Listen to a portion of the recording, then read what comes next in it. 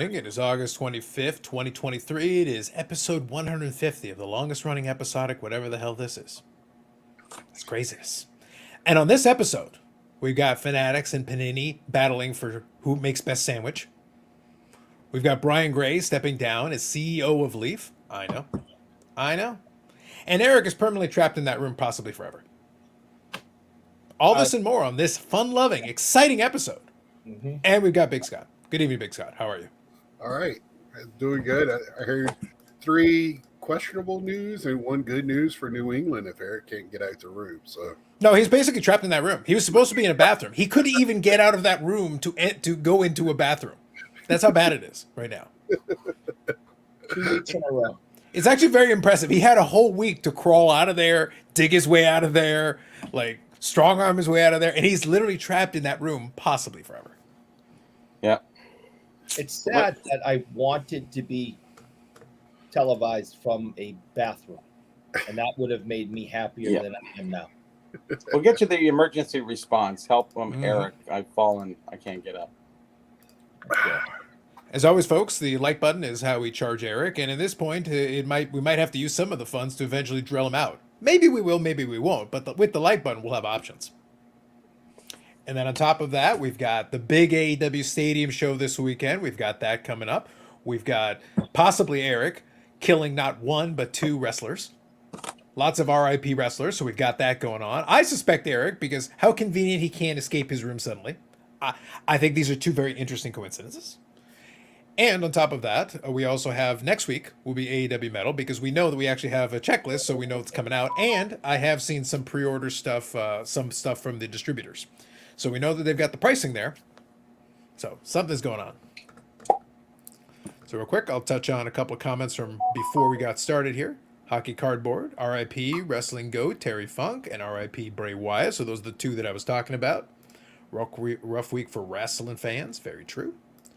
Spurs Cards 21, good evening. Good evening to you. Kamikaze, thank God it's Friday. Good evening to you. Hockey Barn says, toss him. We would, but he's stuck in the room. Listen, this will be the first time I actually agree with him. It's facts. Philly Joe, good evening. Absolutely. James, hello, everyone. Good luck on the escape, Eric. At this point, the escape room is literally the room. Yeah. Yeah. There's no puzzles. Just get out of the room. That's your puzzle. I'm stuck here. I live here now. There you go. Hi, Scott. Can you inject some sanity in this show? There's only 4 hours to the show. Scott, do you have sanity to give? I don't know. I come on with a little emotes. I'm watching. I got the Bray Wyatt thing going on right now, so I wanted to be kind of part of tonight to see what you had to say about this wrestling stuff. So I'm going to touch on it really briefly, but I'm going to be completely honest. I'm in the same boat with Terry Funk and Bray Wyatt. Terry Funk, I saw some of his stuff later on in his career. I didn't watch the earlier part of it. A lot of his best work he did in the territories. He was a former NWA champion. Hall of Famer, no doubt. But obviously, I didn't catch a lot of his work until much, much, much later. He was much more older. He was still very good, but he was obviously a very different character than what he was in his heyday. He would have not, I think he had some time in the WWF also in the 80s. He was doing some stuff there too. So that would have been later portion of his. I think his apex, I would say, was in the 70s. That was really where he was doing his best work, and that predates me, so I can't speak to that too much. I've seen some old tape, but that's about most I can say. Bray Wyatt's a little interesting because I saw his whole career. I just don't like the supernatural stuff. So anything I said about Bray Wyatt, the character, wouldn't be very positive. Isn't enough. Well, that but Bobby, supernatural's going that extra level. I get but here's the problem, Bobby. The answer to that is yes. The answer to that is yes, though, because it's a TV show that's still grounded in the reality that you're supposed to be in an athletic competition. It's the premise. It's a TV show. It doesn't matter that it's scripted. If you've got a TV show where nobody has superpowers and one person has superpowers, then why wouldn't they win everything? Within the context, within the framework, it's like a TV show. Within the framework of this one show, it's like having a show on TV right now where you've got one person that's Superman and everybody else is. So why would Superman ever lose in a fight? Against normal people who don't have superpowers and don't have any way of beating him. So you're really never lose a fight. You're just inserting Fanatics in there. Obviously. But that's the problem with this particular thing. He was interjecting this very creative guy. Had a lot of impressive ideas, but it never felt like it fit. It felt like, I think you should be doing a TV show or doing a horror movie because he liked the horror genre. It's very clear based on the way he did his stuff. I was like, it sounds to me like you should be consulting on a horror movie or writing a horror TV series that would do really well for, because inside a horror TV series, you know, spooky mystical powers, that makes all the sense in the world. You know, Evil Dead, you know, all this stuff. Like, yeah, that would make total sense in that world. In the world where everybody else is not having superpowers, then what's the competition? It's supposed to be a fake competition, but how are we even supposed to pretend and suspend our disbelief inside of that context if you have super spooky powers? Mm-hmm. So it never fit for me. I didn't think you really had power, though. He did at various times. That was the problem, is that they went off and on with it. For a little while, he had powers, and then he suddenly didn't have powers, and then he would still lose a normal wrestling match. I'm like, you suck. You've got superpowers and you still lose. You suck. His match with The Undertaker was phenomenal. I mean, that was awesome. Everybody thought it was going to be too like Styles, but I thought it was really good. And so, but The Undertaker's same situation. He has powers. He doesn't have powers, and then he's the American badass, and then he has powers again. So I mean, it sounds like the underworld. It's a given. I think though what helped The Undertaker is that he started in '91. Yeah, he was at the tail end of the more cartoonish characters, so he kind of got grandfathered in. You're kind of like, look, we'll allow it for you because you were here in the era when this was, you know, this rolled. We also had the Shaman, we had Papa Shango, so like, fine, we'll allow it because during this era. But Bray Wyatt came so much later. By that point, we had stopped doing it. Nobody else came in with any powers or anything of that type. So he's trying to do this thing, and it's stop and starts. Part of that is WWE's problem. It's their fault that it never made it. They were never able to ground it in anything that made any sense. So as a result, you're kind of stuck. Like, so do you have him beat everybody? Then there's no drama, or do you have people beat him and then his powers are weak and stupid?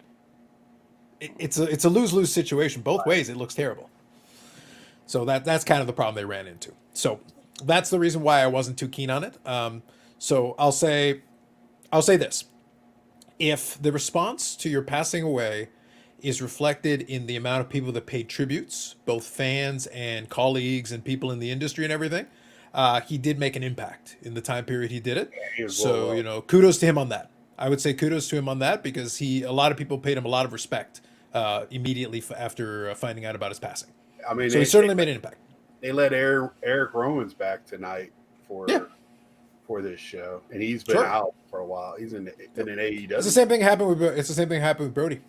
Right. Yeah, when Brody Lee passed away, he was part of that stable with him. Right. They brought him in for a one shot. Not surprised that they would. They're probably gonna have a number of tributes. So WWE knows how to do a tribute show when they want to do a tribute show. So they'll interject a lot of stuff for him, and they've got a ton of tape of his for his entire run. So I have no doubt they'll do a good job. What was the cause of death again? Cardiac arrest. Basically a heart attack. Okay. Is it? I also read it was due to complications with COVID. I don't know how true that is. I mean, well, that's the report the family allowed out. Basically, they left it in. He had health problems for a while, going back, right. And specifically the last prognosis that they got from family was that it seemed to be getting better, and then obviously he didn't get better. Right. Not this for a different reason, but not dissimilar to what happened with Brody Lee. Brody Lee was sick for a while. It just went really quiet. Nobody saw him, and then he passed away. And then after the fact, they can be more clear on what happened. Right. I'm not trying to be disrespectful or funny at all. I mean it seriously. I don't know who this guy is. I've never heard of him until yesterday. And the guy you just mentioned that seemed to have passed, I don't know who that is either. Terry Funk. Oh, I have that every time we talk about one of the hockey players, and I'm actually not joking. Like half the time, I have no idea who you're talking about. So I'm trying to give it the best. Given that I do know these people, I'm trying to give it the best that I can. Bray talking about he was a big deal, and all these people paying tribute, and it's like I've never heard of the guy until yesterday afternoon. So yeah, but you're not watching current wrestling, so that's the thing. The people paying tribute were people watching the show, and also his colleagues in the industry. So it makes sense from that perspective that a lot of people clearly were very impacted by it. So and I did read a quick article. I think he was only like 36. Yeah. That is correct. That's horrible. Does he have kids? No, 4. I was doing tribute. Sorry. Yeah, 4 kids.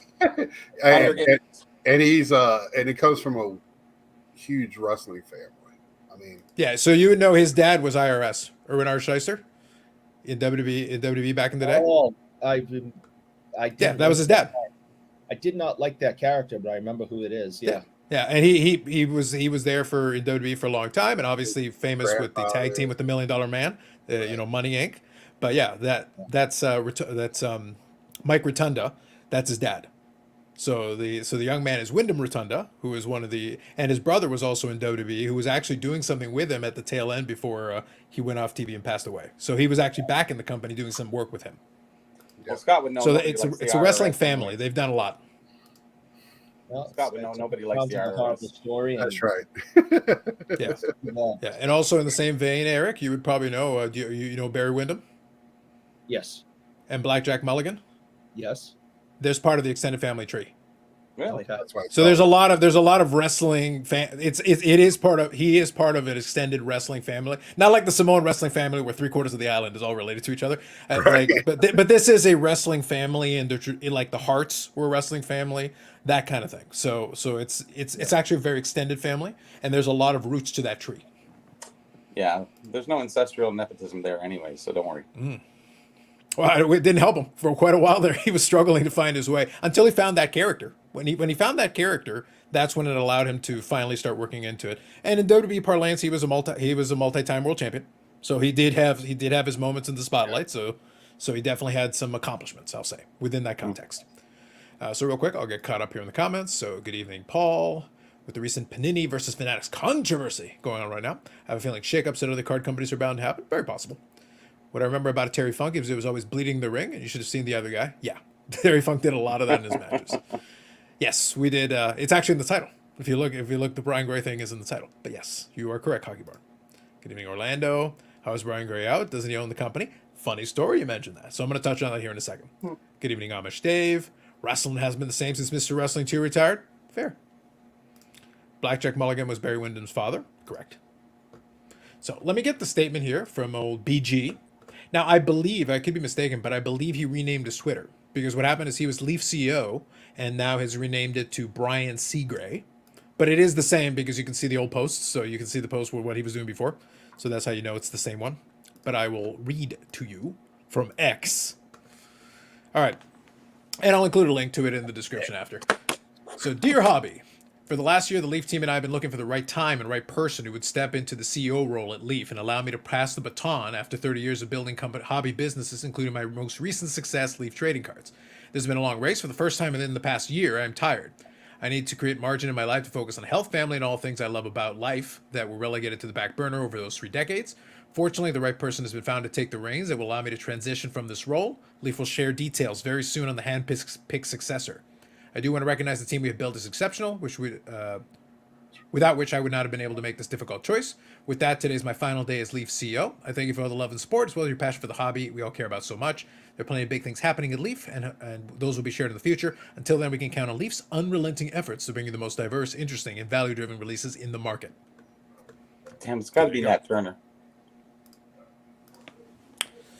Who knows? Who knows? Got to be Nat Turner, right? I don't think Nat needs to be CEO of anything else. I think it's one of those things where I think we'll see, because a lot of folks are trying to couple it with the sale of some kind. Yeah, it's a couple of people have tried to throw that in there. Look, I'm not going to discount any possibility, but the truth is, when have you known Brian Gray to hold back if he goes, "Hey guys, I'm out of here, but I sold it to Fanatics and I made a ton of money." Yeah. Like, why wouldn't you throw that in? When has Brian ever resisted the urge to go, "By the way, I was right. Now I'm rich. See you, bitches," and then leave? That's it. Like that would be the Brian Gray move. That's his leading statement there. Yeah. Yeah. Sure. Yeah. So based on that statement, all it means is that he stepped down as CEO. It doesn't mean that he's no longer in control of the company from the perspective of an owner. Now, if he did sell or will sell or whatever the case is, that's a different shoe to drop. We'll see. That's still in play. I'm not saying it's not, but right now that statement is only discussing stepping down as CEO. That's all it's saying right now. Yeah. The pro set never went anywhere, so. Terrible. Hungry for a turnbuckle? Live the dream. Kenny Golden for Leaf CEO. Dare we live the dream? Ooh. If only we could have resurrected and brought back the QVC duo. Oh, yeah. Kenny. Enough of that. So yes. So we've got that. And I suppose His legacy is trying a lot of stuff. My great disappointment is that he never pressed the red button. So as Yeah. far as I'm concerned, he left a coward. He A did. coward. That could have been his last act. Before I leave, I am printing cards with logos Yeah. and team nicknames. Screw you all. See you. Smoke Yeah. bomb. And That could then have been. the red button is when the delivery takes place. Boom, I'm out. Yep, that's all I'm saying. It would have been. Yeah, and what Bobby, was that was the move. If you're and going to what do was it, that's the move. Yeah. How did he Would've been think great. he'd get away with that again? He never really explained, did he? He talked around it. It was supposed to be the idea of work uniform. There's some case law that he cited that he talked about work uniform, and he was trying to include it in there. So It's a like, hard litigation for that, you know. it's one of the, but it's one of those things where he, you know, and then he kind of talked around and saying, oh, you know, we want to play nice. It's like, no, you don't. You know, it'd be very expensive to try to litigate that. Whether you believe you'll succeed or not, it doesn't change the fact that litigation is expensive. As Panini and Fanatics are finding out as they fight over best sandwich, as they do this battle to try to determine this, it's like, yeah, it's a lot of people like to threaten lawsuits, but there's a difference when you actually have to pay for it. Right. It is kind of expensive. Lawyers don't work for free; they actually like getting paid. Right. So you're going to generally do it if you think you've got a strong enough case where you think you're going to win, or, you know, I used in a video I used the USFL, you know, lawsuit thing, which turned out to be a terrible idea. It's like, yeah, you won the lawsuit and you won a couple of bucks, but you went bankrupt because obviously you lost all your money in legal fees and you really made nothing. Yeah, you won. You didn't win. So all those TV commercials are wrong because, you know, those lawyers always say, if you don't get paid, I don't get paid. It's like, oh, okay, they're free. I don't think they're getting to use those ones, Bobby. I think those are the ones that's like, yeah, there's a reason you're making that guarantee. You're probably not worth it. Brian Gray will resurface somehow. That's always the possibility. Brian Gray's always lurking around the corner. Michael Ham says, Hope Panini says, screw it, let's use logos. Hey, Ham, as long as you pay for the lawyers, I think they're in. Ham's offering. He's offering to pay for it out of his own pocket. All right. I like it. When you got Ham money, you can do whatever you want. Man, let me tell you, he's gonna have to flip a lot of cards in those Florida card shows. That's the thing, is that I think there's a lot of companies who probably would have given it a shot by now if they felt like it was worth their while to do so, because licenses are expensive. Like it's not like the licenses are cheap. No, and you know, if we go retro, I was just actually talking to somebody about that. You know, because I document all the old collectibles. It's just there's no small entity that kind of creates anything anymore. It's always has to be a big, large corporation because the licensing costs so much. Right. So you don't have any more freelance guys coming in and creating something unique. It's all done by major corporations, and they make 10 billion of them. So anyway, sorry. Yep. Move on. See, Ham is offering to pay for it. He says easy win. Sounds to me like you need to make your own manufacturer. Ham's got all these ideas for card sets. Sound to me like we need Ham trading cards. And he needs to do this himself. And then Panini needs to sue his ass. And then we laugh. It seems like the move would be to create a printing company. Well, that's been the joke. That's been the joke for the longest time. Look, the fact that Panini didn't already own its own printing facility is testament to how bad a business they're running. Yeah. They're actually doing a terrible job. It's like, guys, why wouldn't you want to have some control over your own printing? Even if it's just a certain segment of it, maybe some really specialized stuff.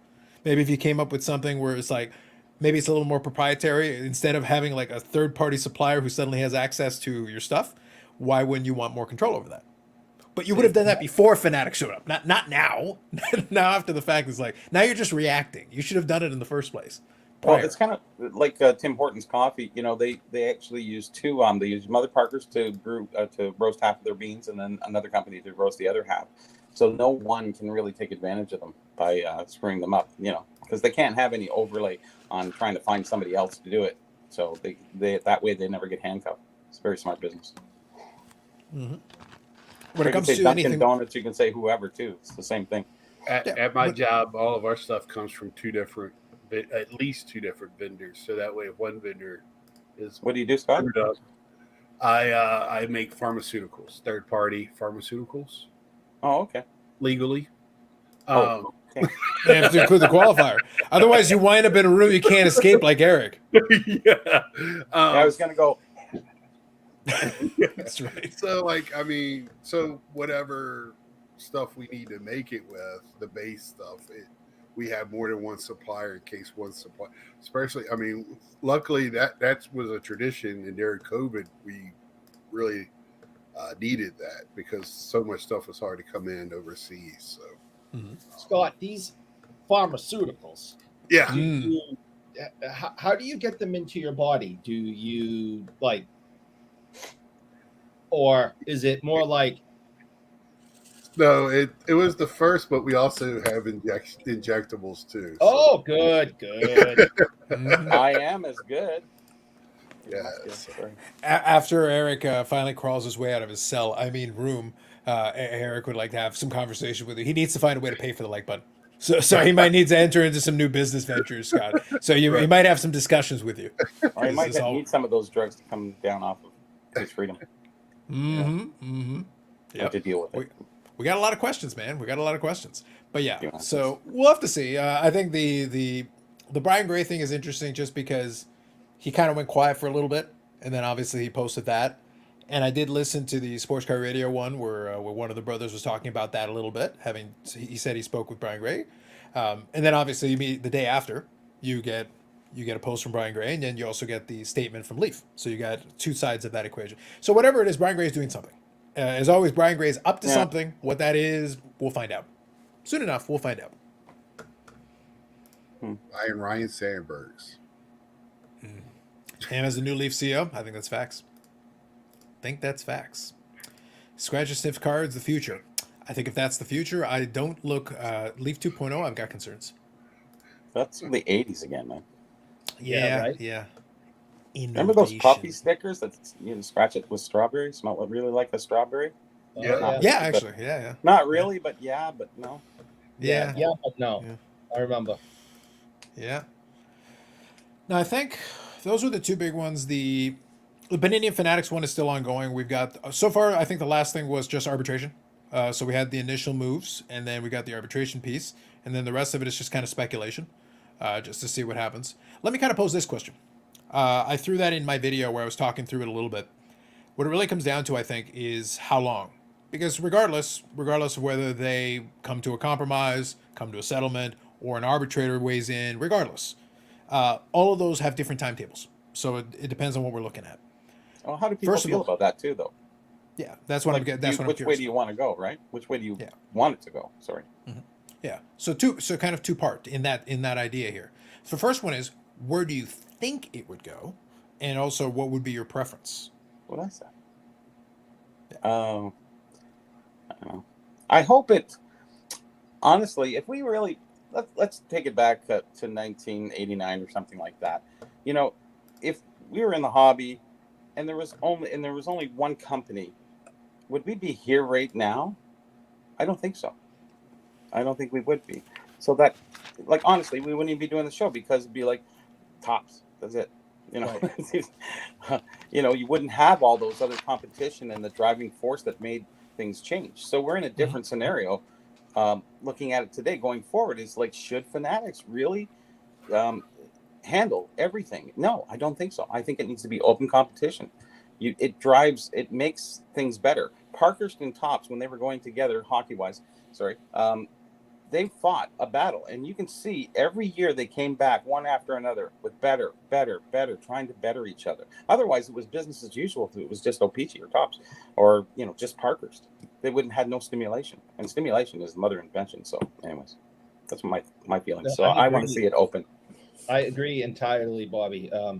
If you didn't have 100 different card companies in the 90s all battling each other, you wouldn't have the technologies that came out, die cuts and even though we go, oh my God, the 90s, it's still right. Yeah, and you know, chrome cards and refractor cards. I mean, they'd still just be like, you know, I mean, which I love, of course, but the point is, they'd just be like this still. They'd just be on cardboard with basic pictures, some stats on the back, and they still have bubble gum in them because they'd still be bubblegum companies. But instead, you know, they started dumping money in to battle each other as you know, collector products instead of bubblegum companies. And, you know, you end up with stuff like this. this isn't mine. I got it for someone, but that's like a patch jersey situation, you know. And I mean, at 35 out of 35, Did you scratch and sniff the jersey? Maybe, right? Don't get ham too excited. Don't get ham excited. You got a little excited Was earlier. that player worn? Could you It's very tell? scratchy. So real quick, I'll read a couple of comments here. but would Real they quick, even I'm gonna have give you a follow up. I'm gonna give you a follow up question because I do want to get your collective takes on this other part as well. So Tom here says, "Good evening, friends and fellow cardboard collectors and connoisseurs," and Eric. Paul says, "Correction, Bobby. We'd be here discussing how great the '87 Topps design is." That's right. To this very day. Dufex of Life says, "Dufex." Shocking. Shocking. Absolutely. So here's the question, though. We've got multiple scenarios. I gave a couple of possibilities, but the truth is, it could be whatever combination of they're in. But let me put it this way. Let me ask on timeline. Regardless of how they end up resolving it, whether it's a settlement, whether it is arbitrate or whatever, how long do they drag this out? Obviously, we just got started, but obviously, if you do a settlement, you can end it anytime the two parties get together and come up with something. But what's the timeline? How long do they drag this out and keep it going? I don't think it's a David. Well, you got a David and Goliath situation here. So realistically, it's fun to stand there and beat David. If you don't have that slingshot, you're finished. So, and I don't think they have much. They're slinging it back, but once they sling, they got nothing. Well, Really. I think with this NFL players association doing what they did, their whole thing with their lawsuit is collusion, right? So owning everything. If they could prove that they meddled into the players association and got them a loophole out, I was waiting on Carlos to go to this point in his video.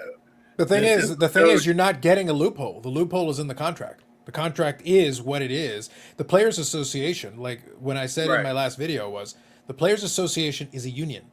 A union spends half its life in litigation. Yes. They know every syllable, every sentence, every comma of that. They knew what the loopholes were. Right. It's just a matter of, are they motivated to make... They didn't need Fanatics to do anything. Right. If it's a situation where Fanatics says, hey, it'd be kind of nice if we got into it a little earlier, these guys suck. If all it would take is the NFLPA go, yeah, okay, and then turn around and go, what options do we have? I got 12 of them. There's 12 different ways we could end this right now if we wanted to. Okay, pick one. That's all it would take. So then why did they wait so long to do it? It kind of waited till all this hit the fan for them to do this, and it's kind of the timing is weird. So in court, if they can prove a collusion at all, or just add to it, I don't know. It just seemed kind of weird, and because you also said, what are we gonna do as collectors? Buy the Topps card with the player's name on it, and get the Panini card with the NFL name on it, and layer the two on top of each other to get one card? Well, if you remember, though, if based on Fanatics and Panini's back and forth bickering, they claim that they had been trying to work out a deal prior.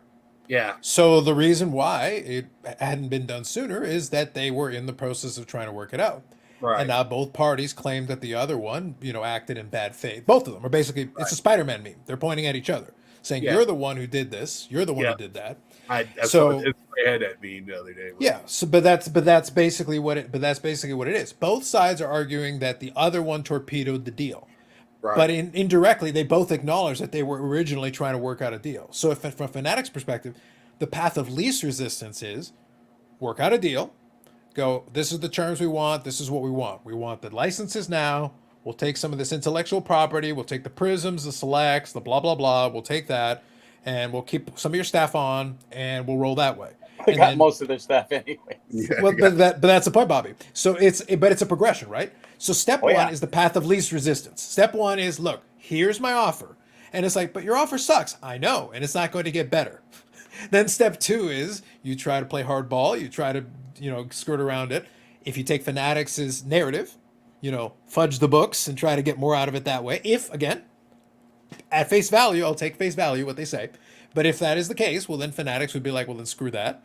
All right, now we're going to go to plan B. Plan B is, now we'll start poaching your people. Plan B is, we're going to buy the supplier that is supplying the cards that you're doing so that we kind of control what you do, directly or indirectly, and you're going to know that we're doing that. So you're going to realize that, hey, we can really make this. Basically, you're putting the squeeze in from multiple angles. That's why I included the clip from that discussion I did with K-Dub a couple of weeks ago. Is I said total war. I talked about a world war analogy. Well, world war analogy is you're not just fighting on the battlefield. You're also fighting infrastructure. You're also fighting all around it. You're fighting economically. You basically find every angle to cause them to stress. Well, in this case, from the business perspective, what can you do? Or we're going to take some of your smartest people. We're going to take some of you, we're going to find out information about you. We're going to control the supply lines. We're going to do this. We're going to do that. We're going to make your life very difficult. We're going to sign away exclusives that you can't have. Some of the key rookies you're going to need. We're going to take that from you. Basically, we're going to make your life as difficult as is humanly possible all the way along the way, with the idea that we're trying to get you to just give up and go away. That's the best. The best for Fanatics is give up and go away. The second one is we crush it. Did you include the break-in? I feel like that would be like step 5 or 6. I feel like you're skipping a couple of steps. Yeah. I suppose you could if you really wanted to go the Latin shadiness business environment. That was like, that thing seemed like Watergate from the second I heard about it. It was so fun. Yeah. Well, So- I have a quick question though to you, to anybody. Is it waiting 2 more years? Is Fanatics, did they overpay and realizing it, and they need to get some money back quickly, or what is? I mean, why you won? This has been my point all along. But you're stirring the pot, and who's going to pay for it is us. And at the end, we're going to buy the packs. It don't matter who's making them, right?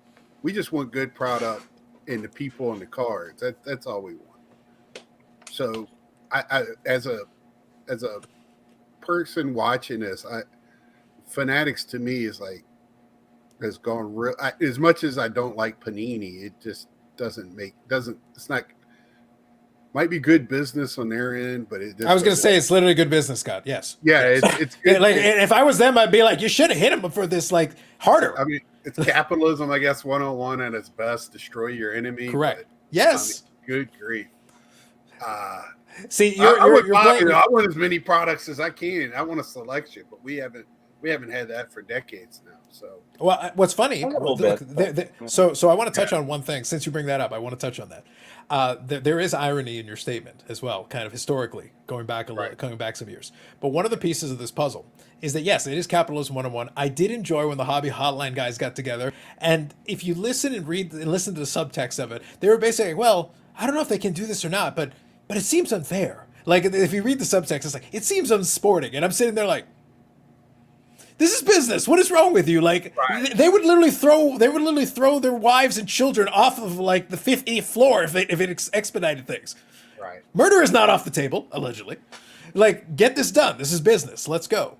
But what's funny about what you said, Scott, is that era that you're talking about is how they were able to get to exclusives in the first place. It was the Topses and the Paninis that came in and said, there's a lot of products out there from a lot of these companies. The League and Players Association are not looking at it from competition is great. They're looking at it from like, but do you really want to manage all these licensees? Yeah. And it's diluting the product because you've got like 12 companies. They're all making 6 brands. That's like 66 products or 70 products. Why don't we just, if you had one and they were making 30, that's half as many. And the Players Association League, by the way, Panini was the beneficiary of this for over a decade.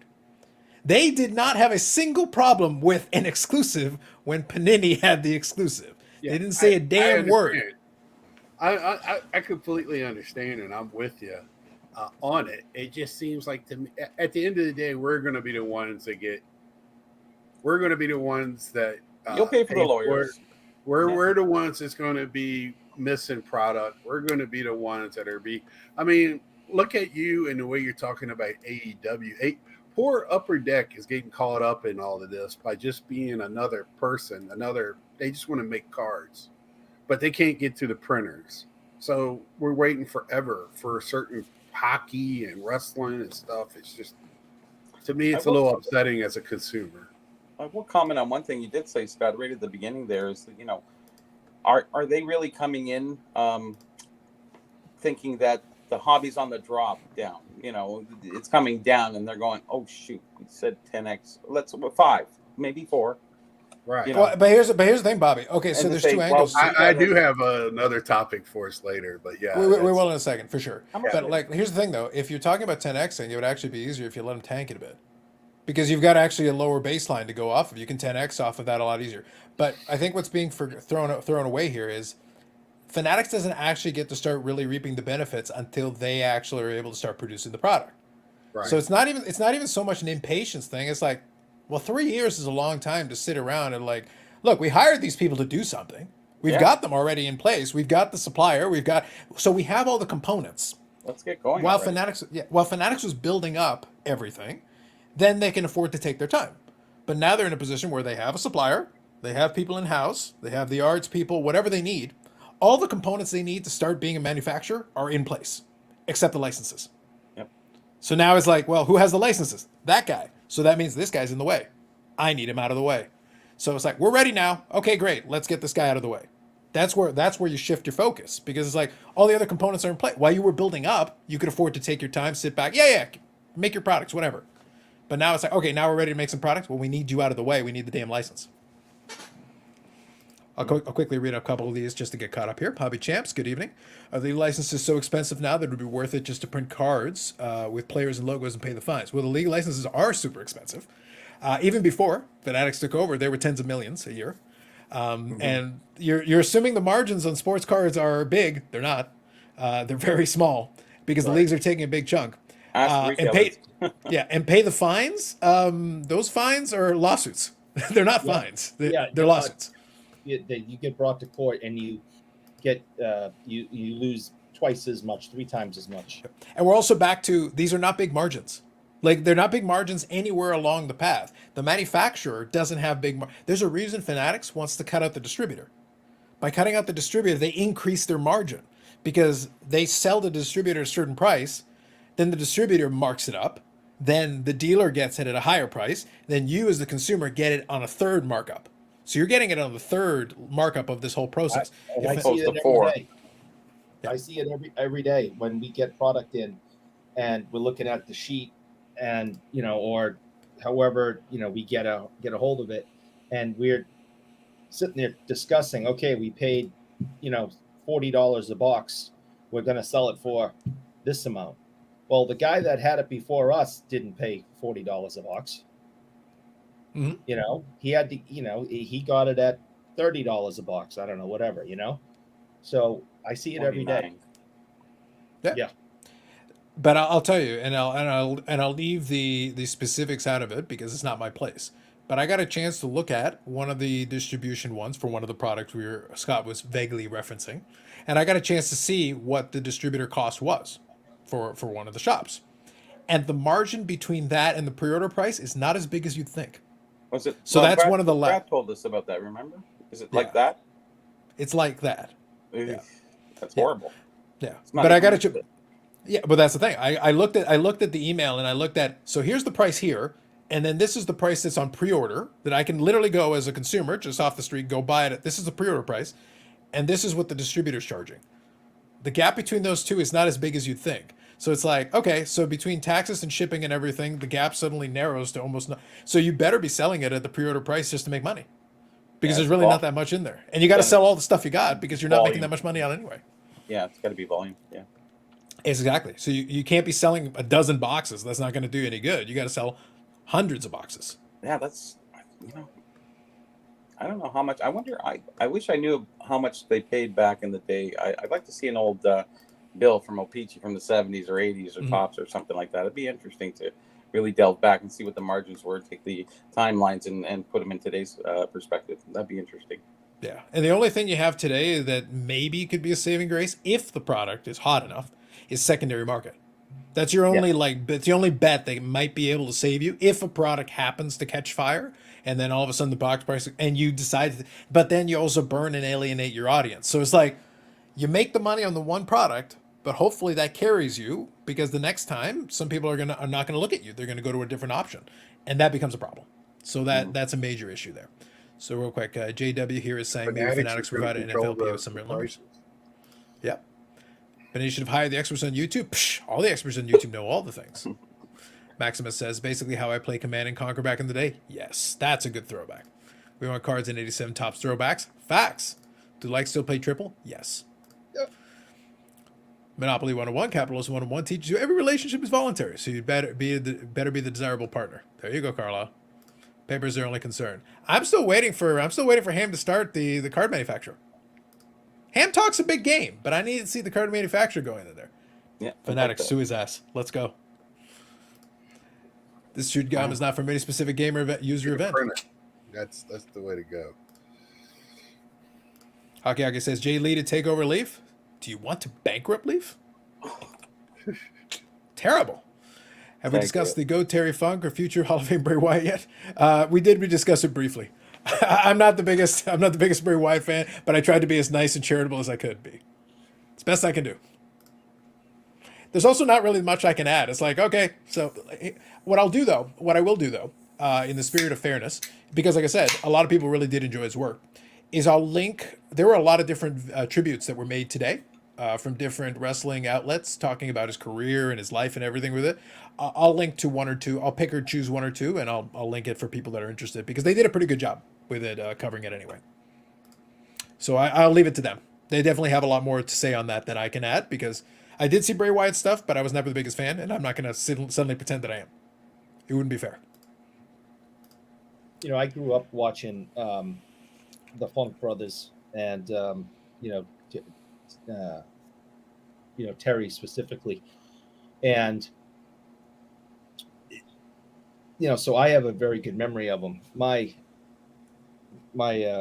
friend and owner of the card shop that I work at was actually really good friends with him, and we were at work the other day, and we got word of his passing about about an hour before it hit the news, and it really hit hard for my friend. And then the story started. Oh, we were down in Texas and we were hanging out with him at his ranch, and it was me and this guy and Terry and his wife, and we were out and we were driving from this point to this point, and we ran out of gas, and then Terry started hitchhiking, and somebody pulled over and recognized him and drove him to a gas station. And I mean, just all these crazy stories, and some that I can't repeat. But yes, you can. No, I can't. But for legal reasons, probably can't. But why do you think he's stuck in the room? Yeah, I can't. So he might have been more involved than he lets on. But all I kept hearing was what a great guy he was, and in real life he was nothing like this bloody mess, violent, throw people into razor wire and hit them with 2x4s with barbed wire on it, and he was just such a nice guy. I never met him. I never talked to him. Over the years, I've overheard conversations on speakerphone with him on the other end, and he just seemed like a real, funny, friendly, upbeat kind of guy, and it was. But what we were hearing through some other wrestlers of his generation that my friend is still friends with, that over the last year or so his health has been really, really bad, and he's I think he was in a nursing home type situation with I don't know if maybe some type of dementia. I don't know if it's CTE related dementia, Alzheimer's. I'm not sure.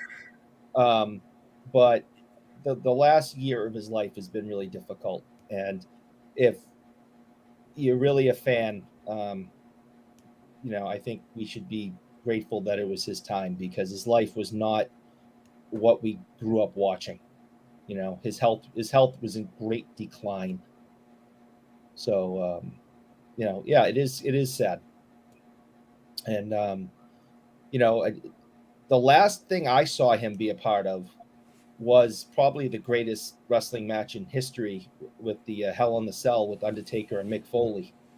And, and if you've watched some of the documentaries that have come out about that lately, you'll see what a big part he played in it, because when Mick went through the top of the cage when he wasn't supposed to and got knocked out and sent his teeth up through his nose, the first person that opened the door and slid in was Terry Funk. And Terry Funk's trying to wake him up and talk to him. And they got him on the stretcher and started bringing him in the back. And Terry's, next to him.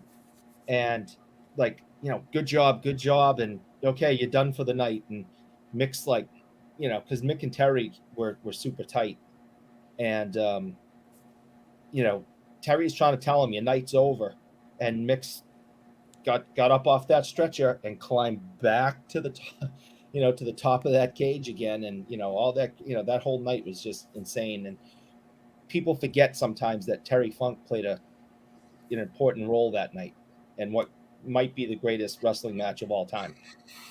I would say it's probably the greatest spectacle because I remember watching that one on pay-per-view. I think the overall spectacle was probably the apex of that era. Not the number one match, not the biggest, most important match, but like the apex of the spectacle. Because I think after that, even Vince realized he had to scale it back. Otherwise, he would have run into some serious. He already had enough trouble with what would come. I think timing wise, I think the Owen thing would be later. I'm trying to remember the sequencing, but I think it was later. But either way, they were pushing the envelope towards running into a problem. And then the Owen Hart thing was the last straw that like broke the camel's back on a lot of the riskier stunts. But it was one of the last big. It was definitely one of the last big spectacles that wasn't very carefully coordinated with stunt coordinators. Like they had professional stunt coordinators whose job was to make sure that you got the spectacle, but it's a lot safer than the other version that they tried at that time. And one of Bray Wyatt's last things. So speaking of Bray Wyatt. One of his last things in his last run, they did a very silly gimmick match. It was very weird, but they had a spot where they had a guy jump off like a high thing, but it was onto like this very obvious crash mat. So they had made very big adjustments from back in that day to like, look, it looks silly, but you're gonna put a crash mat on there because you're not gonna let somebody fall randomly and just hope they land in the right spot. It's the liability, the risk. It's a publicly traded company now, so the risk and the liability would be off the charts. Right. If Mick was like a couple of inches off from that table, he'd be dead. Like if he landed on the fence, that was holding the the crowd back and everything. I mean, if he hit his head on that, if he hit his chest the table itself was set up to help, but it wasn't a big landing spot. No. And Mick Foley was still a very big guy at that time, so it's like. So the problem is you basically gave him a landing spot that isn't much bigger than the person landing on it. So you're not giving him much margin for error, and you're trying to like, spit. You're basically trying to do like a somersault in midair to try to land properly. Yeah. Question mark. So I don't know. Like the next time you're going to see a spectacle like that is probably going to be National 2024 if Big Scott gets on a crazy bender. Like he might just jump off something tall. Who knows? I will cut it. Listen, if we can plan that, I will come to National. We don't need it. I'll have it. I'll have it fed into us by satellite. Okay. Somehow I'll have a satellite feed. You won't even know how I get a satellite feed. It would have happened on the Ferris wheel, but I heard he took it out. Somebody said he took the Ferris wheel out. Cleveland. Scott, that sounds like someone who's taking no for an answer. They might not have that Ferris wheel, Scott. That doesn't mean we can't get another Ferris wheel. Somehow, some way. Or maybe Whatnot builds their own Ferris wheel. Who knows? Man, that could, yeah. All these things are possible is what I'm trying to say. Well, we're waiting to see. Hopefully my power stays on tonight while I'm talking to you. But hopefully it was pretty legendary. Look, and my only question is, I did watch the 3 episodes of Hard Knocks so far, so I want to transition into a little bit of football briefly. Yeah. But I did watch 3 episodes of Hard Knocks to watch Aaron Rodgers, the Aaron Rodgers redemption tour. I'm enjoying it so much. I am loving it beyond. They're literally like every episode. They're like, "Hey guys, have we praised Aaron Rodgers enough in this episode? No, we should praise him more." Okay, so I'll say something really nice about him, and then you agree with me and say, "Yeah, he's awesome." That's what he needs. He's a freaking head case, and if he's not getting his Eagles, most quarterbacks are. Yeah, but look, I've got back-to-back Hall of Fame head cases. They're glory. It's really tremendous. That's why I'm hoping. My only hope is that is that Jordan Love has some kind of weird thing. I'm just looking for the weird quirk. I'm like, my only hope is that you have some kind of bizarre quirk. I don't know what it is. I just need to know what it is. So, are you, as a Green Bay Packers fan, rooting doubly for Love to have a great season, or you just want to have a good season because you're? I'd like them to have a good Or win the season, Super but Bowl. I'd like them to have a good season. But my prediction was 5 wins. That was like Really? I just thought like they're going to regress backwards from it. If he shows progression and he plays well, that'd be great. But like my thought is 5 wins. I think that's completely plausible. Could it be better? Yeah. Could it be worse? Sure. Most teams in the NFL have a quarterback problem, as in they don't have a quarterback. So like, this is how the other half lives, and that's something that a lot of the Packer fans is like. Well, you better get used to the idea that you had 30 years of top tier quarterback play, one way or the other. Not perfect quarterback play, but top tier. You're always one play away from being one of those teams that do have a quarterback problem too. Yeah, and now they do. So now it's uncertain. We don't know. Yeah. So if it's not him, then I don't know. They'll have to figure it out. But that's okay. It's like I got a chance to. I mentioned it. We've talked about it before, and Bobby. We've talked about it with Bobby as well. I've gotten a chance to see all my favorite teams win a championship, all of them. So not everybody can say that. Now for some of them, it's been a while, and it gets further and further away every year that goes by. But I've at least had the chance to see them all win, which is great. That's the best I can hope for. I would still love to see another championship in some capacity, but who knows? They've had chances. Dallas had a couple of Stanley Cup final appearances. They had a couple of cracks at that. Didn't work out. It's unfortunate. But and Green Bay had all those chances in the NFC Championship, even with Rodgers. But right now, my only concern is I'm hoping that he's settled. I'm hoping that he's calm, cool. Look, I'm going to watch those Jets games with entertainment. Regardless, I'm going to be entertained. Is the key. Right. And if he has any success, I'm just going to assume it's going to be the pep talk given to him by Big Scott when they were hanging out in the darkness. Yeah. I'm going to assume it's like you just said, it's like, Aaron, listen. All you got to do is just relax, my man. Just relax. Big Scott gave him a big pep talk, chilling in the darkness. Wesker Griff came by, and he just said, "What's going on?" And then that was it. Then Aaron Rodgers is good to go. Yeah. I just had to give him a piggyback ride down the. Maybe that's all it was. Who knows? Listen, we'll find out. We're gonna find out. If we find out by the last episode of Hard Knocks that he's like, so this guy gave me a piggyback ride. I don't know who he was, but after that, and after a quick pep talk, I was ready for the season. Good to go. Yeah. It's about time you guys understand the importance of the piggyback ride. It is a huge influence in one's life. I'm telling you. Interesting. So do you think the Jets are gonna? What do you think they're gonna do with Aaron Rodgers? the Jets? I predict pain. I predict disaster. But how it's going to manifest itself? That's the part. Look, Scott. I'm good either way. This will be entertaining for me either way. Like if it turns out well, I'll be like, okay, I'm kind of surprised by this, but all right, fair enough. But if it turns out to be a disaster, that's just as good, Scott. That's just as good. That's a tough division all the way through too. Just. I don't think he thought that one through. I think either way. Look, a year or two before, I was on the front line of being like, you gotta trade Rodgers. Let's say a year or two before that, when he got his last extension, I was like, look, this isn't gonna work. Right. Like you'll be in contention, you have a chance, but like long term, this is not going to work. So now it's like you're just extending this. You're not going to get to that next step. It's not going to work. So why are you extending it? You got to take your medicine. Like almost all of these teams occasionally have to take their medicine, but maybe they just wanted to stave off the inevitable. It's just like we know the window's closing. It's just about closed. It's just about done. They were maybe hoping one or two things would fall their way. Maybe they could just get luck into one, and you get to a Super Bowl. You never know. But and they were on the cusp. They were close, but some of those teams weren't close. I still stand. I think the 2015 team, the one that lost to the Seahawks in the NFC Championship, I think that team was actually good enough to have been competitive in that Super Bowl. And then who knows? If they're competitive and they play a good game, it all comes together for that one night. Maybe there's another Super Bowl championship in there.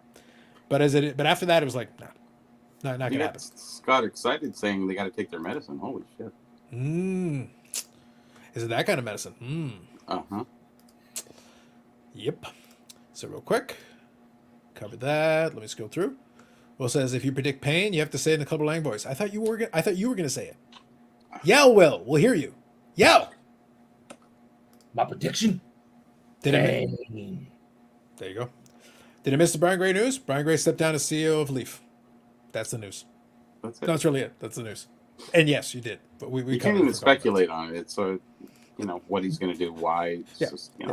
Right now, all we know is that he stepped down as CEO. Leaf confirmed it with their press release. He confirmed it with his message. And right now, that's all we got. Maybe Fanatics got him. That's been thrown out there. But like, it's all just pick a company in the space. And Brian Gray is now in charge of Alt. Brian Gray is now in charge of PWCC. He's the president of CAG. Yeah, there you go. Replacing old Baldy. I just don't see this as that big of a deal when, if he says I sold the company, I have nothing to do with Leaf right now. That's newsworthy. Saying I'm stepping down. I'm stepping down from the day-to-day operations and I'm going to go like play on my yacht and run on a treadmill in the morning for half an hour. I don't see how that's easy. Like, all right, 15 minutes. Looked at the treadmill for half an hour? Yeah. I probably could. But it's probably not even plugged in. Tomorrow. To me, him and Leaf don't really, I don't really does anybody really care about Leaf at the end of the day? I mean, no, I have some of these cards. I've always my stance on Leaf has always been the same, and it was ironic because I shared it on the Discord earlier. I did get a Leaf card in today at Ship My Cards, so I was actually able to get now an appropriate. So I guess this is the Brian Gray Swan Song card because it just so happened to come in on the same day as his departure from Leaf. So there you go. I got a Mike Medano from Leaf Metal. Solid card, fun to add. These ones are out of 4, so there's now thankfully there's only 2 parallels, so there's the out of 4 and the 1 of 1. So I'm like, okay, great, I've got the out of 4, good enough for me. So I'm like, great, just another Medano for my collection. But the point being, I don't have a problem with Leaf cards. I think they have a place. I did the video where I said, look, there is a place for this, but not for everybody. They're not interesting for everybody. They're not going to make sense for everybody. They're not as cool for everybody. So don't worry about it. But if you want to, there are certain autographed cards they can provide at a pretty cheap price. And as long as you're comfortable with what you're getting. Yeah, so as long as you're comfortable with what you're getting, then it's good. And it's fine. I showed that Joe Montana card a couple of weeks back where it's like, I wasn't in the market for a Joe Montana card, but it was $40. So I was like, well, that's pretty cool. It's cheaper than it would cost me if I got it from Topps or from Panini, whatever. And it was like, no, the autograph looks good to me. And the card design looks nice. So I'm like, okay, so I got a nice design on it. The autograph looks fine to me. I'll get Rick on it to be sure, to be 100%. But so far, so good. So far, so good. But okay, so then I'm getting it for $40. What's the harm for me? Then that sounds great to me. As a collector, I'm getting a good value. I'm happy about it as a value. I don't necessarily want to pay $100 or $120 or $150 for the Joe Montana auto if I don't have to. Why? So you got a tractor there in Toronto that you ride around on? Tractor? Well, he said he's getting Rico. I didn't know most times the same person that said that had a tractor. I don't think Rick's. Well, it ties the one with the tractor. Right. Rick unless you're saying that Rick gets access to the tractor. You might. Maybe Rick will. Look, as I was, the whole thing with the 150 is it kind of snuck up on me. I knew it was coming, and yet I didn't. I went back to look and it's like, can I whip something together? I thought about trying to come up with something, but I was like, I did it for the 100 already. Like right. I put together a little video package and everything. I was like, I already did it. But I went looking through to see if I could find anything else. One of my favorite clips that'll be in this year's year end was the bit where I had the Brett Favre tractor / lawnmower card. And I had my bit of fun with that one. It's like, so since you mentioned the tractor, it's like, the only tractor that matters is the Brett Favre. That's the tractor we're talking about. And I did look up on eBay. There is another one that's for sale. They're way too expensive though. I know they're sharpening, but God, they're ridiculously expensive. It's kind of funny. I think I seen the Leaf departure coming. A couple of weeks ago, I was driving down the street over here, and that's where they have Leaf confections there since the 60s. And they were closed down. So it had to happen. I knew it. Yep. So Stu here says Packers needed a big time defender like Charles Woodson in 2015. It definitely wouldn't hurt. Wouldn't hurt. I just think that 2015 team though was still pretty good. I'm not sitting here guaranteeing victory, but they had the Seattle game well in hand, and Seattle gave. I think that was the year that Seattle went and played New England, if memory serves me, and that was the year that probably Seattle should have beaten New England if they had run the damn ball. But the Packers had that game well in their control in the fourth quarter. So it's a situation where, okay, so if the Packers handled them pretty good, could they have given New England a fight as well? Sure. And then who knows? It's not New England didn't run away with that game. It's a situation where New England scraped by the way they did oftentimes. But in the end, it's a what if. We'll never know. But it would have been interesting. That would have been their second Super Bowl try. And who knows what happens then. Timeless Cardboards here says, also good evening, is there an NFL team with 3 Hall of Fame quarterbacks? That'd be a tough one. Because, yeah, so you got Starr, you got Favre, and Rodgers will be in the Hall of Fame. I don't know. That's a good one, though. I don't know if another NFL team, I guess maybe one of the OG teams, if they go back far enough. Although Chicago's quarterbacks kind of suck, so that's a no-go there. Yeah, I don't know. That's a good one. That's a good question. CC, good evening. Absolutely. Congrats on 150. Thank you, Bob Jackson. Is there going to be $150? You mean as normal? I assume to celebrate. $150 per like. 150. Psh, 10x that. Just like Fanatics. Last Wednesday, I got a bug in the throat and a bug in the eye. It was not a good ride. Well, maybe you should stay in your prison. I mean, room. That's where I've been since. It's safer in there, man. Brendan says, Leaf is looked at as a poor man's prison, but they do have some nice products. Pop Century, for example. The funny thing, though, is that the technology they're using is the same. The cracked ice and all that, like the swirls and all that. Like, just to be clear, these companies are all using effectively the same suppliers. So when you're seeing Leaf, wait, how does Leaf have cracked ice and swirls and all this stuff, just like Panini? It's like, because they're using a lot of the same suppliers who have access to a lot of the same technology. It's not an accident. Right. For what it is, Leaf is producing small batch sets. If you go look at what Leaf does, really, they don't have base cards. There are no base cards for most of their products. I think there's a handful that have some base cards, but most of them are just like, yeah, you get a couple of cards in this pack, and they're all autographs or memorabilia or some combination they're in, and that's the set. That's everything. Okay. I bought this one. I mean, that is a lot of game-used Bobby Orr material right there. Booby Orr? A lot of small stuff. It is. But there's parts of skates and gloves and pants, and I don't know if there's a jersey in there. I think there might be. I don't know. I think there's a scratch and sniff on one of them. Ooh. Look at combos they have the triple quad autos. Fair. My Petty says, what about the Kaboomites or the Kaboomies? I prefer the Kablamos. Facts. Leaf uses buybacks of junk wax area base. There you go. That is true. You could clone a Bobby Orr with all that material. True. Facts. Maybe you could get the first 3-pointer again. But that's the thing though. Like, they have their niche. My point is never to be like, I'm not interested in selling you on Leaf as a product. It's not going to make sense for a lot of people. They're not interested. That was why. So talking about the Panini Fanatics battle for best sandwich. What's going to be interesting is if the thing stays protracted for a little while, and if Fanatics ends up trying to produce a product without logos, how is that received? Because historically, not really non-licensed, because there's 2 licenses. If you have the name and likeness one, you can produce the cards, but not with the logos. Is that accepted by the marketplace? Maybe Brian Gray's a consultant now. Mm-hmm. That might be his next step. Who knows? You never know. Frenchie Lemieux sliced ear patch card. I think Eric has that somewhere in his pigeon. Somewhat random, serious question. Ooh. Do you think Upper Deck uses Booby Orr game use when he passes, or do they continue to not use it? Ooh. It depends on what they have access to. A lot of times. So this is going back years now. But they sell like, actually, if another company needs something and they have something in stock, they'll sell it to another company. They used to.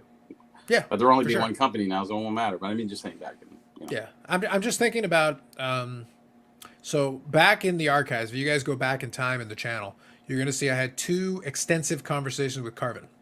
And it took, we spent a lot of time talking about elements like this. And he could only speak to obviously his time because they had a certain way of dealing with it. And he had worked with Upper Deck and with Panini. So he operated in both those companies. And he was able to talk a little bit about what happened when they were running out of licenses or when they had a lot of excess inventory. That's where a lot of the Upper Deck SP Game Used came in.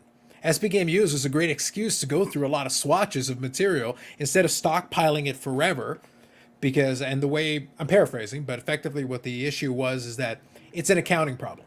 You spent money on this game used material with the expectation that you're going to use it within a certain period. You're not supposed to hold it indefinitely. The goal isn't to hold this material forever. You paid money for it. You're supposed to be sending out product that is then going to make us money, right? But if you're holding these swatches here, you technically paid for them and you're not using them, which means they're not actually generating us revenue. So at a certain point, the expectation, the hope is, hey, get some of this into product so that we can make some money. So that stuff like SP Game Used became a way, an avenue. That's why you'll see a lot of weird random swatches of players with like, why is this player in it? Why do you have so many jersey pieces and so many jersey? Because they literally have the material sitting there. They'll cut the little squares and put it in there and boom, out the door it goes into a product. And we were able to sell it and make some money and make the accountants happy. So depending on what you got, so like like Bobby's saying, like booby or material, you're sitting on it. You can't sit on it forever. The expectation is you got to use it. You paid for it. You're supposed to use it at some point, not just sit on it like, waiting for him to pass away or whatever. That wouldn't make any sense. As a company, that doesn't help you today. You bought that material 5 years ago. You're supposed to have used it by now. Yeah, but especially now with cards, they really want the crests. Yeah. Whereas how much left is left after the crest is like all the swatches that Eric has there. So Yeah, absolutely. And you can get 500 swatches of Bobby Orr on a jersey plus the crest, I guess. Oh yeah, no, like for the size of the swatch pieces they were cutting, you can still get a lot of it out of it. There's no doubt about that. But eventually, you do run out. That was the Pacific problem in the early 2000s. When Pacific got into that, they went into it so deep where they were like, all right, we're going to do double-sided jerseys. And they would have these tiny little swatches. But the problem is they make 1,500. So even if you're taking these tiny little pieces, you make 1,500, you start eating up a lot of this material. And it's like, before you know it, you're out of jerseys. And that's why we ran out of material. So it's like, and then all of a sudden we overcorrected, right? We made the material so abundant. We threw it into the market to the point that everybody got bored. And it's like, okay, now jerseys don't mean anything anymore. What do you do? I paid $5 for this. A Boris Alming game used jersey card. Serial numbered out of 275.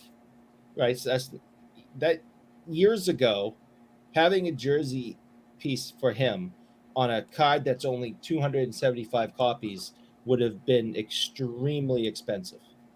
Now it's $5 because no one gets excited about this stuff anymore. Basically, yeah. And I went through tons of stuff like this in this bin of legends, of guys you've never heard of, if current players. It's all just sitting there for the taking. It's nobody wants it. But I saw Bora there and I grabbed it for $5. There you go. Philly Joe says Colts Hall of Fame QB, Unitas, Peyton Manning and Burt Jones. I almost feel like Burt Jones should have come with a question mark instead of an exclamation point. But fair enough. I agree about Leaf Sporter design. They could use some fresh and unique to the brand and refractor designs. Yeah. We'll see if they come up with anything. All right, so Ham's got a question. This was a good one, Scott. All right, so we got the Shohei Ohtani. I touched on it really briefly because obviously that's an injury issue. UCL injury. So he's not going to be pitching for the rest of the season, but he's going to be trying to hit for the rest of the season. He's been hitting well. So I posed the question. So let me start with you, Scott, and I'll ask you the question. The thing that made Ohtani special, we talked about it here before. The thing that makes Ohtani special is that he, at his best, is a very, very good pitcher, like a top tier level pitcher, but can also be a very good power hitter. That's the point. So the point is he can do both of these things simultaneously. But if he's no longer pitching, he's not a unicorn anymore. He's just a very good hitter. Is that enough? So that's kind of, so the Ham's putting in the buy the pause. To me, I would be very hesitant because the whole point, the whole specialness is that he does both. When you strip away the one, Well, he's just a very good hitter. Now you got to look at somebody comparable who hits, but also doesn't really play the field because he's kind of a DH the rest of the time, basically. So he's basically becomes a one-dimensional player when the whole point is that he's multi-dimensional. He's doing all this stuff. So Scott, you first. Just general thoughts. I'll come right back. Well, the problem is going to be that everybody knows him as the hitter pitcher. So if he's not pitching anymore, that's going to hurt him. And it doesn't matter if he's the best DH ever play, if he's better than David Ortiz or somebody else, because it's not what he was supposed to be. To me, he's done some of the most amazing things I've ever seen on a baseball field. Pitch complete games, go 4-for-4 in the same game. We haven't seen that, since, it's been a generation or many generations since we've seen a pitcher that could hit anywhere close to him in the same game. That's what's great about what he did. But you can't take that away from him. He's done it. And to me, it's still a big thing. But moving forward, because of the way the hobby is now, that is not going to matter moving forward. His cards are going to collapse because he's not the pitcher hitter that everybody's expecting. He's going to be lesser than. Now, I'm going to quickly check you on this one. You said complete games. You said plural. Well, it's yeah, actually one. Game. Right. One. Which is more than 99% of the league. So, I understand, but I don't want to overplay this. This is is really critical. This is a critical point, and trust me, you and your dad can discuss this at length, and I expect it. We will. We better get more. I guarantee you we will, because my dad hit this on the head last week. Go ahead. Now real quick, before I move on, Bobbles, if you're good, just give me a thumbs up. I like Bobbles as title. That's a proper reference. Proper reference. It was a delayed reaction for Eric. He's like, wait a minute. I got that one. No, it's because there's a reason for it. Yeah. What's it say? The Great Cornholio. It would have been better if you would have had your shirt over your head. It's true. That's right. Nah, Eric commented on my video the other day, and he said, "Who are you?" And that was my response.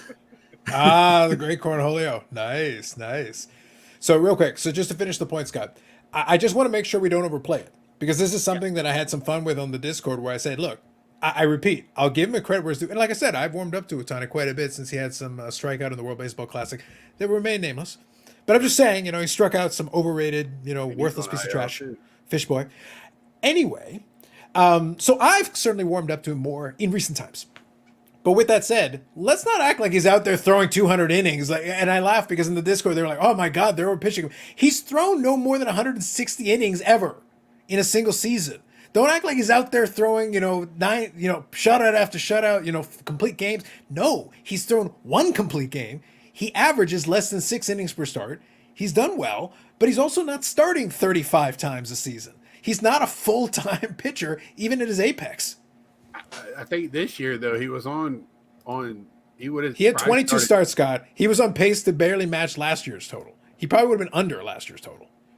You think? I I literally looked it up, Scott. He was on pace basically to maybe match last year. Last year was 160 innings. He was 160 and change. Well, and also with the Japanese pitchers only pitch once every 7 days in Japan. And they're finding that to be the issue with some of these Japanese pitchers that come over. They're having problems pitching every 5 days overall. The Singa said for the Mets he's going to push through, but that's one of the things that they look at. But to me, you can't take away his bat. He's one of the better DHs. I can't say overall hitters, but power hitters, like you said, and he's been decent. I think what helps him is that this year he's over 300, in addition to the power, which is good. Well, if he had any steady protection in that lineup, which he has not had this whole season, he's not playing on a great team with any protection. You're supposed to have Rendon. He's supposed to have Trout on either side of him, and that hasn't happened. but a handful of games this year. So Well, Rendon was decent before we got to the Angels, and the other guy was never any good. So, I don't know what kind of protection you're asking for, man. I don't know what to tell you. With his pitching right, I want to quickly scroll through here. Trey Lance on his way to Cowboys. Yes, that is true. Here you go, Mike Petty. Who has the better stats in their prime, Trout or Dave Kingman? I'm going to exclude myself because the joke is too obvious for me. In fairness, in his prime, Dave Kingman at least played. Just throwing it out there. He at least got on the field somehow. yeah, and you brought it up, so I don't feel bad about saying it. On Mondays, I release a show with my dad where we talk baseball, just baseball for 45 minutes to an hour. Mhm. My dad always says your best ability is availability. He's correct. You're no good to anybody if you can't be on the field. And he said last week to him, he thought Ohtani looked fatigued on the mound. So he's 77. He's seen a lot of games. And, man, he hit that right on the head. And I'm sure he'll tell everybody about it this week. So. I think, though, the key to this is really going to come down to this. Again, what made him special, and I want to get your take on this as well, Bubbles, but what made him special was that he was doing both. My problem is that when I keep looking at what he was doing as far as pitching is concerned, he was very good, but then he kept running out of gas down the stretch. And this happened a couple of different times in a couple of different seasons. Yeah. If you're getting gassed down the stretch, and I don't want to, again, I go back to the innings. I understand the guys don't go deep into games anymore. But if you're telling me I need to put you on a pitch count, I have to pull you so early all the time just to keep you in the pitching rotation where I'm holding you back anyway in the pitching rotation just to get you out there. You're not a starting pitcher. You're a long reliever moonlighting. You're a middle reliever. Like, stop it. Then go out there, pitch 3 innings in middle relief and get out of there because you're not a starter. I can't call you a starter if you can't start and actually stay in the lineup. Bubbles, am I completely off base here? Like, am I losing my mind? No, I mean, you could be the best pitcher in the world, but if you can't make it on the mound, then you're just a guy in the dugout. And, I mean, Scott, not to bring this up, as a Mets fan, having Scherzer and Verlander, look what happened with Scherzer in L.A. when they picked him up, Scherzer's one of the best pitchers that we've seen, overall as far as strikeouts and competitiveness and everything else. But he couldn't pitch in the playoffs. So what damn good was he at, the regular season doesn't mean anything if you can't win in the postseason. And he wasn't even available. So, I mean, I could say I'm the greatest 3-point ever, but if I'm never on a basketball court, what the hell good does it do, right? So, yeah, I mean, talent is only good when it's being used. Now, when you started playing basketball, was that with the peach basket or did you have nets? Or No, they had them. They had some predating nets that were made out of stone when they were building the pyramids. Oh, okay. I was confused when I seen, and real quick, like I seen episode number 150, and I thought maybe this was like the 150th year celebration, and then I thought, wait a second, none of those guys were around, so it couldn't be that. But well, why do you think I sent you a link, Bubbles? I needed someone who could testify to 150 years ago. Yeah, it was awesome back then too, but no, serious. Congrats on the 150. Thank you. Putting up with Eric for that long. It's been tough, man. It's been rough. I went back to the archives and I'm like, how long has it been? Bobby, as far as I can tell, Eric was there in episode 50 for sure. I don't know exactly. I think he had been there before that, but it's been at least 100 episodes of Eric. Well, in all seriousness, I'm pretty sure I was here at 100, wasn't I? Yeah. 100 was the action. Look, 150 is right in the middle. 100 was 100. I didn't realize it was that quick. It was over a year ago, Bubbles. Like I'm only counting the ones that are numbered. I don't count the impromptu ones. Those don't count. I'm counting the weekly ones. So it's been about a year, give or take. Damn. Yeah, time's flying by. So yeah. And how long have I been? That's. So you were the first couple ones were the meat.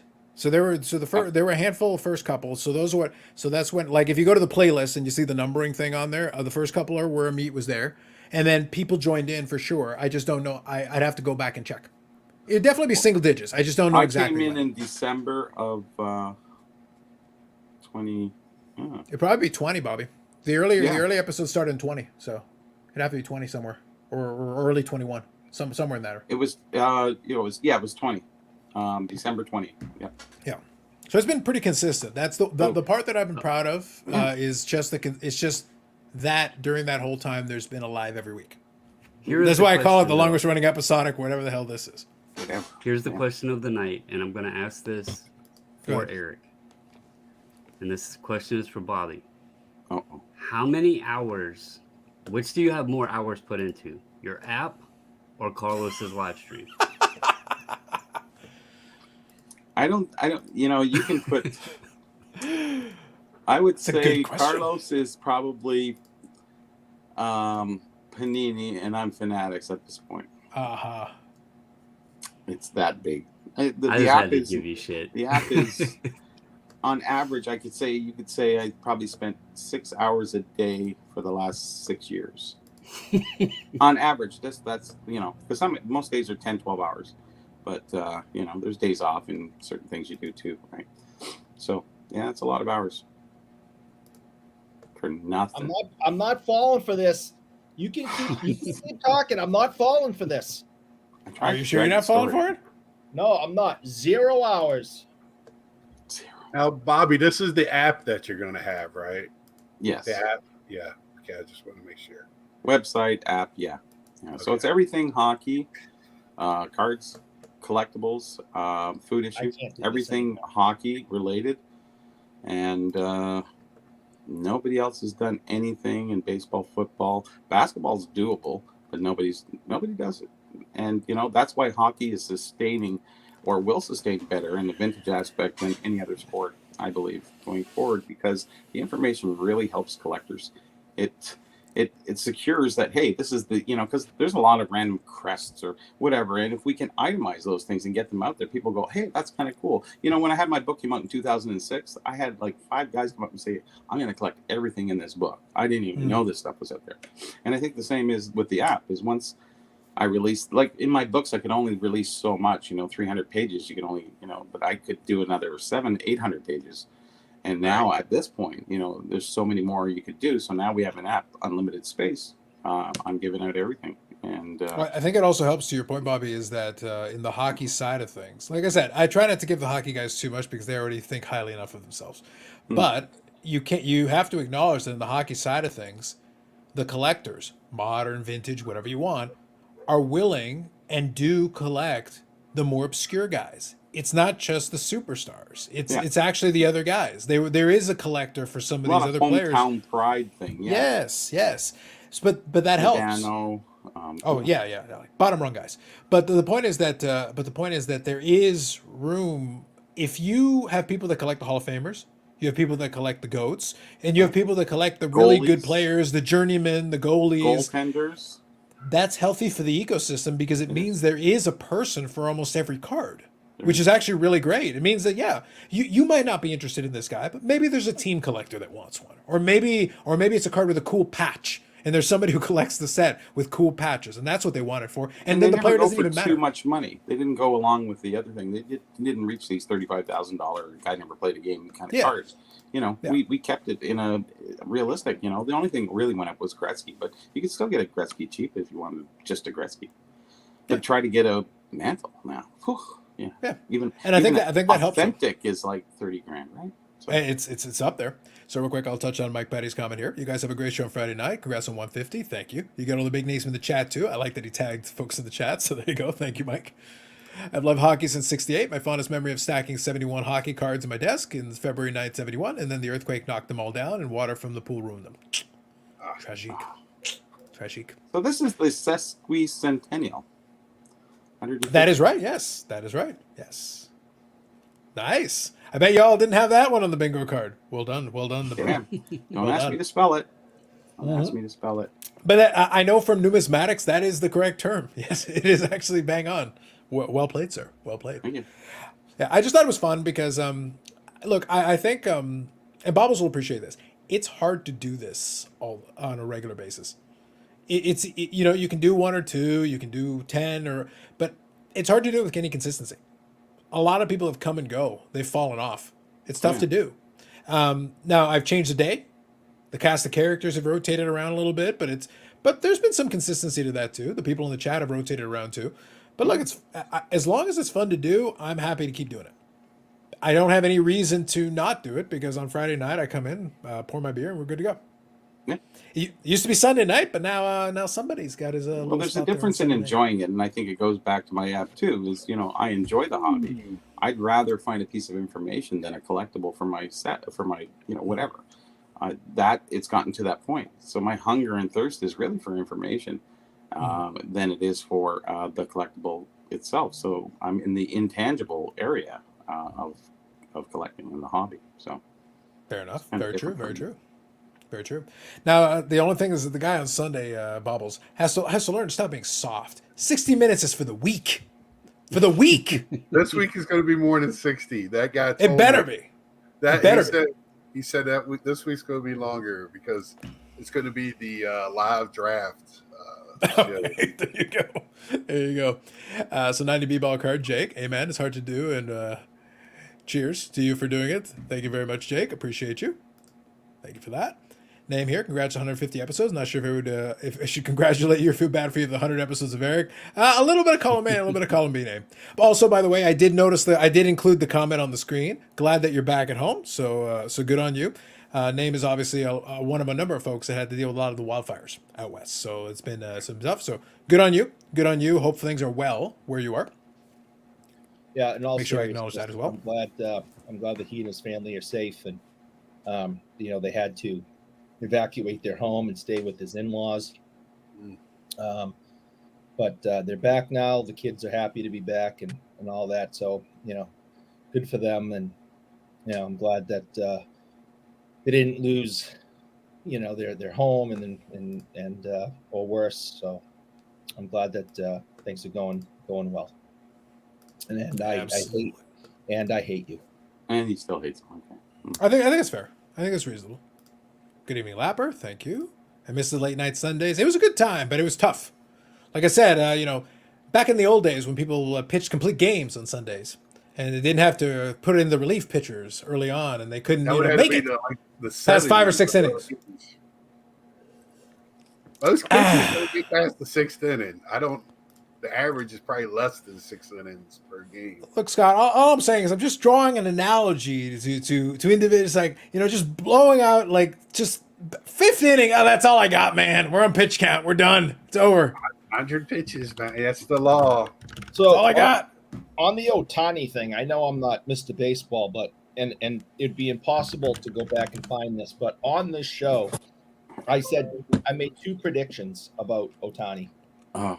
I said he would not be able to maintain this and that he's going to damage his arm again. So that's fulfilled.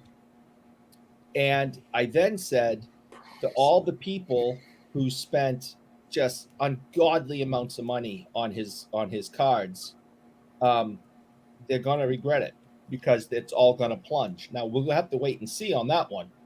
But I wanted to reiterate, because you guys touched on it, these cards that are just unbelievably priced. I hope they have a parachute so the prices will come down slowly. But if not, they're gonna have an anchor with them and they're just gonna fall. Well, I think with Ohtani, it's going to be the next team he plays with is when his cards are going to go back up. If he goes with the Dodgers or Yankees, then his cards are back up. But I think it'll help. I think it'll help, but again, not pitching. I think is going to hurt. It's going to be one of those things where, like, now you're comparing him to just every other hitter in the equivalent category. His next contract was going to probably be a hitter's contract because his pitching thing was going to be about over with anyway. Exactly. Yeah. He's never pitching again, guys. Regardless, because unless the Angels re-sign him by some miracle, Yeah. I think that's the key, though. So real quick thing, Eric. I want to make sure I read a couple of these comments too, but just the key though is that I think in their last major discussion about Ohtani is that I just saw it very difficult, the idea that he was sustained. The Yeah, problem is when your entire premise is built upon the idea of doing something that hasn't been done before. Pitching is such a brittle thing, especially now. Regular pitchers get hurt all the time. They go down. So it's hard to get somebody who's a workhorse pitcher who's just a pitcher, whose only job it is to be a pitcher. The fact he can be a hitter is great. That means he still has some value. Awesome. Well, look, I make the joke about the trader Mariano, but the thing is, and people talk about like what a great shutdown closer he was and everything. It's like cool, but the problem is he's not a great pitcher, and the reason I know that is because if he was a great pitcher, they would have had him be a starter. Because they'd be like, well, we'd like you to actually give us multiple innings of really quality work. If you can do that, I want you to shut people down for 6 or 7 innings, not just 1 or 2. Maybe Otani will turn into an amazing hitter because he doesn't have to worry about the pitching part.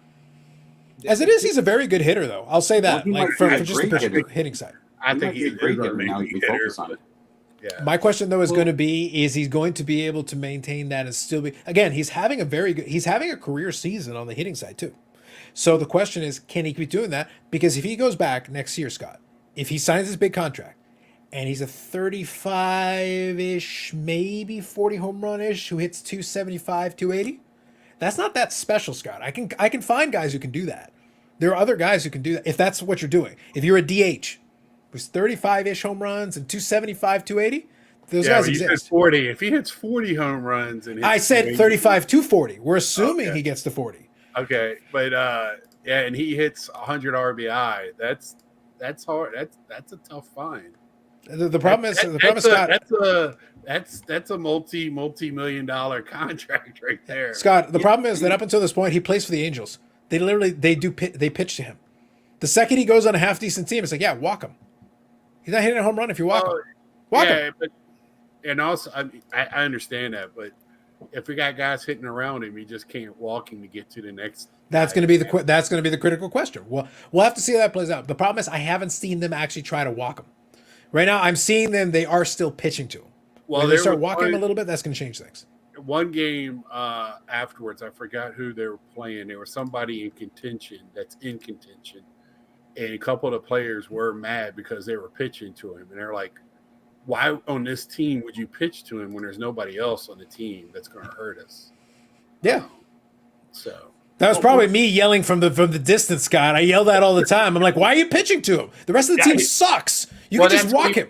When he went on his mini slump here lately, they were kind of pitching him around him, but then you get to play teams that are not in contention. They're going to just pitch to you just to play out the season. It's a gentleman. Yeah, clearly, but I'm saying though that benefits him because he's actually getting pitches to hit. Yeah, so I want to see when the teams start playing him like, oh, he's a threat. We shouldn't just pitch to him. Let's see pitch around him a little bit. So Quick Lapper says, you guys go over the Brian Gray reviews yet? Yes, we did. But you're more than welcome to throw in if you got any comments or thoughts on it. But yeah, we did go over a little bit here. Mike Petty's got him as a closer. Amazing the Otani base blue PSA 10 still did well last night at PWCC. I can't believe they got bid up, but they still did. It'll take some time for the news to really sing it. I think some people, though, really desperately need to try to hang on. They're trying to hang. I suspect there's some people who might own some copies who are possibly pushing to like hang on to it, at least while they still can. We'll have to see. But there is rule number 1. So to Mike Matty's point, there is rule number 1 that is available to us if the circumstances play right. And rule number 2. Correct. Mm-hmm. So real quick, Paul here says, real issue with the tiny cards is you got goats built into price for young guys now. Even 5 to 10 years ago, you had to prove it, and there was upside, not any longer. That is 100% true. I agree with that. Rivera was a starter, and then they moved into reliever closer. Yes. There's a reason why NL pitchers were batter number 9 and automatic outs forever. Hitting wasn't the focus. Very true. Dufex. Otani's card prices show you how much irrational card market is. Yes. Commodities are supposed to have risk appropriately baked into prices, and with him, they are not. Correct. Just my opinion, but I do believe the Angels mismanaged Otani. They mismanaged everyone. They ran him into the ground on both sides of the plate. I don't know if I agree with that because he's a DH, which means he's not really straining himself that much. And again, he's not pitching that much. I reemphasize, like he's literally not pitching that much. However, I get your general point about Angels mismanagement. I got to see if I can find the video, Scott. There was a video where somebody did a breakdown about Pujols' late renaissance when he got to the Dodgers and then his last run with the Cardinals. And the person who did it actually discussed some elements that might have played into what helped him. And it wasn't just, oh, well, now he's suddenly. No, they literally changed the way they used Albert Pujols, and it actually helped him a little bit, considering his physical diminished abilities. Like, he's a statue. He can't run. So don't try to make him run.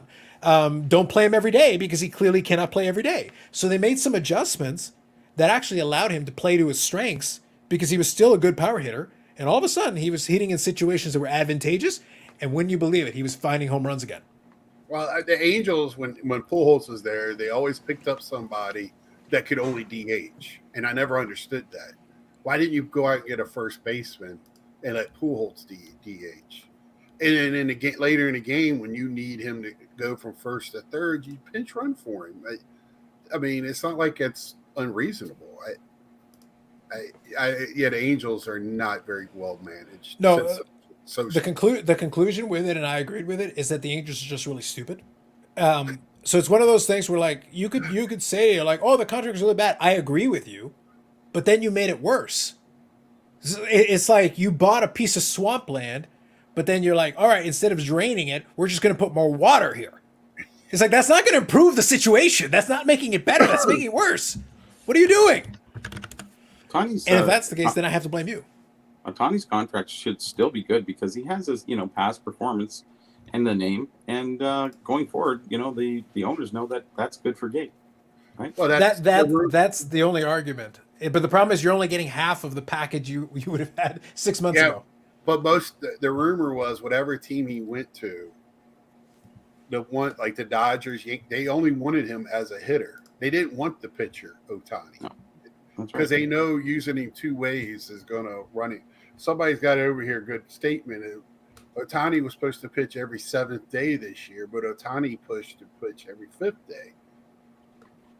I mean, that's just Ohtani. But then again, we know that he's so muscle bound that the fatigue factor comes in. That's why I'm a big fat guy. We don't fatigue.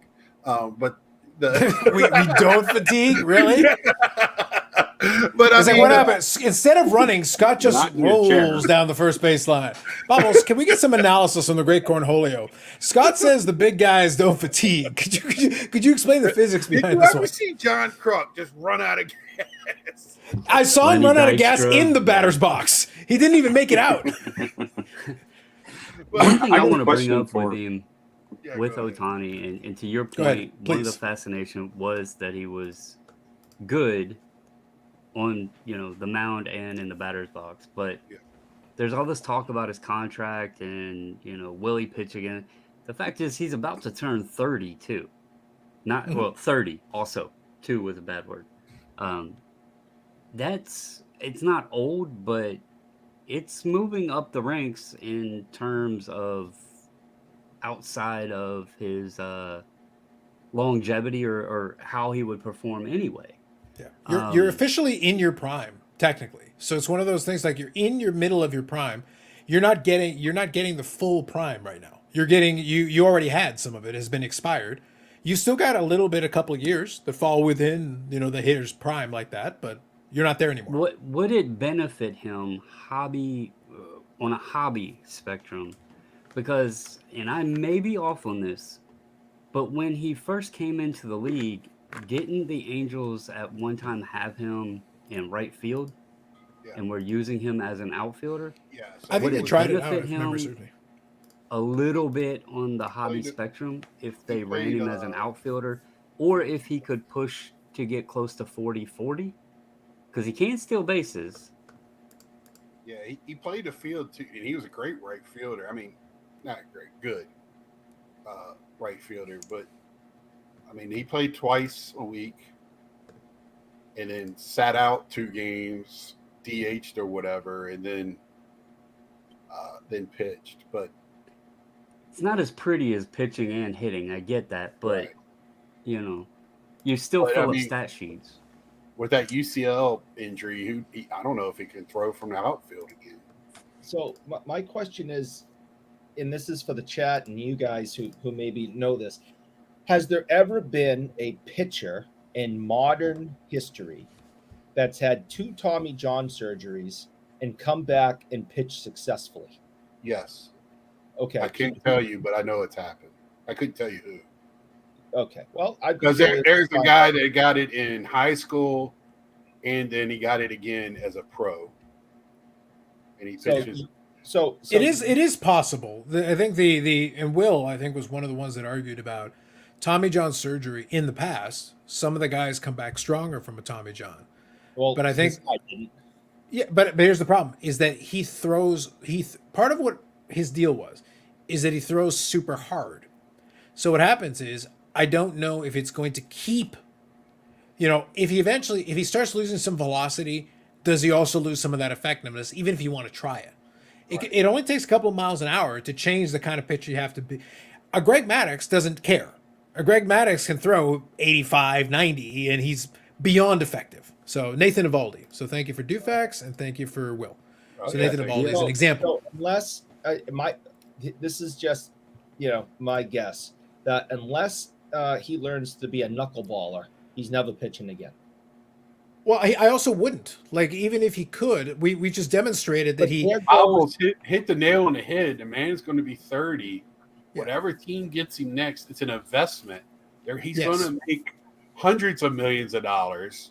They're going to invest in him, and they're only going to let him do one thing. But so here's a question, though. Scott and Bobbles, I'll pose this to you both. If you're coming in and you're the team who's going to bid for his services as a free agent, again, as a hitter, he's pretty good.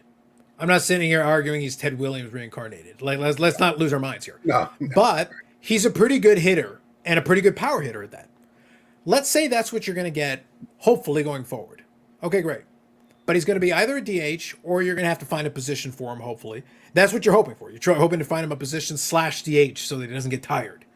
Okay, fine. But that's not worth the mega bucks that we were talking about before. Like, it's not worth it. Like, the only argument you have is the gate. That's the only pitch you can give to me for this. So is he better than Ortiz? At the tail portion, as a hitter, pure hitter, Ortiz was pretty good, man. Like, not just as a power hitter, he was also clutch. Like, he demonstrated a lot of clutch. As a guy at the gate that you're talking about, brings in people to watch games. Yeah. I think Ohtani, you kind of put him, and also, I mean, you look at the guys that do make $100 million. They're not making $100 million because they're all-star fielders. They're making it because chicks dig the long ball, and that's just point blank. I mean, the baseball's changed. It's about scoring runs, driving in runs, and with these new analytics. Some of these teams field a softball team. That's part of their problem. Their fielding is so bad because they got people playing out of position everywhere. So, I mean, I kind of push back on that because he can DH and still have $100 million. Now, would he make his $300 million that everybody was predicting? Well, the thing is, originally he was pitching. They were talking about $500 or $600 million. Yeah, I'm not talking about $100 million. Guaranteed. 1 week ago. A week ago. That's not going to happen. $500 million. Even if he comes back and pitches with his second he's going to have to do a 1-year contract to bet on himself. That's the point. Is that go ahead, Bubbles. I was gonna say, here's a question for Will, because I think, and I could be completely off on this, but you mentioned his power pitching, and that's part of the strain on his arm. But I also think that some of it is what does he have, 5 or 6 different pitches? 6 pitches. So he's not only throwing with the power and the strain there, but he's also, I'm sure some of those have a lot of torque involved in them. Is it possible, because Will said the right play is never pitch again. What if he minimized his repertoire? Would it still be possible? Now, he may not be as successful, but could he come back with a smaller repertoire?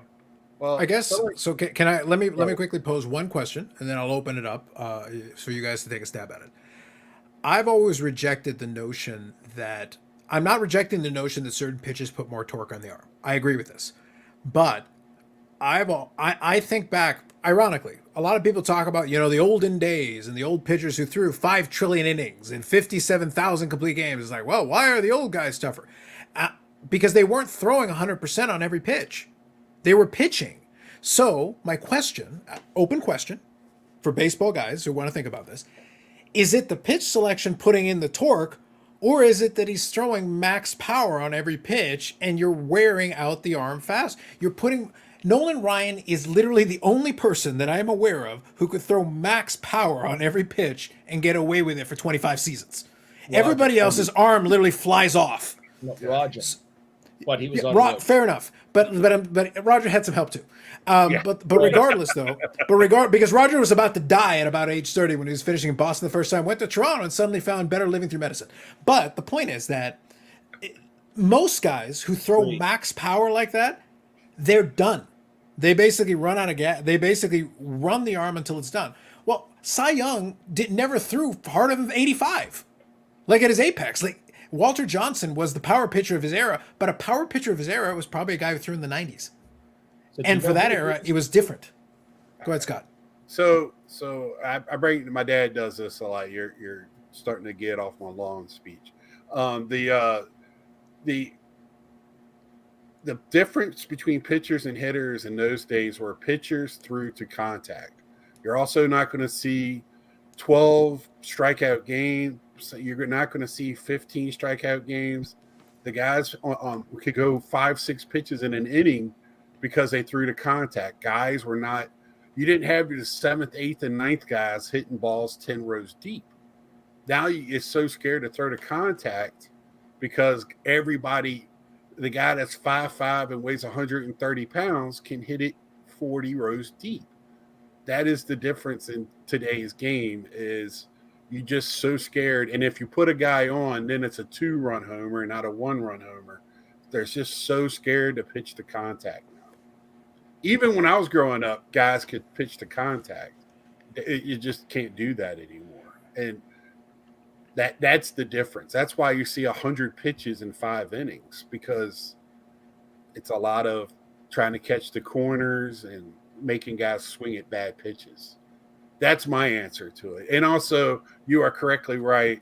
They're telling these guys to go out there and go throw as hard as you can, and we'll take you out when you're tired.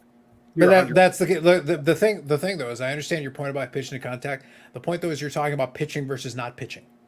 The guys today don't pitch; they throw. They're throwing. So like what you're actually seeing is, look, again, this is not 500 years ago. Fine. Let me ignore Walter Johnson. Let me ignore Cy Young. Let me go to Greg Maddux, who was in my lifetime and I watched pitch. The guy wasn't blowing people away with his fastball. He was pitching. The guy won 350 games. Right. And he also got a strike that's in the other box a lot of times. I mean, Greg, you get the umpires. The umpires give you credit for that when you demonstrate you have the control. The guys right now are like, I'm going to throw at 102. I don't know where it's going to end up, but I'll throw at 102 and we'll see what happens.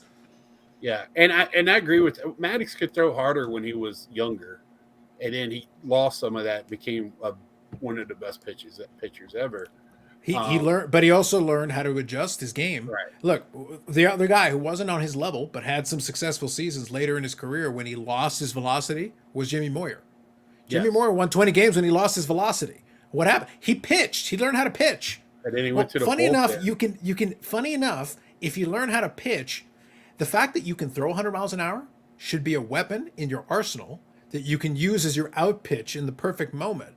Not that I'm going to throw this 5 times in this 6-pitch at bat and try to get the guy out by blowing it by him 5 times, hopefully. That's the difference between pitching and just throwing. I agree. I agree with you. I feel like they should pitch to more to contact and try to get out of innings quicker, but that's not what the Stratomatic says anymore. So, yeah, but that's the key thing though is that plays into why we the people ask the questions like, well, why don't these current guys get into the 7th and 8th and 9th inning? Well, because it's physiology. The whole point is the 100%. Like, it's this difference between sprinting and a marathon. Well, it doesn't matter how athletic you are. If I'm asking you to actually run at 100%, there's only so long you can do it before you keel over. It doesn't matter. Maybe you can extend it by a couple of meters. Maybe move it a little further. Well, there you go. But the point is the 100% exertion is the point. If you're actually using 100% exertion, everything you got, well, then your physiology is supposed to break down. If you can literally throw 5,000 pitches at 100% exertion, you're not throwing at 100% exertion.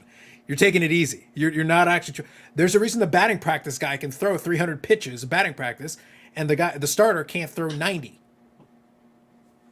They're not throwing the same at the same effort level.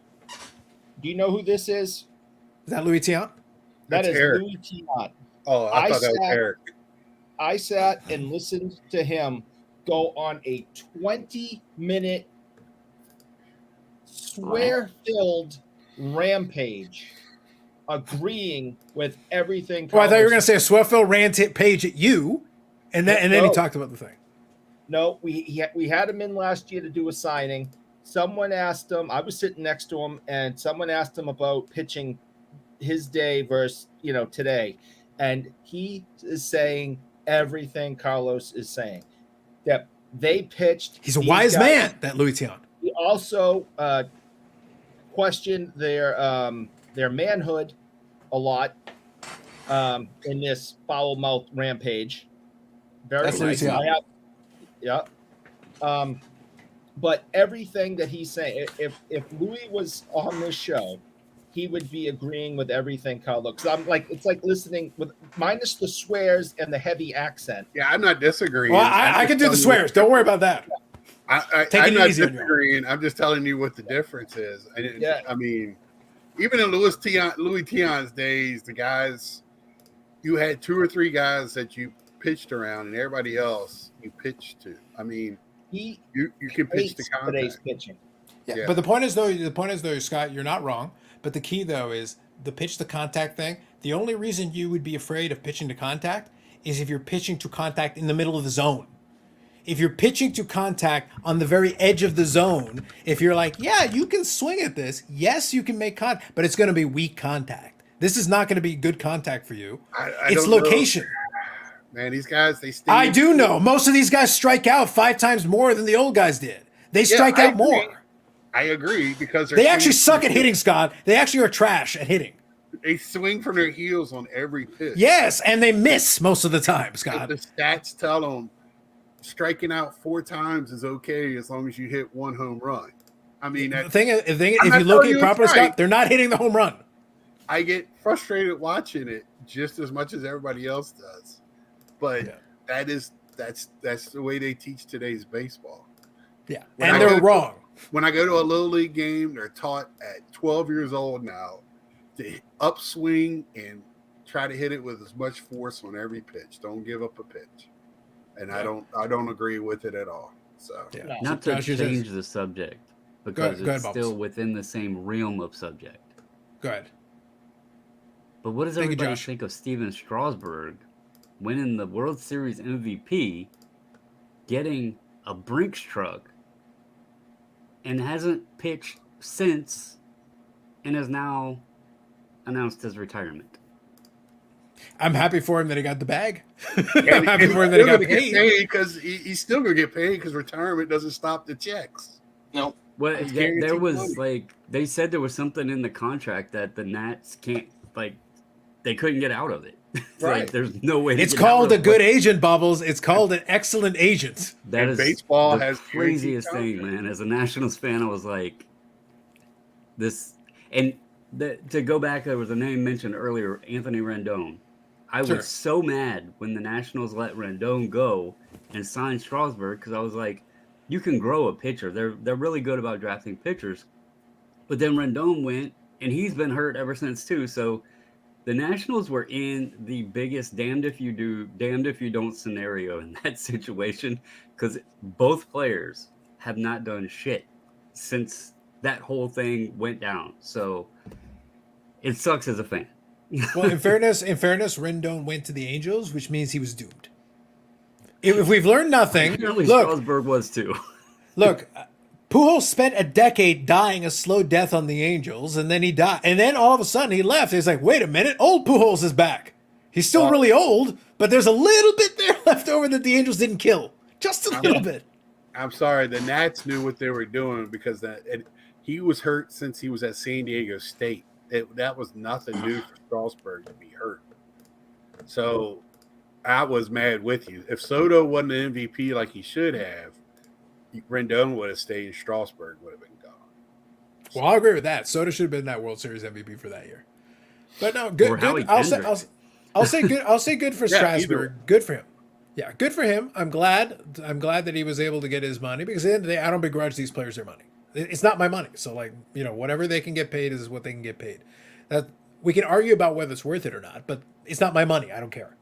But I think the entire spirit of this discussion, and thank you all for the comments. I wanted to keep the conversation. The conversation was really good, but I wanted to make sure we went through the comments as we went through. I just, that's part of the reason why I'm still a baseball fan, but I struggle to watch baseball. We joke about so Scott. We joke about Ed talks about watching the games. Guess what? I don't watch the games, Scott. I watch highlights. And I have the streaming package. I can watch the game, like I can. And you know what? I just don't want to most of the time. It's not fun for me. I don't enjoy it.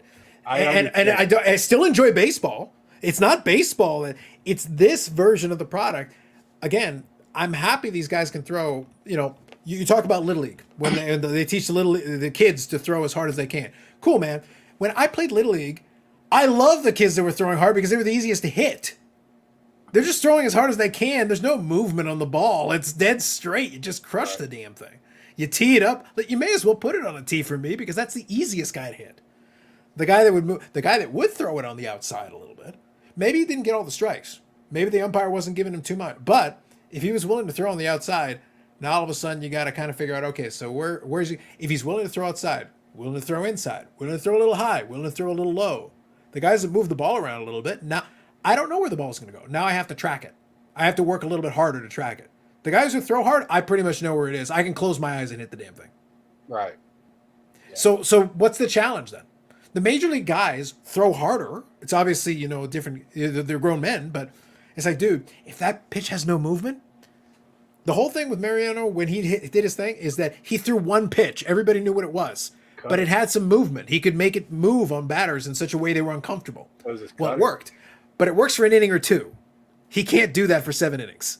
But for an inning or two, it works perfectly well. The whole specialization thing worked in his favor. As a closer, fantastic. But that's why these guys, they can just keep throwing. If I need 100-mile-an-hour guys, there's a whole bullpen full of them. They all throw 100 now. What's the difference? And that's what I was going to say earlier. They tell them to throw as hard as they can for as long as they can, and it will just go out and get the next guy.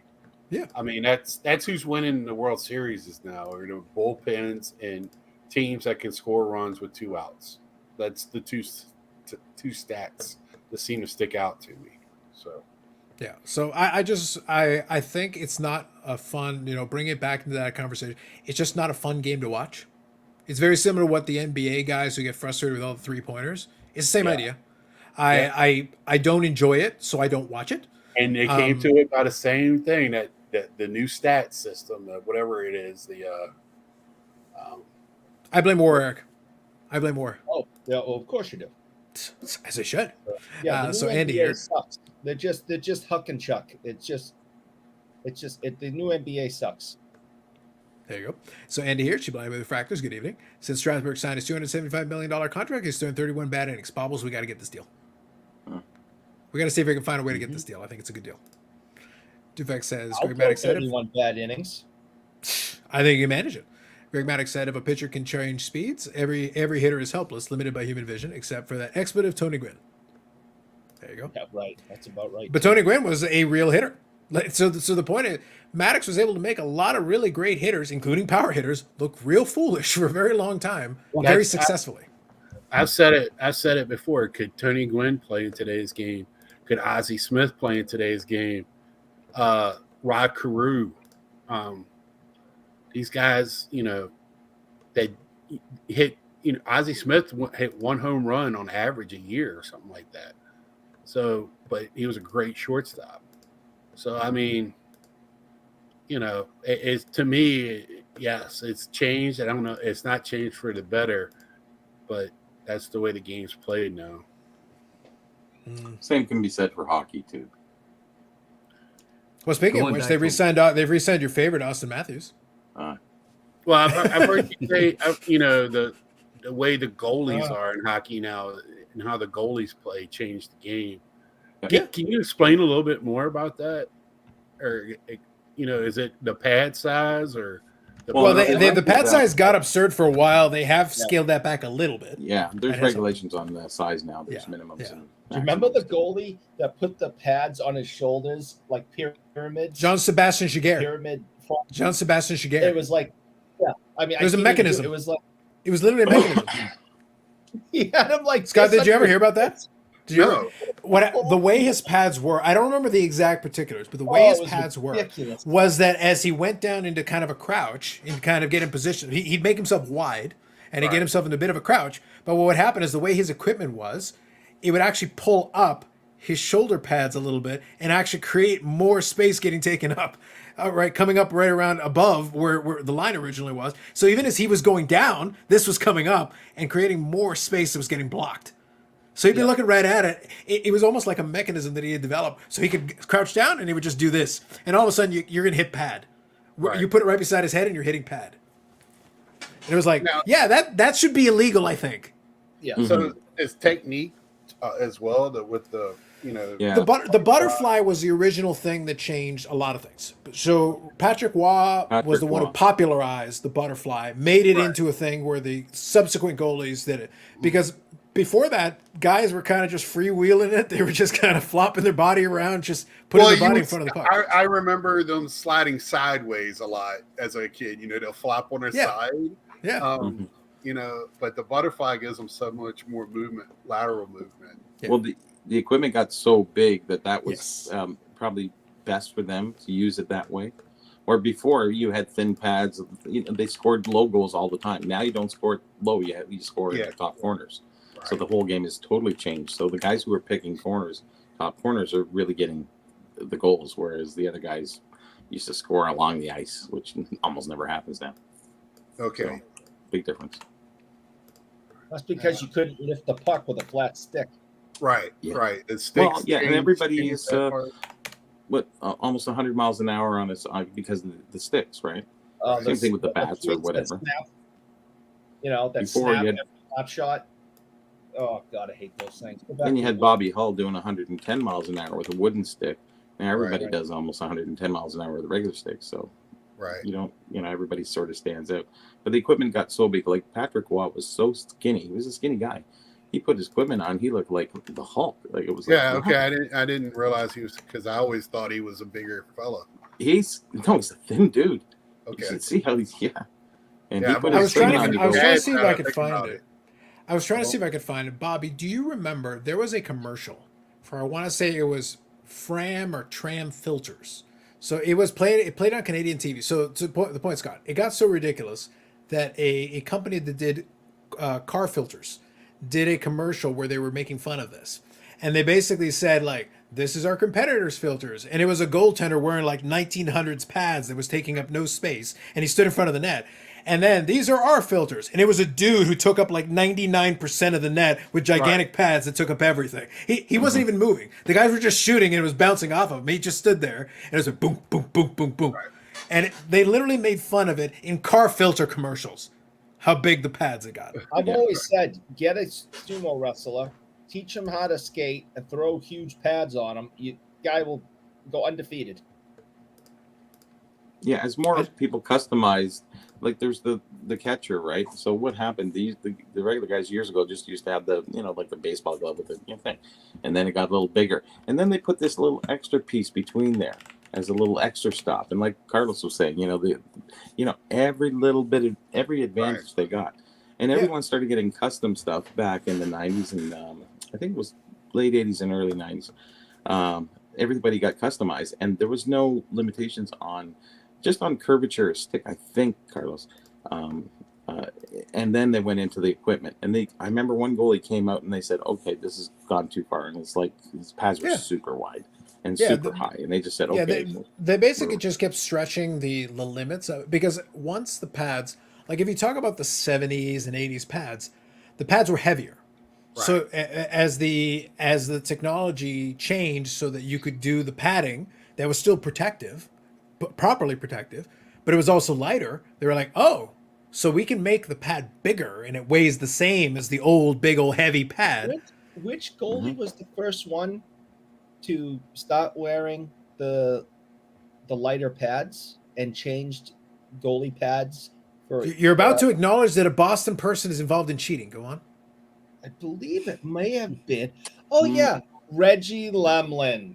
Wow, Reggie Lemon ruined hockey. Confirmed. Yep. Ruined All right. hockey. I used He's to like trash. Reggie now. No, brought it Trash. to modern day. Bobbles, that a he walked name right I into don't it. I literally warned him. I even warned him, Bobbles. I warned him, and he still went there. Wrong. And admitted it. Like I know. name drop. It's the worst. Name gotta- drop. Duvex here says, MLB expansion, DH rule, and free agency ruined the game, and now analytics ruin the game, yet the game persists. Does There it, you though? go. Analytics. Does it, though? Scott, here's the question. Major League Baseball is profitable. Yes. But does it persist? I think less people are interested in going through the turnstile. I think less people are interested in watching. I think they broke records at games this year at the ball. Who broke records at games? Which games? I mean, overall attendance at games. Who the hell is paying for that shit? Bobby, stop going to baseball games. What are you doing? And I mean, I'll localized stop. television, not everywhere, but like local channels. I mean, it's a localized sport. It's not like other sports like football. No, I know. Like I think at this point, a lot of these teams is like, it's like y'all realize this product's trash, right? All right, fine. You Well, pay for it. I'm with It's you. more Fat. expensive. I wish they get rid of 2 teams and then make all of baseball better. Pitching is so bad. Look at the trade deadline. Everybody wanted pitching. That's what everybody wanted. That was a lot of hitters didn't get. I don't even know if a hitter got traded, like a legit prospects and pitchers is what all got traded. So Bobbles, I got a question for you. Off topic. So contacted SGC, and they used to grade these wrappers. In 1951, they produced a lot of cards. They had so many overproduction, the past 25 million for Parkhurst. They used the extra sheets, the 7 million extra sheets that they had left over, to make the wrappers. But they made them out, like a box. Probably seen something like that in the past. But anyways, so they used to grade them. They used to grade those wrappers, and called them yesterday, and they said, no, we don't grade them anymore. I said, really? I said, why wouldn't you? What's the big deal? Most of them are just authentic anyways, but I think people want to know that they're real. But, there's a real lack in the marketplace for that. We have a company up in Canada called iCert who does wrappers and what have you, and display boxes. But, I'm surprised he would turn that down. Well, to answer your question, I get that question quite often. There you go. Why don't they do this, or do they do this? Do they do that? Well, they And did it already, though. Exactly. See this? They used to do them. They're on the pop report. I've sent this card in 4 times. It gets sent back. I have one back on the shelf on the pop report. Sent it in. They keep sending it back. I get it all the time. They used to put a list up of things that they don't grade. In fact, Neil messaged me 2 days ago or so asking if there was a list. And I told him, used to be. Now it's, sadly, it feels like a case-by-case basis. They might do it today and not tomorrow, and then you never know, 2 weeks later they might do it again. But I don't have an answer for it. And it can only help them, though. here's my question What's for that? you, Bobbles, is it something it could have been burnt on and that's why they stopped doing it? I mean, that's my question with that. I mean, I don't have that answer. I don't, like I said, I know that one of you the things I have is like the thing back there. It's an old postcard, and it's not valuable. It's probably, I don't know, $15 at most. It's nothing valuable. And they have them on the pop report. I think some of it is the change over the last 30 years of the company. People there, maybe not information passed along for identification purposes on certain things, especially if it's obscure. I don't have a solid answer. This is just my thoughts. Right. because I don't know. Like this, I bought this raw to send to myself. I have another one by the same company. It's a different image though. And those that don't know, this is the Ovechkin when he was in the Russian league. So this is actually pre-Capitals rookie. And I bought these instead of just buying the ones I seen that were slabbed because I thought, okay, buy them and get them slabbed myself. And yeah, it wasted my damn money because they just keep sending them back, say they don't do them anymore, even though Right. I've seen Just them get the slab on off eBay and a slab. Yeah, I was gonna say. Yeah, it's kind of funny because when I did talk to them, I don't know, last year or something, he, I said, I was telling him about a thing. I said, it's in my book. And he goes, what book? And I said, he didn't even know who I was. And it didn't surprise me. But anyways, PSA does and Beckett does. Anyways, he says, I said, oh, if you don't have a book, you should get a copy. He goes, we got enough books. I'm going, oh, you do you? Okay. Mm.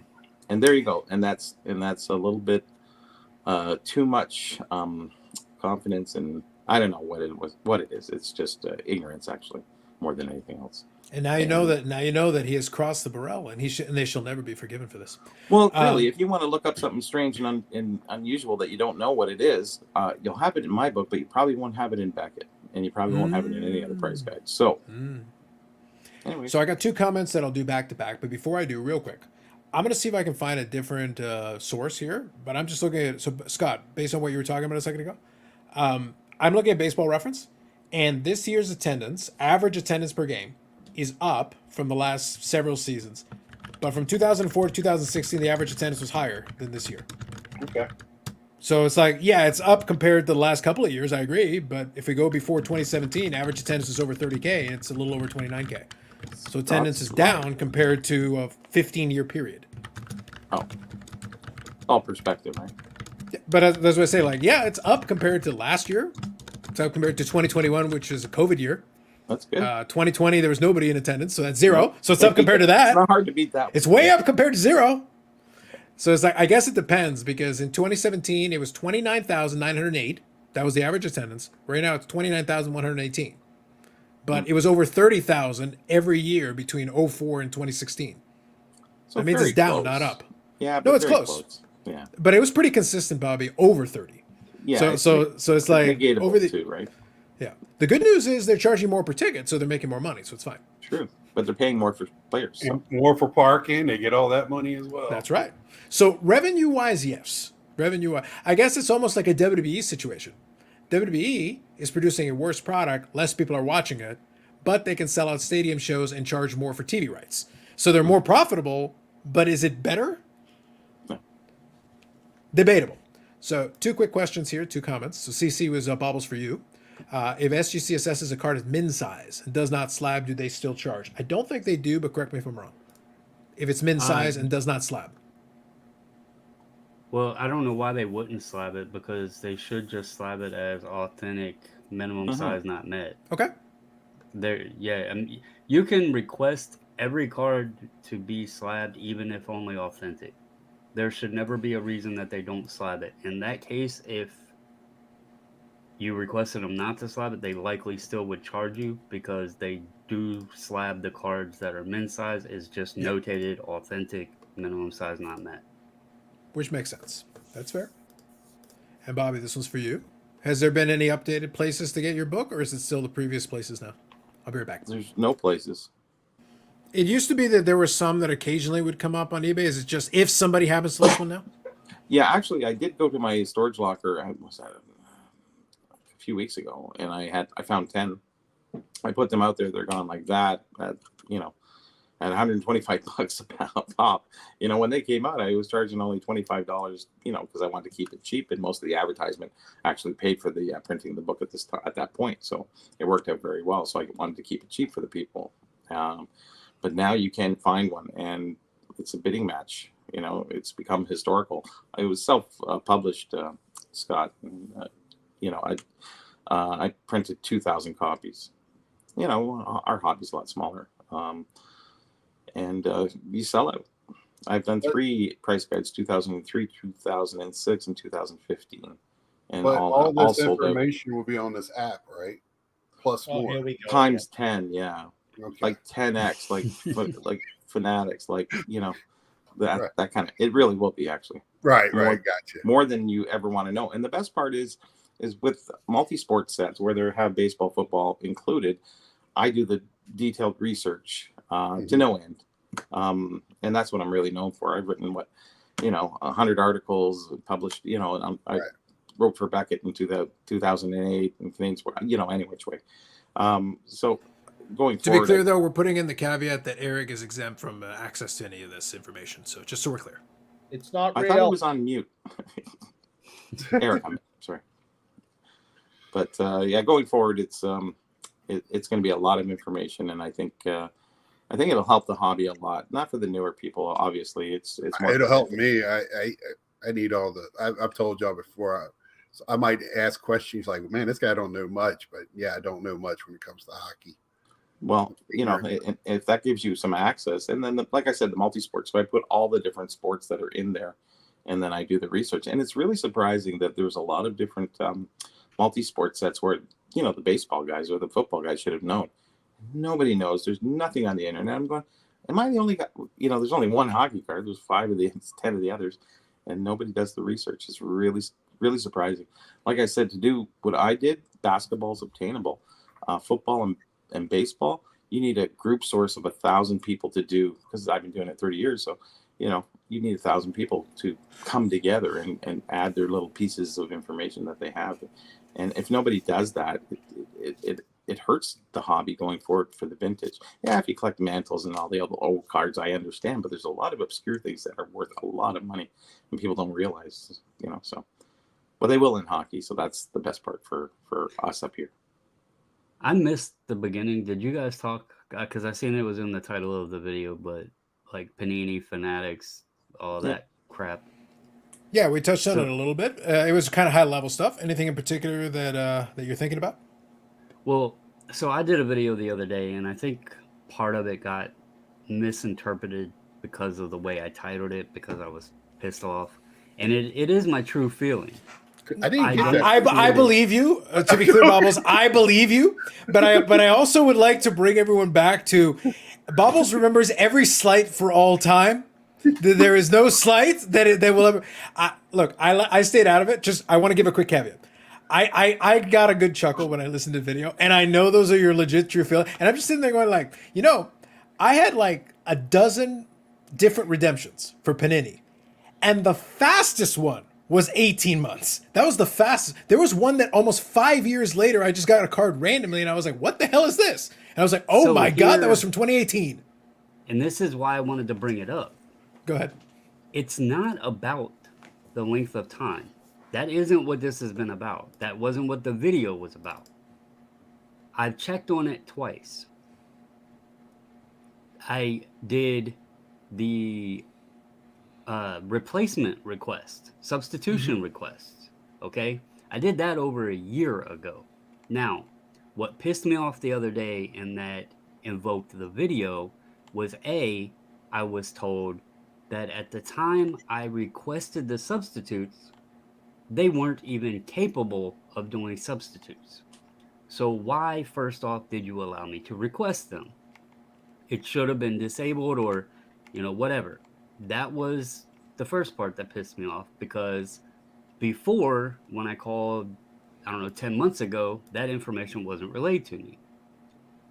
But the part that really got me was right on their own website.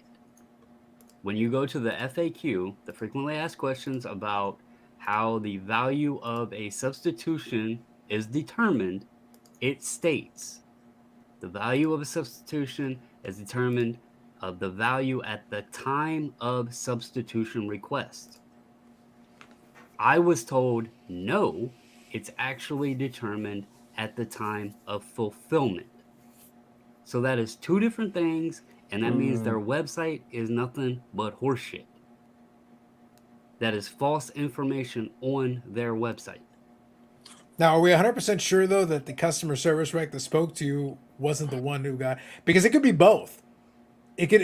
I've talked to people where, like, the website says this, and then they say that. It's like, actually, it's the third thing. Are we sure that the customer service rep knew what they were talking about? Well, he kept telling me that I was misinterpreting what the site said. Oh, No, but I'm being serious. I'm actually being serious, Bob. I'm actually being serious. As someone who has worked in customer service, I tried to make it my job to actually know what the hell it is that I'm quoting to people. That way it makes my life easy. But most of my colleagues don't give a shit.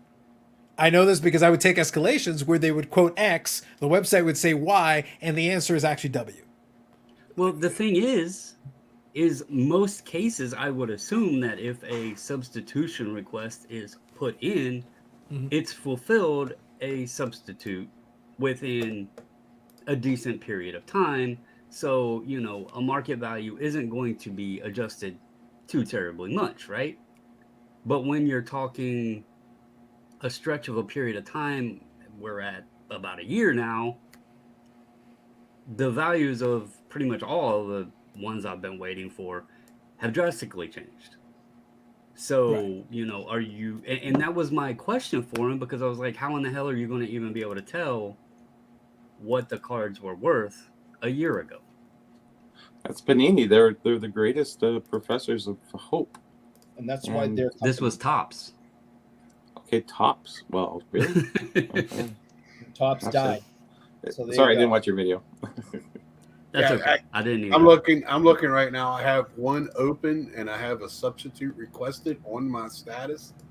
It's an Inception baseball of Ahmad Rosario autograph when he was with the Mets. He hasn't been on the Mets for 3 years. Yeah, I have one from 2021 Bowman, and Yeah. the best is the online exclusive product that had redemptions in it. It's like, why the hell did you release it? Yeah, when you said that, I giggled. Yeah, In the course of this conversation, so CC here has this comment here. I submitted my Panini redemption over 3 years ago and nothing but crickets. We need a lawyer in the hobby to file a class action. Well, apparently we have a lawyer in the hobby. I don't know if he intends to be that kind of lawyer for us, A but couple. yeah. All right, but We have to wait Eric, till the Fanatics is over before, because they might be barking up the wrong tree. that's right. But Eric, this brings up a perfect moment for my personal favorite. Let's bring him back from the archives. Redemption Guy. Yes. Oh, Yeah. I've been waiting 10 years, 11 months, and 3 days for my redemption. yeah. I thought it was going to be Justin Bode, but anyways, yeah. No. We got Redemption Guy. Bobby, we never forget the name of Redemption Guy. There he is. He's still It horrified really about it to wasn't- this very day. The topic of the video wasn't about the weight. Like, it was what I was told by the customer service rep.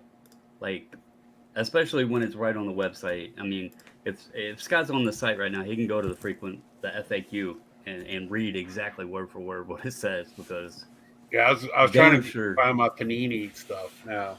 Well, but Bobbles, I worked for the satellite company for years, and the website talk to our customer services, and we're glad to help you. And that was never true. I was never glad to help them, Bobbles. It was lies. I took 50,000 phone calls. I wasn't glad to. I was like, leave me alone. I just work here. Fuck you. I just want to. I'm confused though. He did a video complaining. Well, not complaining. You get true stuff about Fanatics, but wearing a Fanatics hat. I'm confused. a Fanatics hat. What's that? Well, every piece of merchandise is technically Fanatics. I know it's got an F, but every piece of merch now is Fanatics.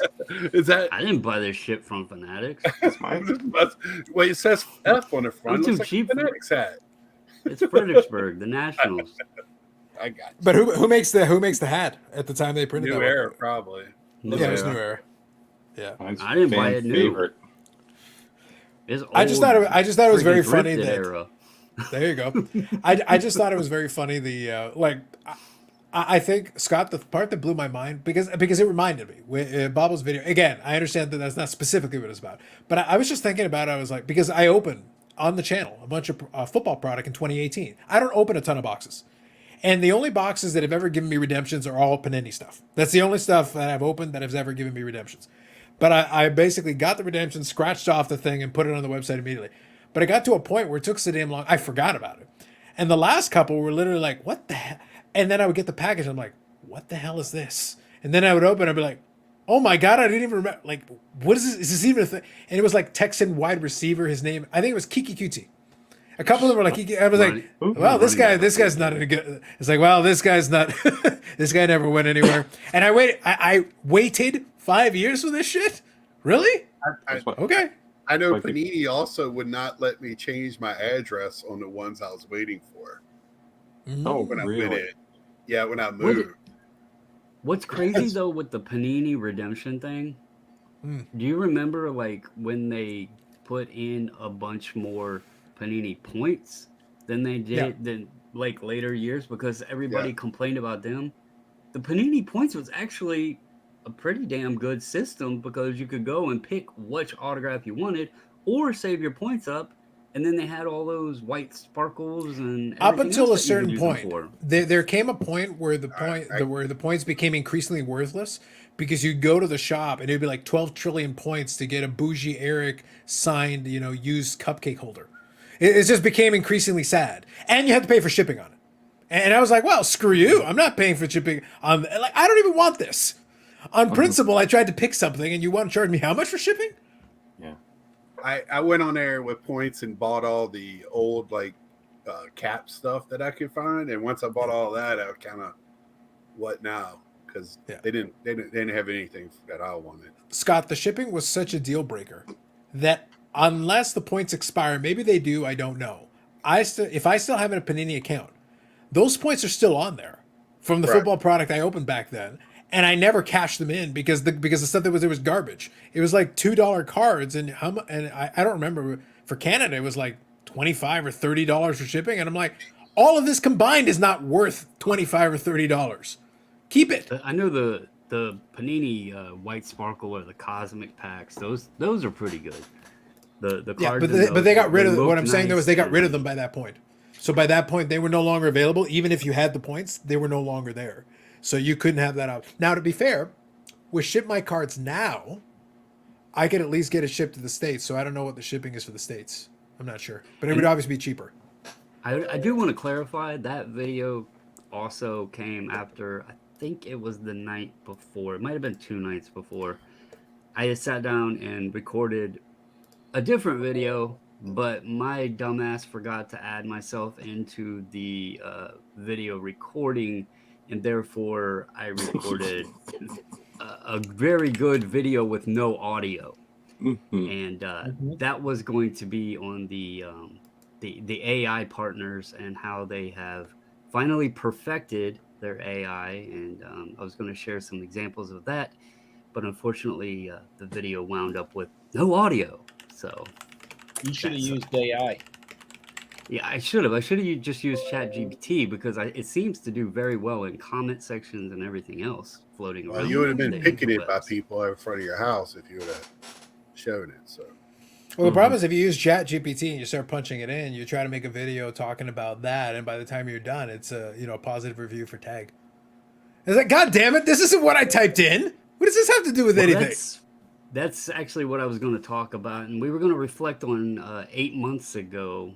Actually, about 9 months ago now, I guess, 10 months ago, whatever it was, when I had Mr. Steve on, because I'm really trying to figure out how that man sat there and said they had 35 to 45,000 cards in-house, and they still haven't hit 30,000 total on their damn pop report.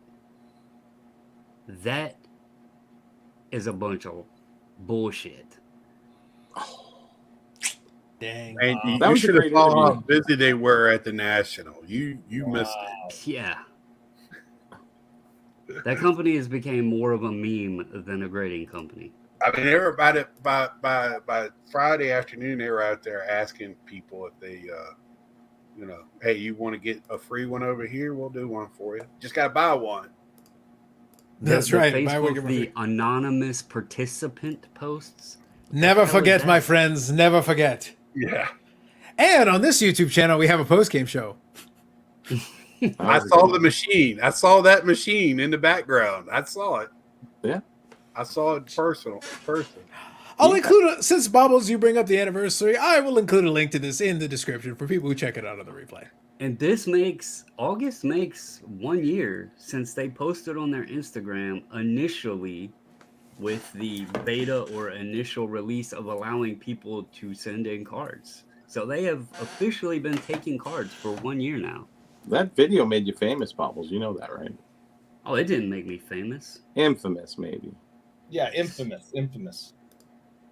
Yeah, they It was they are good. a bunch. He They got are hot a and bothered, total man. It was pile funny. of horseshit.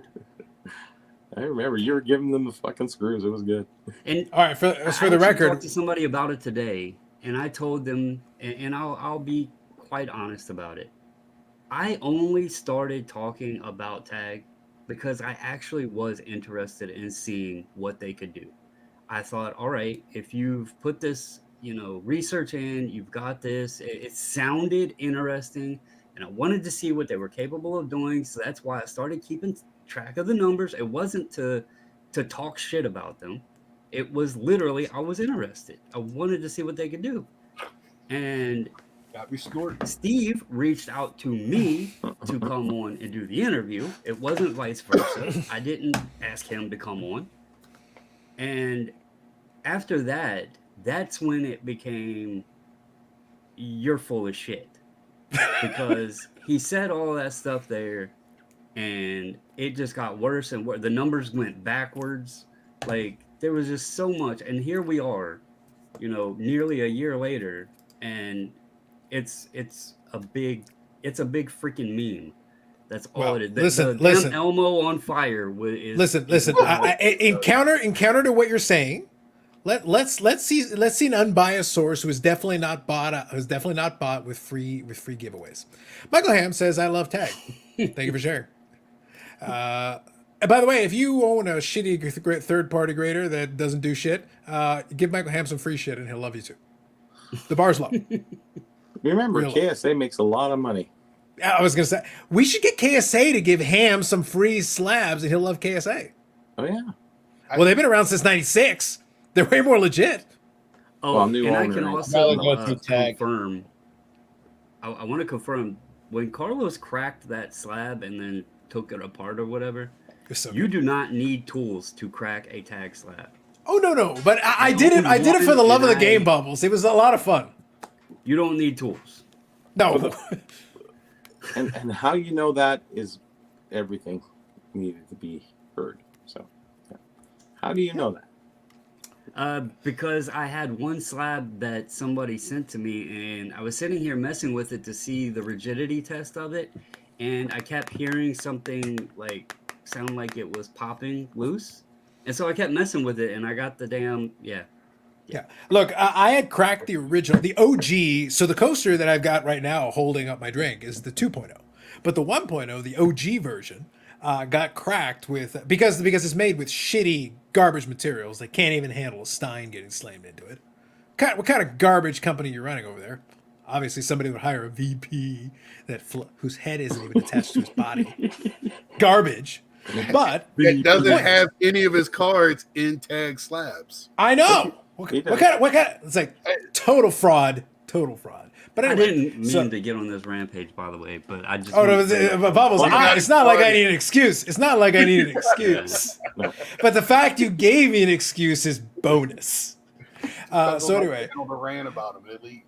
that's right. Hey, did you or did you not ask the question? I did because I knew content gods. I am here. Scott. I am here to help. I'm here to help. So anyway, no, per the Bobby Burrell method, like realistically, I cracked it with the Stein, but realistically, yeah, you could totally take it apart with your hands. Mm-hmm. No problem. Just do a little bit of twisting and it would look, the shit will pop. It'll pop. The fact that I had already, worked on it a little bit, it made it even easier, really. And I was trying to be intentionally gentle with it, not to move any shards because I had already cracked it. So the likelihood of shards is higher. But no, if you were careful with it, you could take it apart with your hands. No doubt. No question in my mind, you could take that apart with your hands. You could do that with the old PSA, but then I tried at the show with the new PSA, and you can't twist it anymore. Get it open. Not anymore. I don't know. I haven't tried SGC yet. Have you, Bobbles? Huh? Their regular slabs are tougher to get apart. I will say the thick slabs, sometimes those are pretty easy to get apart. That's what happened with the Wax Museum podcast. Talked about a Steph Curry, either a patch, an RPA, or whatever it was, but they had a card that was swapped. It was basically patch swapped, but somebody had to take the card out of their. So what they were able to confirm. So good news and bad news, right? Both. So the good news was. So real quick, Scott, did you answer this one? No, In the time you were by. They were not busy. The most I ever saw as I walked by them was probably 4 or 5 people, and it looked like he was answering questions instead of taking cards. Social. Were the questions like, "Are you a legitimate company? Are you currently on the run from the feds?" The same guy that Bobbles interviewed was the one standing there answering. Old man Tag? Yeah. So at least it looked that way. I didn't stick around. I was in some pain, so I was kind of kept moving. Yeah. Whenever I see the people involved in that operation, I get in pain too. They came in at a good time, and I understand the company how they could have been successful, and I think with it tanking, it didn't really go there, because I think they were looking to be on that upper echelon. Obviously, just from the way they were doing things, and and if the hobby kept going up, I think they may have had a good run at it.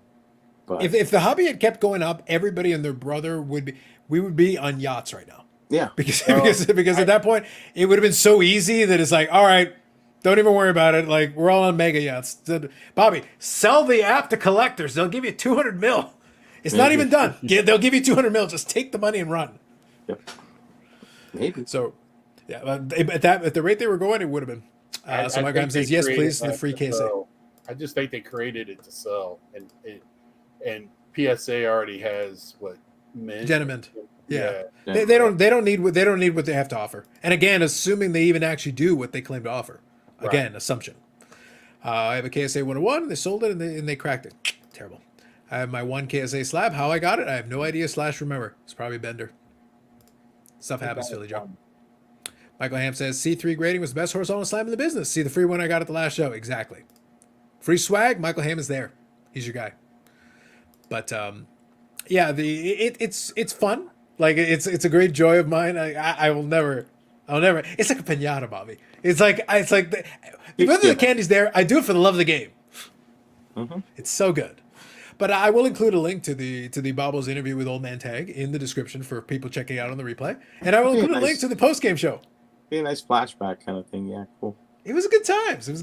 So actually, Bobbles, the reason I, in addition to bringing it up, I did go into the comment section because that's always my favorite thing. I love the comment section. The last message on it was actually 3 months ago. So you did it more than like 8 or 9 months ago. The last message, though, was 3 months ago. It was from a Jeff Bell or whatever the case is. But I agree. Tag will be a major player moving forward. Nobody said that. How do you agree to something nobody said? That's number one. BGS isn't a player. Well, we agree on that. That part seems factual.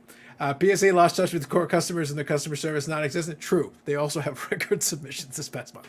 But continue. SUC grades tough and fair, but currently has the most consistency in the grading market. Okay. HGA is a joke. Psh, they were the original AI company in the space. Jerks. Really impressed with what I'm seeing with Tag thus far. Now a matter of seeing them scaling and executing. Seeing with Tag thus far. That was always my challenge. It was like, what have you seen?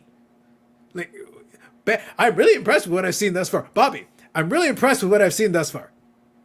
Mm-hmm. I haven't seen anything. What are we talking about? What have you seen?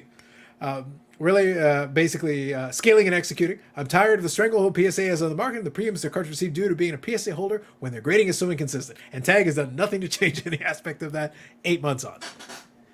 I do want to, real quick,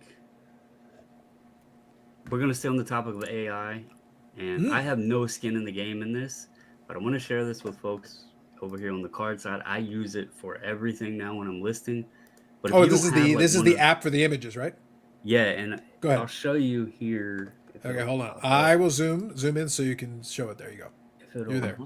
Anyway, this is an app called Photo Room, and you can literally take pictures. You could have a card sitting right on your desk with a bunch of crap behind it. Take the picture, and it's AI. It automatically removes the whole background. What I do with cards is depending on the color of the card, I'll either make the background black or you can just make it a solid white. But if you don't have a fancy scanner or whatever to do all that, it is freaking amazing because you can just sit here and snap the pictures.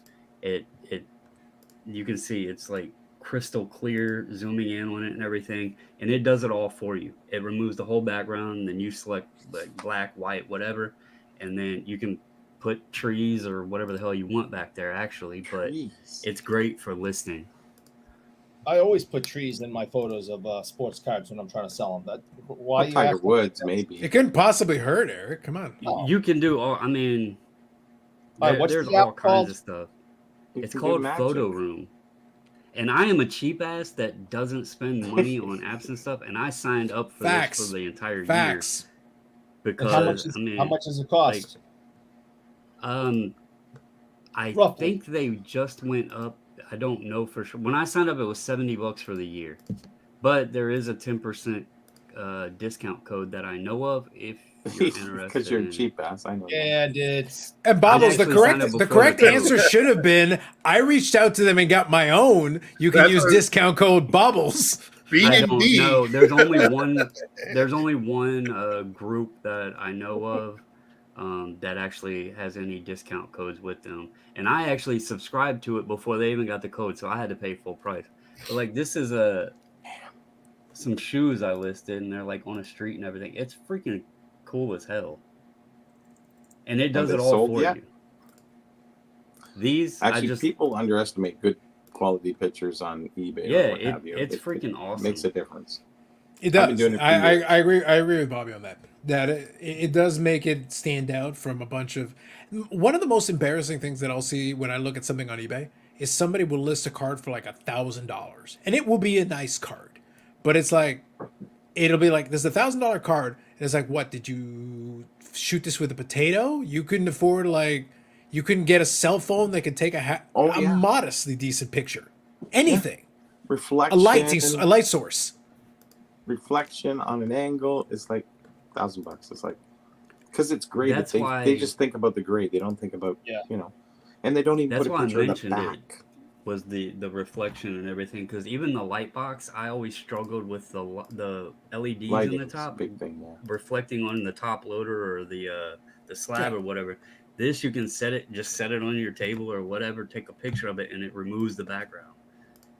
So it's pretty nice. And Michael Hamm is right. There is a free version, but it has a watermark. It doesn't give you all of the automatic backgrounds, and believe me, if you're doing a lot of different things, or you like doing creative photography or whatever, it's worth the money. And that's coming from a cheap ass. I was about to say the best endorsement that they could have is that someone notoriously cheap as you would actually advocate for the possibility of paying a dime. Yeah. Dude, I used the 7-day free trial that gives you access to everything, and by like day 2, I Day already 8? knew I was going to sign up for it. I was like, I love this. This is sweet. After he So, yeah. exhausted the dark web, it's like, all right, fine, I'll pay for it, I guess. I suppose. No, they give I you a suppose. free trial. So. I get it, Bobbles. I get it. So there you go. Not sponsored, but it should be. Mm-mm. Bobbles.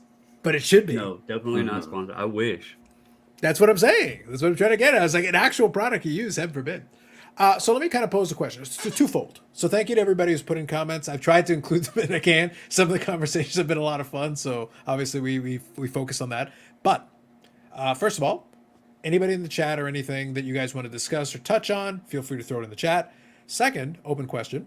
And since we've got Scott here in the Great Cornholio, since we've got that, anything recent pickups that you guys want to talk about, or anything cool that you've had come in? I had one card that came in. I shared it with the Discord. It was fun. I've slowly been getting some of those cup cards from Medano, but they've become so overpriced. We've talked about this in the past, how the pricing has been like, but when I can get one in open auction, that's the thing. It's like, if I can get one in open auction, it's like, all right, that gives me a chance. I can actually get it for what feels like a more appropriate price point. You better post that one right now before what we just talked about. That's it. I don't think Dustin will get it. The group of people that has Are you saying they only like real collectors, so he's out? well, this isn't even collectors, they're actually resellers, but I said They- nothing, Scott. I don't know they what have a you're close laughing about. connection with the designer of it. I'm merely asking questions.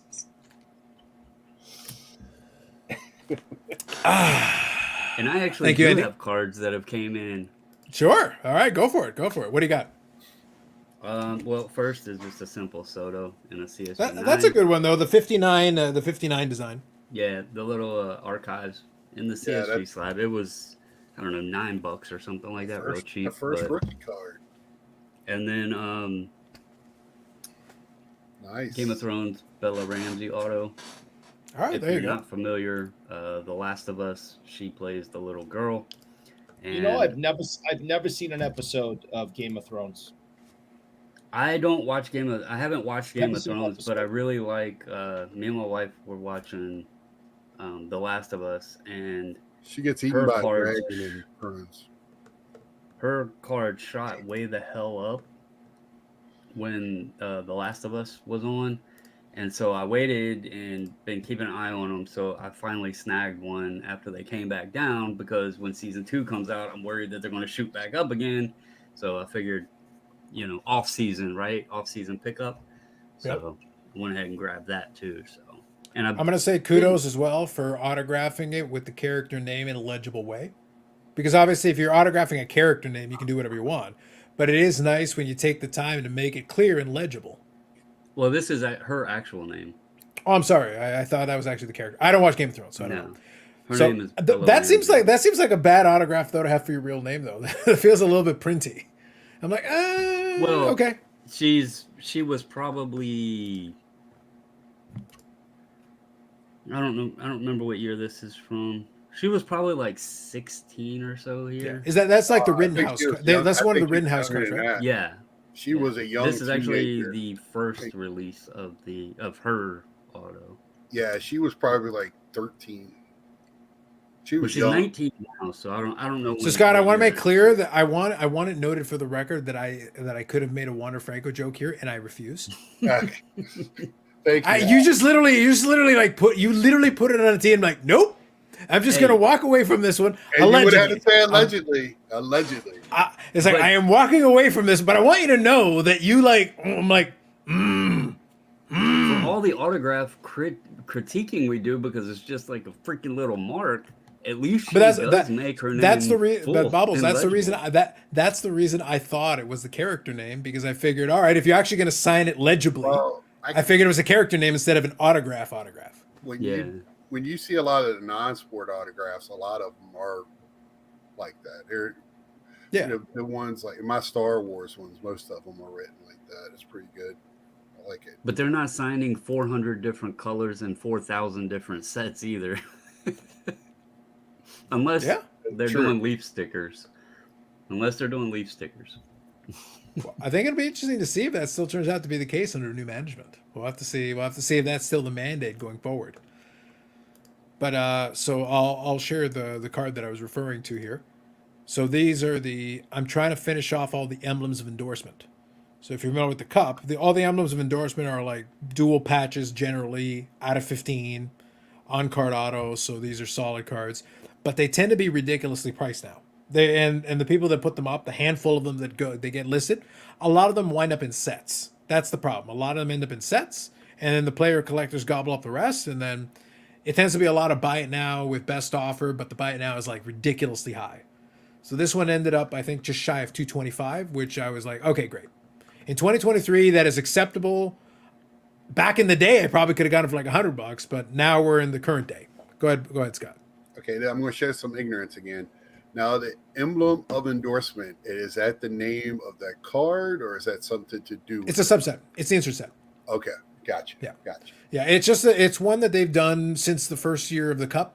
Every year they've got emblems of endorsement, and it's a very popular insert subset where it's a dual jersey on card autograph. So, and they've got a lot of different players. Over the course of time, Medano has 6 different, and with this one I'll have 4 in hand once it's in hand. So right. the last couple are tough. There's 2 playing days ones left that I need, and 2 of them are post playing days. So first year 05-06, and I want to say 9-10. Well, what I've been picking up here lately, I've been showing some off on the Instagrams, is I've been having fun with this year or last year's Platinum Chrome and picking up. I think there's 20 some colors this year you could pick up. That's the one that has the 53 tops design, right? Right. Yeah. And I mean, I don't know why me and Mike O talked about it. It is just, I don't know why it's almost a little addicting trying to get all the colors for for the players that you collect. I don't know why, because we would make fun of it if it was Prism. But this You one, have been blinded by the shiny. You've been mesmerized, Scott. Don't lie to the people. it is, and I mean it's been fun, and I'm still looking at stuff, but now it's getting a little pricey. So I just have to wait for some of that to cool off a little bit. Well, look, I think a lot of people underplay the idea here. The truth is, the advantage of that stuff, unless you're somebody who's obsessed with being a completionist, you don't have to get all of them. No, You can no. you can pick certain ones and say, hey, all right, Prism's a good example of that because they went nuts, obviously. But it's like, oh man, they got like 30 different cards. It's like, cool. You know what? I don't need 30. But if I get to like 10 or 12 or 15, I feel pretty good about it. I don't need to lose my mind. I don't need to overpay for the last group. But that would still look pretty cool on a page. You're still seeing a whole chunk of them anyway. Right. So it still looks pretty neat anyway. So yeah, just get as many as you reasonably can within the budget that you're comfortable with, and then let it go. Unless you're one person who has to. Right. I really like the orange with the Mets uniform. The blue's nice too, but I've always liked the orange. I always like the secondary color as the color match. Yeah. Man, the orange are really pricey right now. And I just, for a card that I don't have to have in my collection, it's kind of dumb. There's other cards I'd rather pay to get. It is, Josh, it is not graded. If I ever get back to Chantilly, I'll like to get, I like to get it signed, but no, it's not graded. There you go. Just framed, because I'm like Carlos. I might never see them win a cup again. So I feel like I've seen them win it, and I was trying to get as much stuff for that year as I could possibly pick up. Alas, Jamie Benn may not take us to the promised land. It's sad times. Yeah. Sad times. Yeah. So, Bobby, real quick, I wanted to get it in here since we've talked about it in the past. Sure. Do you have any feelings about Austin Matthews getting re-signed? I know he's not the kind of guy that fits into what you would like to see the Leafs do, and they're paying him like $13 million a season. Do you have any feelings about that? Yeah, that's a little bit much. I've never been a big Matthews fan. He's got the greatest hands in hockey, I'd say, at this point. But it's the rest of the things beyond his hands that I'd be worried about. He had a wrist problem. I think he had a concussion or back problem or something. So, he could be injured later on pretty easily. I think we can get a lot for him. Places that we need defense and goaltending. I don't even think we really need goaltending. We had a few good goaltenders, but we had horrible defense. So horrible defense makes, a new guy coming up getting, 50 shots a game is going to make him look bad. So, I would have traded him for sure. I think we have enough in Marner and a few other guys that were okay. But, it's like we're on the rebuild again. It's like what we're doing is we're outscoring our opponents, and we can't win in games like that. We have to have offense and defense and play like a team, and they're not playing like a team. So, and I don't think he's such of a team player. But you give him the puck, he'll put it in the net. So that's a good thing, too. Yeah, I think that's all. Yeah, that's always good. Put the puck in the net. Well, he does it very well. So Now, is he for when he's on the ice? I'm sure, just like when Ovechkin, the offense kind of goes through him. Like he's going to get plenty of touches. Like they're going to get him the puck in shooting areas, or all the time. Yeah. Okay. Well, a lot of those a lot of the big goal scorers are volume shooters. Right. With those guys, I worry. Like with an Ovechkin, I've been very impressed in his last couple of years that he still manages to still be a good volume shooter. He needs it though. Like for his game to work, he's got to be a guy who gets his shots off, because he'll go through streaks where the shots won't really land necessarily. But guess what? You got to let him keep shooting, because then all of a sudden they'll start going in bunches, and you'll score a ton of goals in a very short period of time. And there's no spring chicken, so yeah. But that's he don't where skate very much anymore. He gets on the offensive end and he's playing it like a cement brick down there. But yeah, but he's playing smart, right? skating is for peasants. Skating is for people who don't have people. Look, now, he started hitting people last year a lot more. I saw him get a little bit more physical. I don't know if he was getting. He still got the physical aspect to his game. But look, Yeah. I already said Ovechkin would guarantee his passing of Gretzky if he ever studies under the tutelage of Brett Hall. Because Brett Hall spent the last 10 years of his career not moving. He might have just been like fixed into that spot in the ice, but it works. Right. All you got to do is find the one spot. He goes, I'm just going to stand here until you pass me the puck, and then I'll shoot. Right. That's all I'm going to do. That's his last 150 goals. It's perfect. If he does that, he'll have 1,400 goals. He'll obliterate Gretzky's record. Who's Gretzky? He's not even a dude. Who cares?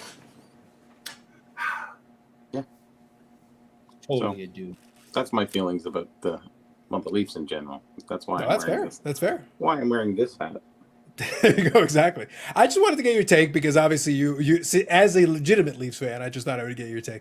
I'm neutral on it. Like, they're the local team, but I don't care one way or the other. At this point, as entertaining as it is for me to make fun of the Leafs in their ineptitude, if they did win, I would have no issue with that, no qualms with it. It would be nice, but it's like, I'm not banking on it. I have no concerns, so it is no threat to me.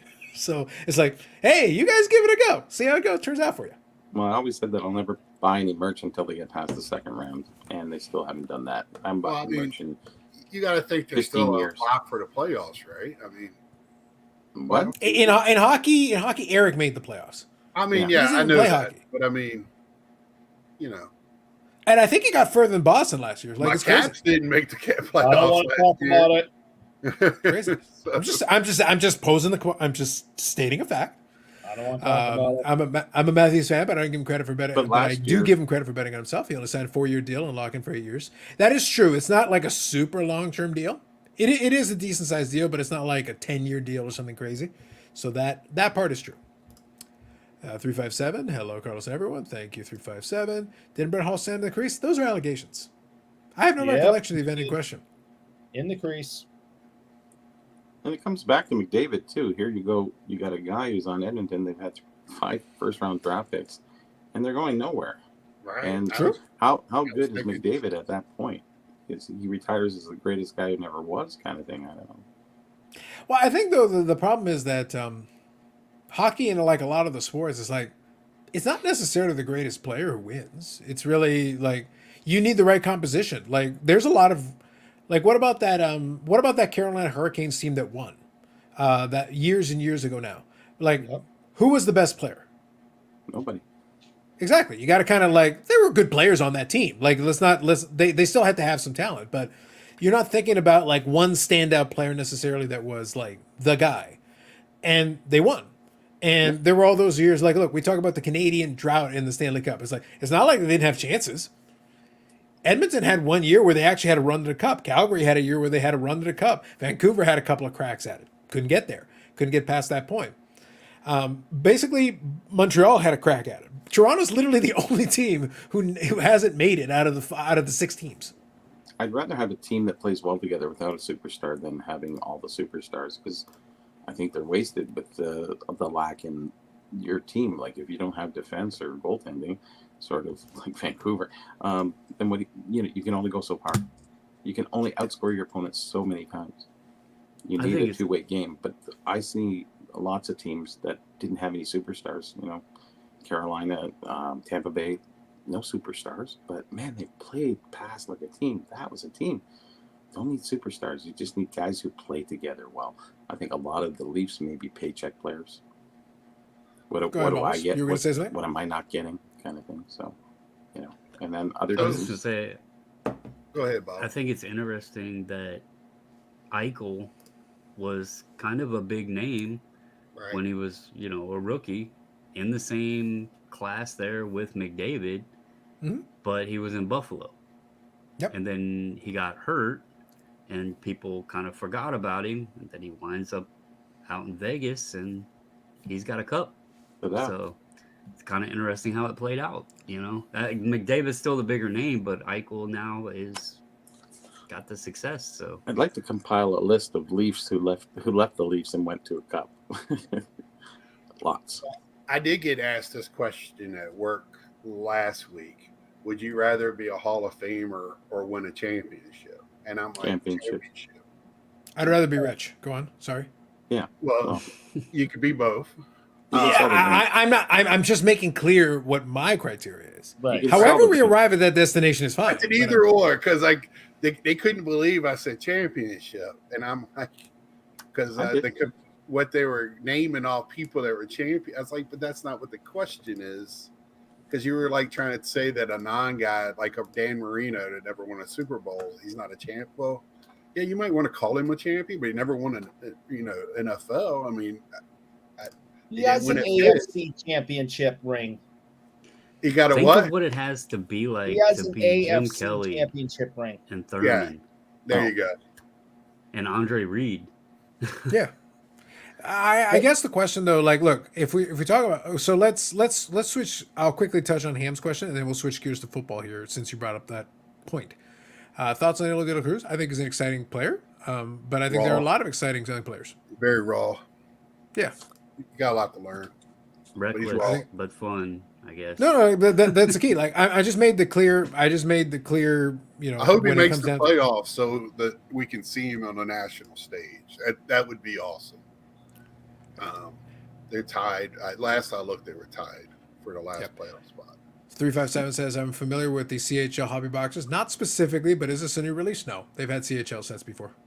The Bedard one is obviously why people are paying attention to it, but they've had CHL sets in the past for many years.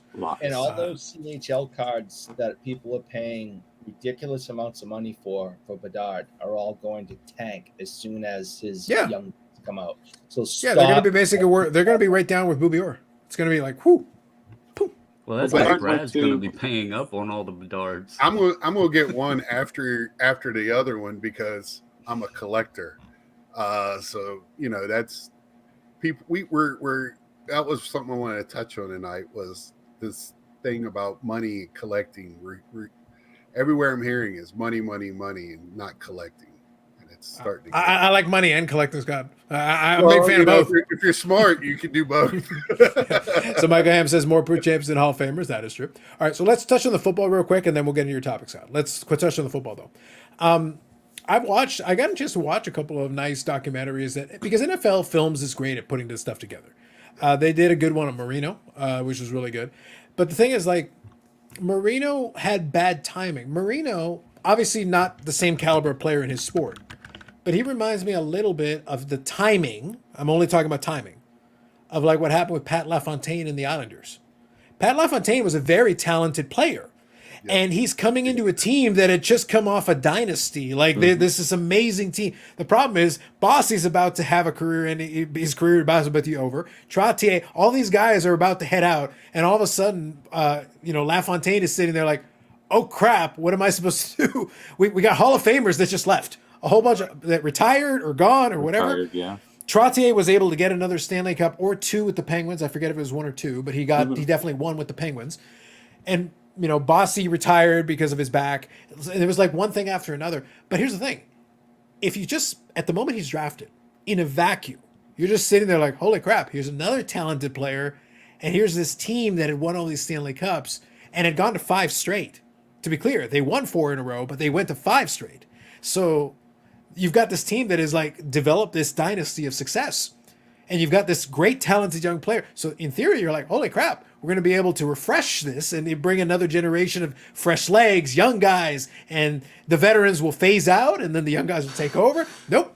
Straight up, the veterans all went away almost immediately. LaFontaine's out on his own on the island, literally, and he's screwed. Well, Dan Marino comes in. The team still has some residual cachet from the victory. They've still got Don Shula as a coach.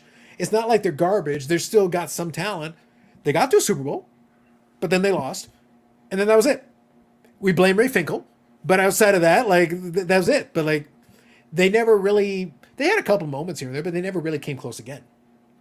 And it's not because Dan Marino played bad. He played very well for a long time there and obviously became a record holder and all these things. But they never adjusted.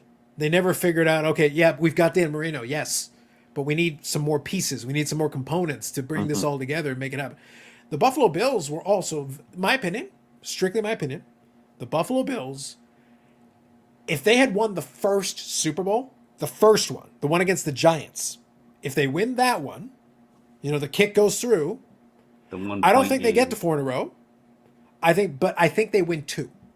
I think if they win that first one, they're able to win another one, but they do not get to 4 in a row. I think the adversity propelled them to fight through to get 4 in a row. But I do think they win 2 because they just have so much talent. Mhm. But the bad luck of the first one just kept carrying over, and it just compounded, and they never were able to get over the hump again. By the time they started playing the Cowboys at the tail end of that, the Cowboys were really, really good.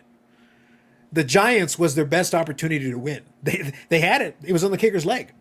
So the opportunity was right there. I think if they win that one, that gives them a little momentum to at least get one more time there and win one more. But we'll never know. But sometimes it's just bad luck. That team was on the precipice. You can't argue that they weren't getting blown out in that first game. It was one kick. Mm-hmm. So they had an opportunity to win. They had it right there. Didn't work out. And then that propelled them forward to 3 more losses. Is that Buffalo team considered a dynasty though? No. I got one more step to this question because we in baseball we call the Braves a dynasty and they only won one World Series. So in all those, I don't, but I understand the argument. right? I was just wondering. Right. I think they were a very successful franchise that demonstrated an incredible consistency. I respect the consistency. I have an issue calling them a dynasty, but yeah. By my definition, the answer is no. To me, you have to win multiple, realistically. But I respect the consistency. I think you can say they're an all-time great team because they put together great teams that were consistently in the mix and had chances, multiple chances over not 1 or 2 years, over the better part of that 90s decade. 1991, they were in the World Series. 1999, they were in the World Series, and they won in the middle of that. So they stayed relevant that whole decade, right there in the mix. That's impressive. I'm waiting for Battery to come back at me. Yeah. So, Bob, any thoughts? Any brought thoughts on up- kind of how we define a dynasty? For me, you got to win multiple. I'm the same way. Yeah. Yeah, I mean, again, it's not to bring it back up, but just using the Otani reference from earlier. Just because you're good doesn't mean shit if you're not doing anything. So you can be good for many years, but if you're not winning that trophy, it was all for nothing. I mean, unfortunately, yeah, you got to play in the game, but you went home empty-handed. There's too much participation trophies in today's, sports. So Yeah, but you can't measure one player's greatness because they didn't win or their team didn't win the Super Bowl or the World Series. no, I'm not saying that, but Okay. like you said, which would you rather have, a championship Oh yeah, most or definitely. Hall of Fame? Right. That defies, I think that, and it depends on the sport, but that defies the difference in someone that wanted to be successful as a player for their team, because most sports you have to be a good teammate to be good. Or were you a good player for yourself? Well, really- I can tell you this: almost everybody's in their backyard pretending like they're hitting the home run in the bottom of the ninth. They're not practicing their acceptance speech at the Hall of Fame. I think Look if you actually ask the players, I think biggest percentage would definitely be winning a championship. Well, let's ask The this. Hall of Fame is prestige, which is great if you had a long career. But regardless, like you said, he'll take the money, so you can sell the ring, but you can't sell prestige. No, 100%. And to be fair, though, like if we use the example, let's use the football example. And I want to answer this question because I think it's a good question right now. It's a valid question. I think what's interesting in speaking about the championships and Hall of Fame, Eli Manning will go to the Hall of Fame only because they won those 2 championships. True. So it allowed him to elevate. So kind of to speaking to Scott's point from earlier, Dan Marino is not falling shy of the threshold of an all-time great because he didn't win a championship. He's still an all-time great. However, when we measure him by other all-time greats, the championships give us a differentiator. Oh, yeah. The championships are how we elevate certain guys. Now, we're not going to argue that Eli Manning's better than Dan Marino. We're not, because Dan Marino's body of work outside of that is just so much better. But if it was closer to even, those 2 Super Bowls are going to put him over the top. Mm-hmm. The fact that Dan Marino doesn't have those Super Bowls knocks him down a peg compared to someone who's close to his level who has the championships to go for it. Jim Kelly was a Hall of Famer as well, an all-time great player. But again, if they had gone with if my scenario had played out and they had won 1 or 2, instead of getting to 4 in a row, if they only get to 2 in his entire career, but they win 2, Jim Kelly's career gets elevated. The rest of his career could play out the same, and he gets elevated simply by winning those 2 championships, or even 1. Regardless, it still elevates him. That's what happened to Terry Bradshaw. I mean, he don't have all the stats, but they won Super Bowls, and he's one of the greatest quarterbacks of all time in a lot of people's minds. And that's the key. Put it a different way. Let's use a different guy that's one of the favorite of the football guys. Joe Namath. If Joe Namath doesn't win the Super Bowl 3, are we talking about Joe Namath? Right. No. He's even a discussion point. Well, he was quite a character too, though. Yeah, he was, but without the Super Bowl 3, without the guarantee, the prediction, and accomplishing it on top of it, bringing that all together, the narrative really helped build his legend. Without that, if he doesn't win, he was a weird dude in the 70s. Yeah, interesting. Yeah, cool. But that's why football is the epitome of team sport. Sure. You put, let's take a current player. You take Patrick Mahomes and put him on the Cleveland Browns, and he's not the same Patrick Mahomes. I don't care what anybody says. He's not going to the Super Bowl. He's not taking the Browns to the Super Bowl over and over and over.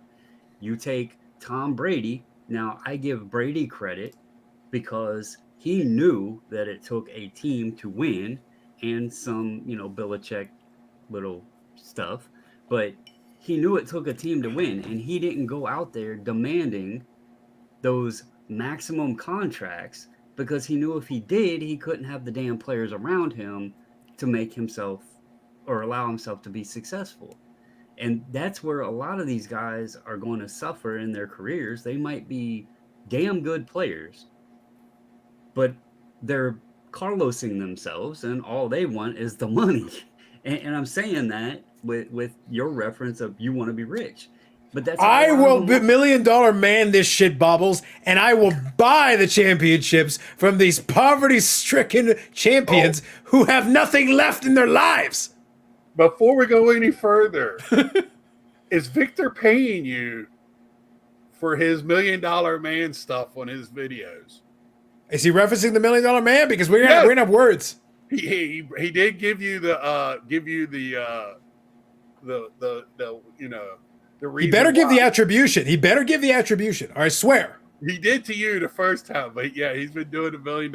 It's great. It's funny. He uses it properly. Tongue in cheek, he does it. But all I'm saying is you say, oh, you won your little championship. Well, what's gonna happen is when you are on your last dime and you need one, you know what? Carlos is gonna walk by there.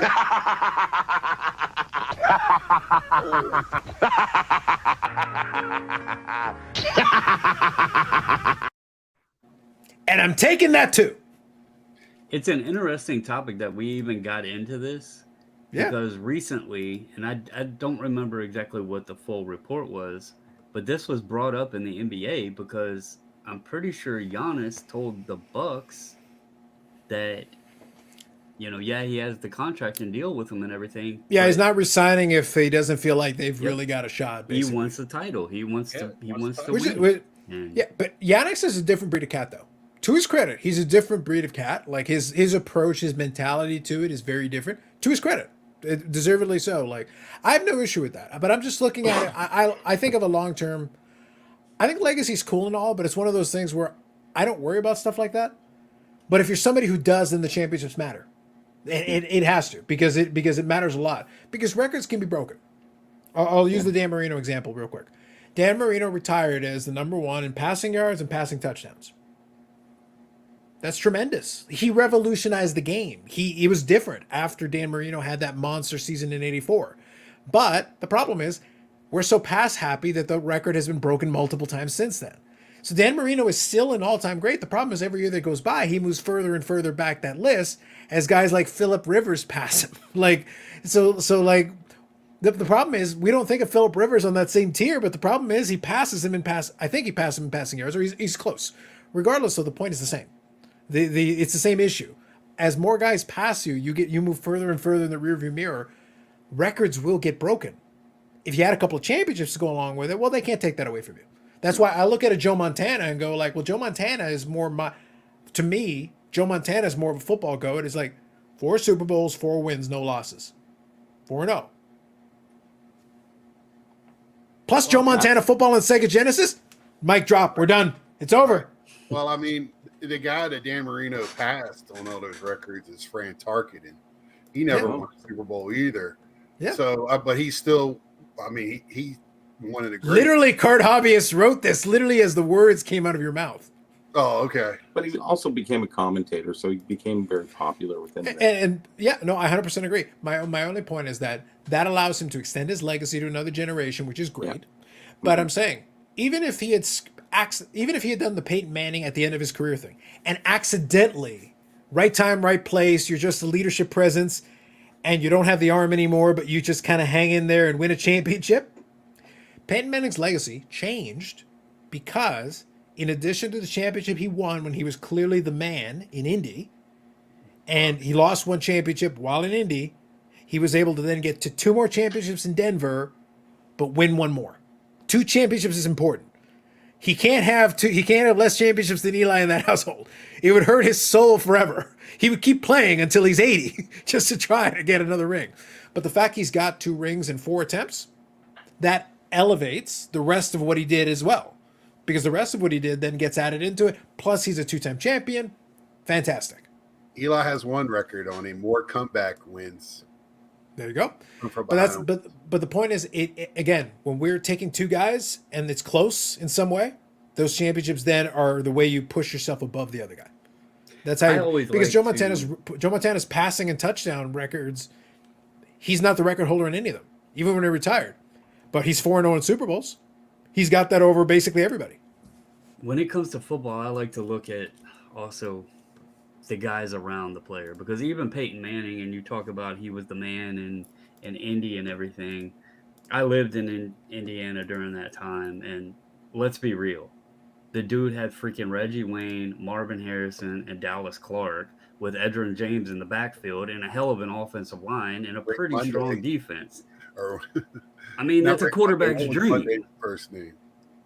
Or Saturday, Rick Saturday. That was his name. Oh, yeah. So, I mean, it all goes with saying you could have put Phillip Rivers in Indianapolis and he might have won a Super Bowl too. Who the hell knows? So I always Phillip Rivers did try it in Indianapolis at the tail end. It didn't work out for him. Yeah, but you know what I'm talking about. I know what you're saying. Can I quickly, I want to touch on this question since it was asked. I think it's an interesting one from Carlisle. So quick answer for everybody. I'll go around the horn. If you could choose the title you won, which would it be? World Series, NBA Championship, NHL. I'll include Super Bowl in here as well. I think it would win the Masters Tournament. So I'll answer for Eric's Cyclocross Championship. Bobby? Stanley Cup. All right, Stanley Cup. Bubbles? Probably, I would probably have to go the World Series because that's a long-ass season, and then you have to go through that playoffs too. I think it would be the World Series. There you go. Emo Scott says My Chemical Romance Heavyweight Championship. What else you got? World Series. I'm a baseball guy through and through. I mean, that's like I said, I won it 1,000,000 times in my backyard. So There you go. Eric, do you want to go with a different answer than the Cyclocross Championship? Because we know that's where your heart is, but what else you got? I would like either a Tour de France championship or a World Mountain Biking Championship. You could win that now if you expose everybody else for the cheating liars they are. Yeah, I would love a rainbow jersey. That'd be awesome. Let me ask this question. I thought it'd be the Nathan's July 4th hot dog eating contest. So go on, Bubbles. We said that Ohtani's likely never going to pitch again since he got hurt twice now. I bet you he'll do a couple of spot appearances here and there. They'll bring him in for like a couple innings at some point. They'll do like what Ichiro was like, can you let me pitch a little bit? All right, a couple innings. That's all you get. It'll be something like that. If Eric injures the hip for a second time, is he Ohtani'd out of bicycling? Well, it's funny. Look, it's funny you mentioned it. Eric, do you want to mention what you said to me when I asked you how this week had gone, other than being locked in your prison? Other than being locked in my prison, I hurt my hip and leg last Wednesday and haven't been able to ride my bike in over a week. and it. Bubbles, it was so perfect that you asked. I was like, If I can't ride my bike, I get grumpy. Which hip? You got a new bike too recently. Yeah. And a new hip. Yep. Can you get one of those like 3-wheel bikes that you can sit in like in a seat and Yeah, pedal put a in front of clown you? uniform on. why don't you switch over to the e-bike and then you don't pedal anymore and we get rid of the pretenses? Yeah. I Or may one of the have little to. wheelchairs with the little controller on it. Just get a Pope Mobile, Eric. Just get a Pope Mobile. Then you're covered for all elements too. You can just putter around the neighborhood. That'd be great. I want one of the wheelchairs that you just blow in the tube. So you don't even have to move. You are your full hand. of hot air. That is true. Mm-hmm. Yeah. Yeah. Well done. Lapper is being scandalous. I like it. I like it. Being scandalous. Look at you. I get frustrated players, but don't fault them for taking the money over taking the team flex. Titles would never be that important to me. Rather have the money to give to my family. Yeah, winning is cool, but if you're playing in a team sport where you don't have complete control over it, yeah, give me the cash. Colin Murray says the Masters. All right. He wants the green jacket. I like it. Wes says I would want to skate with the cup. Hands down. There you go. I bet Eric's bike has tassels. How do you know? How did you know? Who told you? It doesn't He's have got the flag tassels. in the back. It does have a flag and it has a basket on the handlebars, but it doesn't have tassels. And the little bell. But you have the card in the spokes.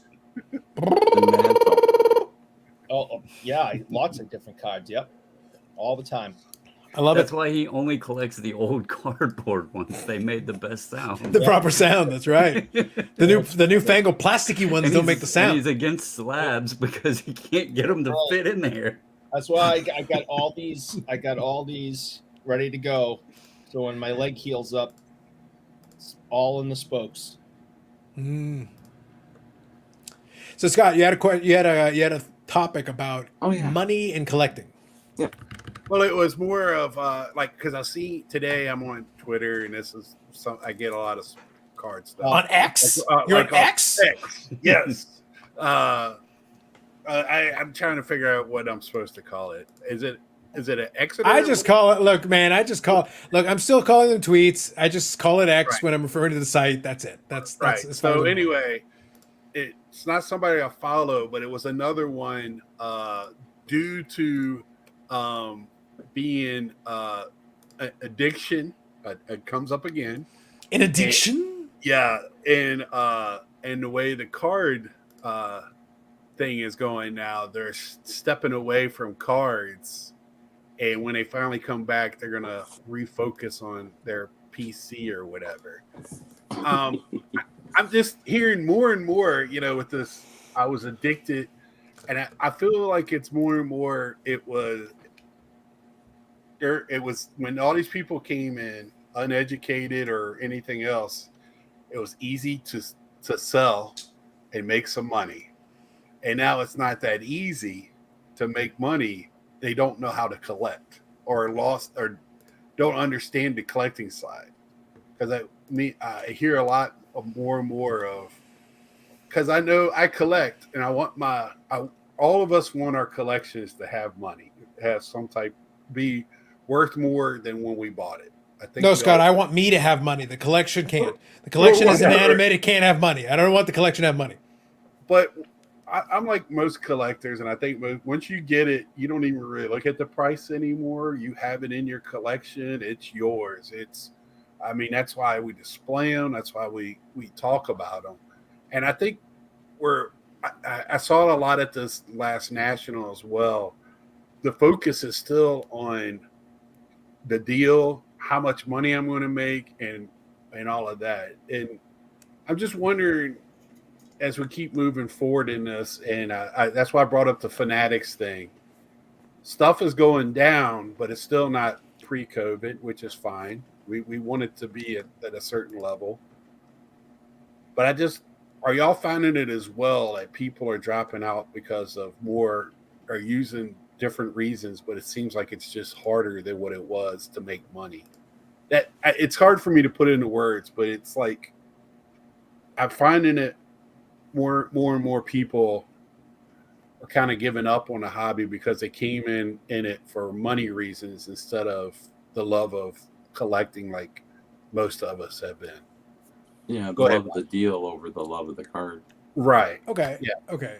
Once So I'll tell you what. possession, when possession overrides the money part of it, like if I want something, I didn't care what I paid. I just wanted it, covet, possess, and that I think is the fine line between how much you pay. I don't even remember. It was like $500 or something. I don't know, but I got it and I'm happy. Right? That's the difference between.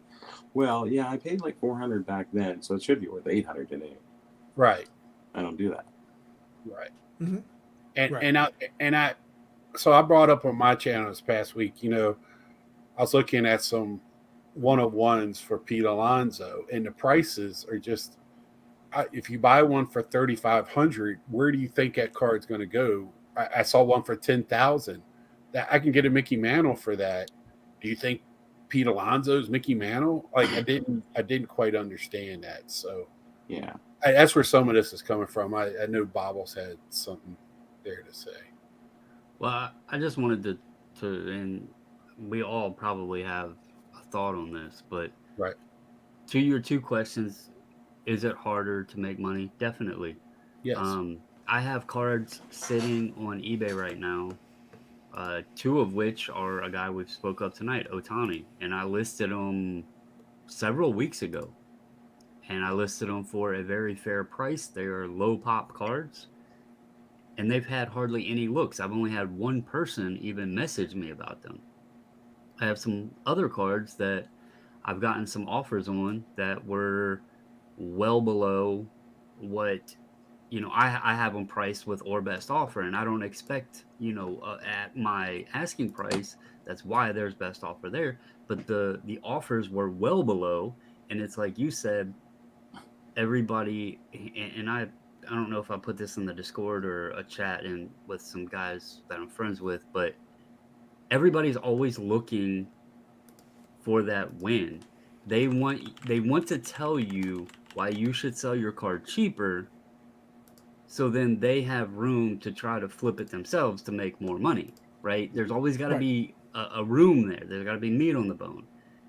As to the point of looking at your collection and wanting it to be worth money, I'm going to tell you something personally that's hit me over the past, I don't know, month or so. I've actually been looking back at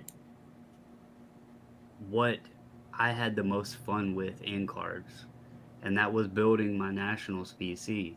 And I've actually been looking at Victor Robles cards because he is a guy, him and Michael Taylor, they're two guys I love to collect. Are they worth tons of money? Hell no. Are they going to be worth tons of money? Hell no. But that's, though Ryan Zimmerman, those guys, that's where I've had the most fun. And I think that is what people really need to step back and look at. If you have fun collecting expensive cards, then do it, but figure out how to manage it and be responsible. But I think folks need to look at what they have the most fun with in this hobby and stick to that, because yeah, it's cool having the Ruth and everything else, but to be honest with you, I'll sit here and say it, the most fun I ever had was building my Nationals collection. Yeah, I just think people have bought cards in like things like Wander Hat or some of these cards, the Zions and all these cards that are really falling. They're taking a beating, and it's just not fun to them anymore. And I'm seeing more and more. Yeah, go. What did you say, Aaron? Bowl cards. Oh That yeah, is the funniest thing. I think it is the absolute funniest thing. I feel bad for nobody who got on that train, because it was only investors who were trying to screw the hobby, and then they sent all these bowl cards out to grading companies because they were going to screw everybody over when those cards came back, and it took a year or more to get their cards back, and the $500 bowl card is now worth $5, and I think it's hysterical. I did remember seeing a video. There's a ton of players. when we were when we were in the hype of it all, I remember seeing a video where a guy was going around showing the show, and there was this no guy dealer, and he had, obviously display cases full of cards. And he goes, yeah, that's 75K, that's 85K, that's 150. It was like 40K for that. It was just like, it got ridiculous. And I'm sitting here going, who's this guy? So everybody sort of enjoyed the ride. Now the ride's over. So Right. reality is clicking in for a lot of people, and they're just sitting there going, and who's got 75K? Like honestly, like I have- 75K in the hobby. Bobby, you're touching on something very good. You're touching on something that I've had some Wow. fun with some folks on. Of course, that's why the Burrell. But the thing is, I specifically had this exact conversation where I just said, I don't worry about what the price point is. And this touches on what Scott talked about earlier tonight with the Fanatics thing. I don't care what Fanatics does. It doesn't make any difference. I understand the idea that some collectors are very upset that it's like, well, guys, you have to have some patience because the market is going to have to work itself out, which means that, to Scott's original question, some people are going to have to learn the lesson the hard way. It is harder to make money, but that doesn't mean you can't make money, because in the middle of the dead period, there were several of us who were able to buy and sell cards and make money anyway. The margins were smaller. You just had to be more comfortable with 15 or 20% or 10% or whatever, instead of trying to like 5x every transaction. That's not the way it always works all the time. You have to demonstrate some patience. You have to hold some restraint. But that meant that you had to buy correctly. You won the deal on the purchase. The purchase was the important part, because then afterwards it became easier to do a transaction. You'd be able to figure out the rest of it. But if you got greedy and you're like, oh, well, I can flip this in 10 seconds. I always use that example that I saw in a vlog where I talked about this before. I was like, there was this kid who was super proud of himself. He bought this card for like, I think it was like $3,000 or $3,500, and he sold it for like $3,900, and he made $400. And I'm like, I don't need to spend $3,500 to make $400. That doesn't make any sense to me. The profit margin is so minuscule. Yeah, you made money, but it's like, how much money did you put at risk to make such a minuscule amount? And this is why today the trade nights are so popular, is because a lot of guys were trading like $30,000, $40,000 cards. Well, that's what I was saying. The card has become currency itself instead of using currency to buy the card. Well, it's been totally commoditized with all the grading and everything, right? So we know when this sold and this is worth this. Let's do it. Then it's speculation after that, right? I think cardboard washed a lot of money the past few years. It did. Now, a question for everybody, and I'll include this question as well. We'll talk about this one as well. And some great questions, so thank you everybody in the chat. But one of the things that I posed, and they kind of played off that as well, is I said, look, the majority of the hobby is never going to spend $1,000 on a card. Regardless of the circumstances. Boom period, low period, it doesn't make any difference. The majority of us are not collecting cards that necessitate that under any circumstances. And for most people, a purchase of $100 is a decision. Like, if you take the average hobbyist, forget about the people in the vlogs and whatever. I'm talking about the average hobbyist. If this card is $100, they got to think about it. So what are we even talking about? $1,000, $5,000? No. $100 is a decision. It's a thought process. Go, wait a minute. Okay, yeah, I can. Yes, I can afford that. However, do I want it enough to spend this $100 when I could buy this other card for $100, or buy these 5 cards at $20 a piece, or whatever I'm trying to do for my collection? It's a decision every single time, because you're talking about the choice between option A and option B, because you can't afford to do both. Well, I think that left the collectors behind, and the investors, that's where they came in, because they had the money to come in at that, because nobody really cared. It's like the Gretzky went like exponentially up. It's like, I've had 25 years to buy a Gretzky. Why would I pay now, $8,000 when I could have bought it for $1,500 5 years ago, 2 years ago, 8 years ago, whatever, right? So that climb wasn't there. It was a new breed that came in for that. Because like you said, like $1,000, I've been saying that too. Who's got that money? Most people, like my biggest card budgets that I ever had going into the show, like, obviously you brought some money because you buy some of the stuff and you're looking for certain things and you have access to certain funds to do that, but you've been doing this for a while. You've been in the business a while. As a collector, though, most of the time when I'm going to a card show, I am literally bringing a budget to effectively burn, incinerate on PC stuff. That's what I'm doing. Yeah. So it means when I'm bringing $1,000 plus, which I've done a few times, it's the exception rather than the rule. And I try to be picky and I try to be very selective in how I expend these funds. I don't just try to blow them all on the first card I see for $1,000 and then that's it. I'm done for the show. I'll try to buy some $20 or $30 cards that maybe, but I'm also collecting a player who has cards that range all the way from $1 to a couple of $1,000s at the absolute top end if I'm willing to overpay. So there's a lot of room in between. It's particular on the lower end, so I can find stuff that still fits in my collection. What? And even on the vintage side, there are a few cards left that I have, and I can even tell you what they are. There's a Bart Starr rookie that I need for the 57 Packers, Topps Packers team set. I need that card. If I want one in half decent condition, that's a $1,000 plus card. 53 Topps baseball, I need the Jackie Robinson. I can get that under $1,000, still be able to get an okay copy. But if I want a slightly nicer copy, then it goes over. Maybe Satchel Paige. Willie Mays is over $1,000. So Willie Mays will be over $1,000 if I don't want it to be demolished. So there's a handful of cards left that will clear that total if I'm being picky. If I just grab whatever, then so be it. And if I find a great deal, then so be it. But those are, I can literally count the cards on one hand that would qualify. Everything else falls well under. And I used what to bring you just 10K. said there is exactly 10K to what the show because I collected wax. But that's the level. It was different, right? Sure. Go ahead, Bubbles. But I went home usually with 8. Well, what you just said was, it's for most folks, it's easier to spend less money on cards than throwing out the 1,000 pluses. And you are absolutely right, and that is what I was alluding to even when I said the most fun I had was when I was building my Nationals collection. Because if anybody followed my channel or has watched videos that I did years ago, when I first started like really doing YouTube, I told the story many times of how I was too cheap to spend $50 on a Juan Soto Bowman Chrome, and it bit me in the ass because that card, went crazy.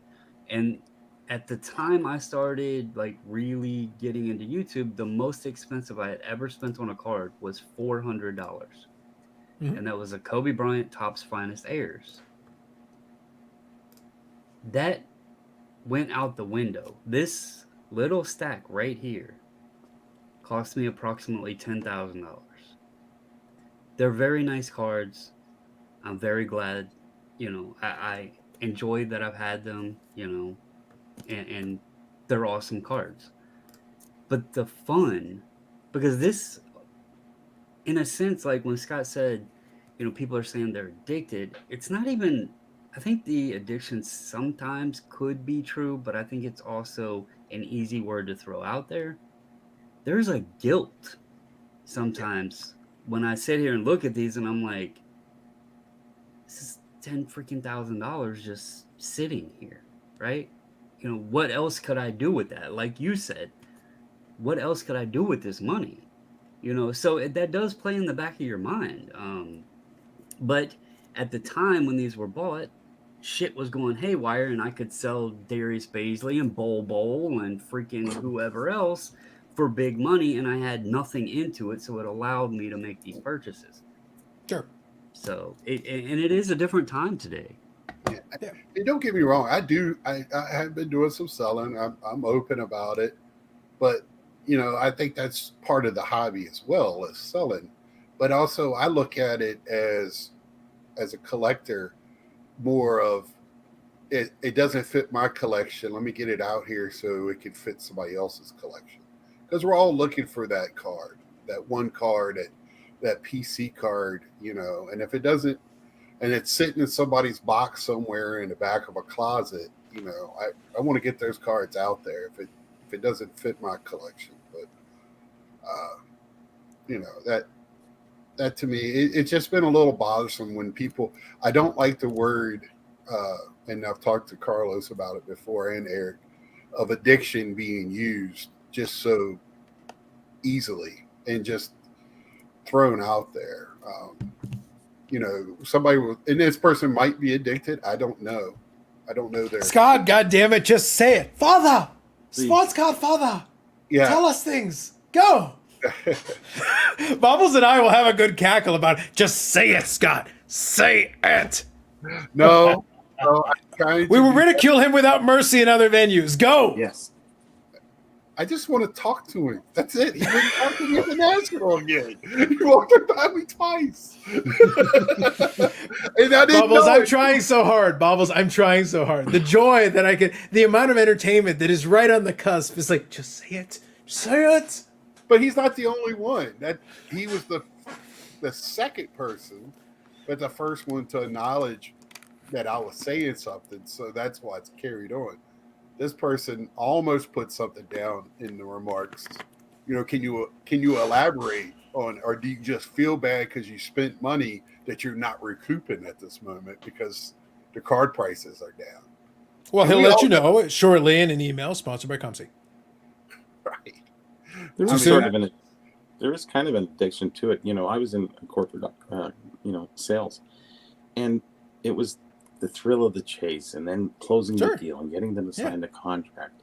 Now you put that into sports cards. These people not in sales before, then their cards are worth money, and then it gives them that power. It's great. It's great. So if you have that, and you're trying to sell a card, and you get that stimulation from it, it is basically an addiction. It's something you crave to keep doing because you like the rewards.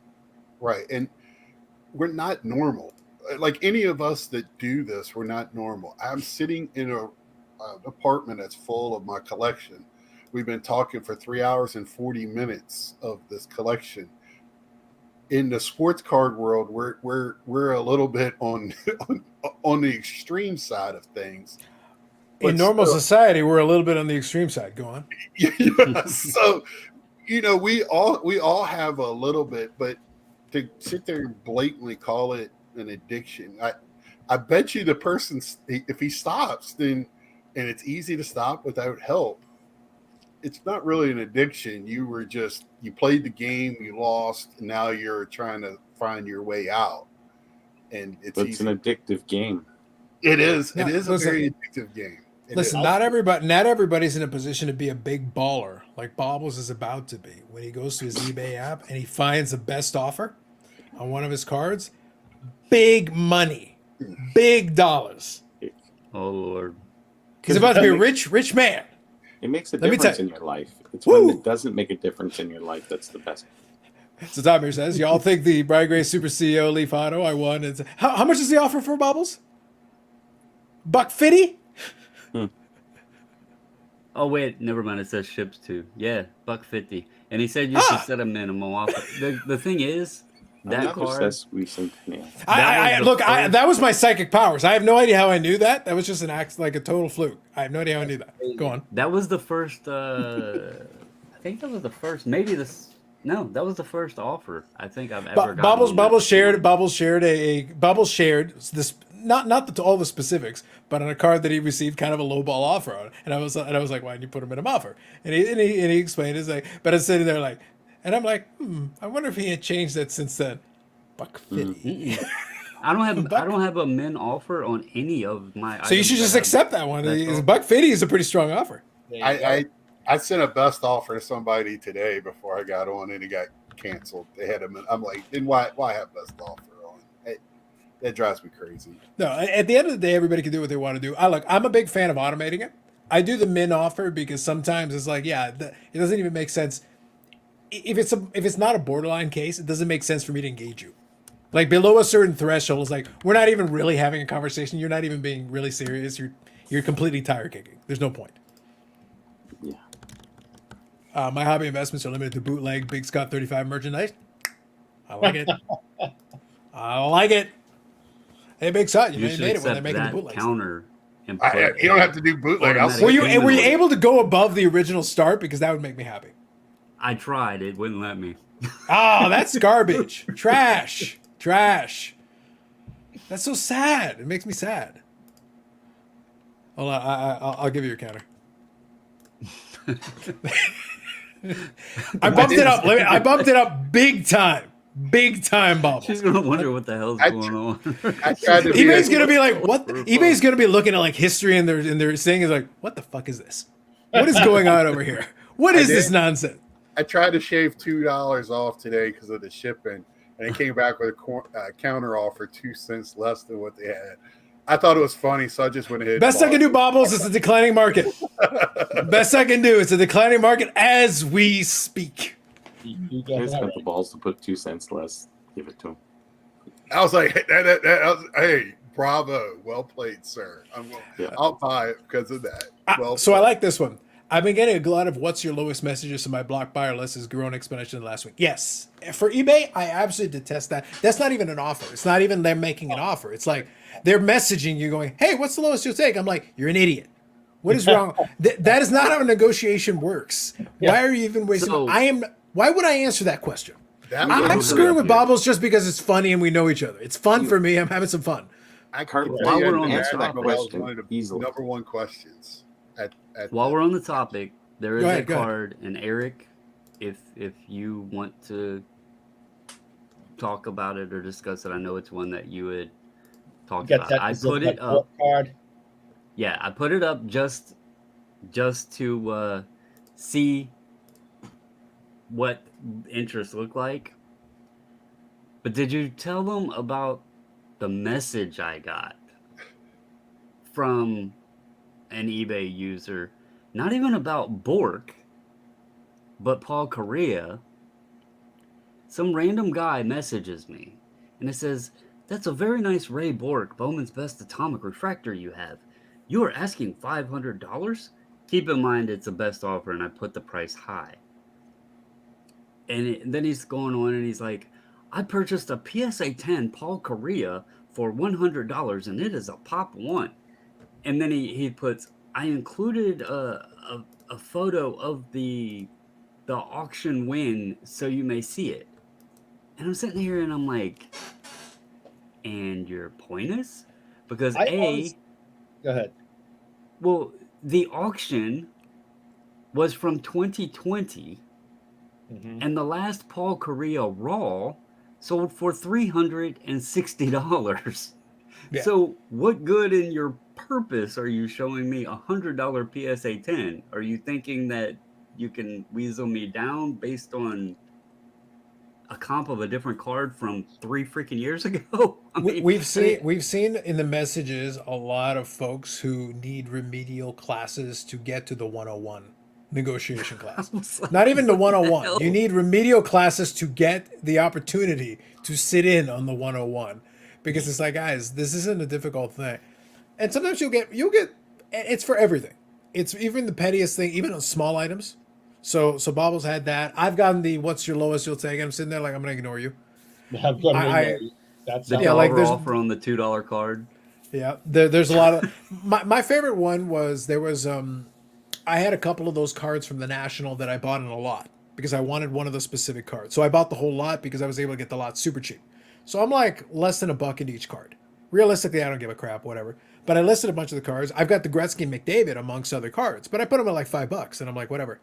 But I had somebody message me saying, "Oh, I'm in Canada, and you're in Canada. Why do you have the shipping set to that?" I was like, "Oh, because I intend to make money on the shipping. I don't actually care if you bid or not. It's a $5 card. Go away." Why don't you do this? Combine the minimum bid with the shipping. The total's $10. If you're comfortable with $10, bid. If you're not, fuck off. How about that? Yep. It's really easy. Yeah, like if the two totals add up to a number you can live with, then you're good to go. Otherwise, screw off. Like it's not that hard. CC said, "Eric, don't you have a PSA 10 Korean Bowman Atomic?" That's right. Hold on, I'm He's just going through. insinuating it's I always answer, Eric, "What's the that was most you'll message. pay?" That's No, right. Eric, if you are interested, we can work something out. I threw it up at 5. I don't expect You 5. take payment plans. I don't want crumble cookies. Oh, too bad. Bobbles, I'm willing. If you take payment plans, Bobbles, I'm willing to bump my offer to $3. $3. Woo! The card he's sending me offers on is a clear-cut Kale McCarr that I got an offer for $2,000 below asking price today. The best part is, Scott, he got an offer $2,000 below asking price. Ha! I sent you an offer $3,248 below your asking price. Take that. Yeah. If they ask the lowest, I'll respond with the asking price. That's right. 357 says, "How many Trout rookies does Carlos have?" The same amount as valid Trout playoff performances. Too soon. Oh, Moving so on. you have one? His one player performance wasn't valid. That wasn't a performance, Bobbles. I think he hit like 083 in that one series. It was really bad. I try to be nice and warn them many sellers auto block if they get that question without any offer involved. True. The lowest I'll take is more than the most you'll give me. That's probably true. Exactly. If you have to ask, you don't want to know. Don't you have a PSA Korea Bowman Atomic 1 of 1? Maybe he does. Make these Sid are great cards. A $40 card now. Yep. I like the Sid Upper Deck Rookie that comes with the die case by Zamboni. Super condition sensitive that comes in a toy package, so I can appreciate the McDonald's. There you go. But yeah, it's one of those things where I get the idea if someone's actually legitimately curious about certain aspects of it. If you have a legitimate question about the card, so be it. But if you're trying to play games with... My favorite wasn't even somebody trying to talk me down on price. My favorite was a conversation I had with somebody recently, this past week, where they were asking me if I would take payment by, what was it? It's the Interac, basically Interac. And I was like, now my response to them was, do you mean that you'll buy it on eBay? Remember, you're doing this through the eBay messaging system. So I said, are you asking me if you will buy it on eBay, if you can pay me through Interac? Because here's the thing. You could technically do that. I could just mark it as paid if you went that route. Because Interac is legit. But at the same time, I'm not getting my account blocked because of agreeing with circumventing the system. So I literally gave the guy an out being like, are you asking me if you buy it on eBay, if I'll take payment with Interac? And he goes, no, I'm thinking you pay me, I pay you through there and then just ship it to me. And I was like, well, at that point, our conversation's over because you're trying to circumvent the eBay. Yeah, By the way, it also makes no sense because you're basically offering me what it would have cost you if you just bought it on eBay anyway. I'm like, you're not saving anything. So I'm like, why would you risk banning your account? You're not even saving money. They don't even know, probably. Yeah. So I was like, so at that point, it's like, I'm blocking you. We're done. This conversation's over. I've had my account for way too long to get it blocked for something that stupid. Well, I just like to make a quick plea. If my mother is still watching, can you please give me $500 so I can buy the Brave Book card from Baubles? Thank you. Wow. I don't need 500, Eric. That's I would offer 150. Would you take $150? I love you. I love you, Mom. I love you, Mom. If you're still watching, Hey, Bobbles, I'll give you $525. 525? Holy shit. All right. Go ahead. I'll go Wow. get it for you. I'm gonna Scott. drive this up for you, Bobbles. Wow. hey, I don't care. that- My mother's paying. I don't care. There you go. That's the spirit.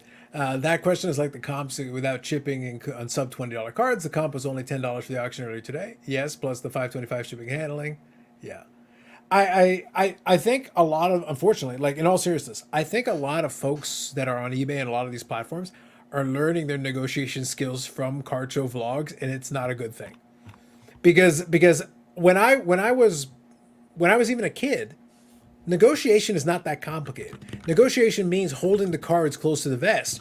Your goal is to try to get the best deal possible. The dealer's goal is to try to get the most money possible. We know where we stand respectively. Respect. But at the same time, it's like, okay, I'm not going to tell you more information than you need to know. And you're also not going to tell me more. Oh, what do you have into it? If you're the dealer, you either ignore the question or you lie. Like, what does it benefit you to give information like that? It's like playing a poker hand. Like, oh, here, let me show you my cards. Why would I do that? What sense does that make? We're playing a game here, and the game is simple. Everybody understands what the game is. I like this. $5.50 on the board, and I like for Eric. I don't know, priced it Eric, too that low, price is going- apparently. I need to go change it. Well, Prices- also it's I feel going like up as on we eBay speak, as well. It just feels like the flipper culture has taken over because they want to buy it at half off so they can sell it for the price you're trying to sell it at. It just doesn't make much sense. Well, they're peasants, like I said. Forget about half off. How about 99.9999999% off? Bubbles? 0.9999999% off. That's the pro move. Take it easy, Bobby. It looks like his audio just randomly cut out, unfortunately. So Yeah. the bro has left us from the garage of knowledge. So any kind of so either Eric or anybody else, is there any last topic you want us to touch on? We'll finish up right around the 4-hour mark, so we're right on the cusp of that here. So we're winding her down. So we touched on that a little bit. You decided to take your sports car dad slander to a new level, Scott. I appreciated that. I It was didn't terrible. even bring it up. It was You terrible. brought it up. Everybody I- wants to be the bad I guy. like all I heard was Big Scott going like, "I hate sports car dad. Screw him and the horse he rode in on. He's not addicted to anything." I could read what you were. I picked up what you were putting down, Scott. That is not. I just saw it again today. Bubbles, did it not like? Did you not see in Big Scott's eyes? Like he was there. He's like, "I want to denounce this fool. I want to denounce this so bad." I was like, "Please, Carlos, just articulate what I'm trying to say to the people." I don't know him. I've actually the last week I thought I was gonna hate watch a couple of shows, and he kind of made some sense on some stuff. I gotta give him kudos when it counts. There you go. There you go. I mean, he did let somebody else do all the counting for him, so he's smart. But all the parallels. That's why else didn't work. Oh, that video. I know. You what know you're talking exactly about. what I'm talking about. You know what's funny about that is Go ahead. that is now a thing. Go to my channel like 2.5, 3 years ago, and I did the same damn videos counting up all. It was a problem then. I know. I've done How in the same hell is thing. it now being recognized and the work? It was the videos are there from freaking 2021 or something like that. We've been talking about Prism Color and how many they make for. I broke years. down Select, Prism, Mosaic, and Optic, all four, and showed the Hey. damn colors and how many cards were serial numbered, how many different parallels. And I did it over a Scott, couple you have to different have content to fill in the sponsor read, man. Do you not understand? Don't you get it? But Don't I you watched understand? What was the other one? He had an. I was like, oh, this is pretty good information. Thanks. Real quick, Colorado Sports Dude here says, funny conversation because it definitely seems an issue, but what do you expect when selling on a platform that has a messenger live to millions of people? Yeah, absolutely, absolutely. Lapper says, sports card dad averages 3.5 videos a day, so it might be on the low side. He's going to have a hair of overlap, yeah. But look, I like to make fun because it's fun, and we're on a Discord with him, and like we make fun of him there too. But the reality is, yeah, some of the videos exist for no other reason than, he'll argue against it. He'll say like, no, it's like, dude, this video only exists for the sponsor ad read. This is not bringing up a new topic. This is not a new topic. Don't lie to me. Can I say something about the sponsorship Please, thing? go ahead. though? Go ahead. How hilarious was it that he does one video talking about how PSA is questionable for their grading and everything, and then the next video the sponsor is fucking ComC with the big PSA thing right there in their ad, and I'm like, well, you just said PSA is questionable. It sucks, but now your sponsor is. So like, wait, you're saying by promoting virtue of that, sports card dad is saying ComC is questionable. No, it Eric. was ComC promoting PSA. It stands to reason. It stands to reason. I have questions. Scott, we're going to have to get to the bottom of this. There's some serious I just questions thought need to that be was asked. very, I am not very picking on funny him. how that worked out. I think I don't- Scott, don't try to beg off now. We all I know don't that know you're him. here being a sports card dad hater. We see your scandalous words. We're all here trying to be. I'm emo, man. Scott, Come on. I have love said, if I've everybody. said it once, I've said it a million times. Eric, am I or am I not? Don't answer this question or I swear I will take you off screen. I am a man of peace. So, Scott, obviously the problem has to be you. I know better than that. Man of peace, Scott. I can smell it stirring from over here. Scott, I believe my own lies. And therefore, they are truths. And that is how we play. We all have spoken our by own a true truths. psychopath. That's okay. It works out. Yeah. Episode 150. Great live, guys. Carlos, for episode 200, you need to do it on a Sunday for old time's sake. Oh, that'd be vicious. That'd be horrific. Well, that'll probably be in a year's time. We'll see what happens. Scott versus Sports Card Dad YouTube beef is what I heard. That's right. We're again. I'm a nobody Bobbles compared here. to him. Pacifist Bobbles here is calm, cool, and collected. I am Eric nobody. Eric is chilled for the night. He's cool. He's decided to stop fighting his imprisonment. He's gonna just accept it as the way it is. But here's Scott, trying to stir the pot, trying to cause trouble, being scandalous. I am a nobody. Hope. It's unacceptable. Look at this. Kathy Wade. Good evening, Kathy. Bobbles, give me a break. Damn. Don't have to sell him anything. I'll have to Miss listen to Wade. wine. I Dang. apologize. I Dang. did not mean to What? do that to you. I What's really the- am sorry. It's just $500. Why don't listen? Well, it's like 551 now. Just write. The number's steadily gone up over the course of the night. I don't see what the problem is. She's loaded. What's gonna happen? What's gonna happen, He Eric? said- You for a son. Hey, he said he'll do it in payments. That's 10% on each. The payment problem, right there. Eric, is that what's going to happen is Dustin is going to find out that you are at least on friendly terms with Scott, and he's going to come over the top and offer $750 with some of his sponsorship money. There's just a lot, there's a lot of bitterness in that man, and it will manifest itself into high bids. It's all right. It's mom's money. So whatever the high bid is, I'm sure she'd be willing to outbid it. Dang. Scott's punching upwards is what I hear now. True. Scott, is there anything else? I don't even know I could reach that high. Is there any? Listen, is there any more pot shots you want to take, Dustin? I'm here for it. You already said his addiction is fake. It's a lie. I didn't say that. I don't know enough. I believe that was implied, Eric. I believe that was implied. I think the word is used too easily. Interesting.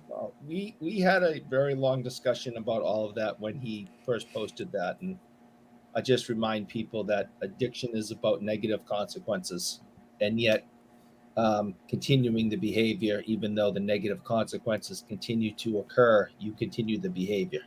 Are you suggesting that purchasing Derek Carr gold prisms is a negative consequence? Oh, that's just stupidity.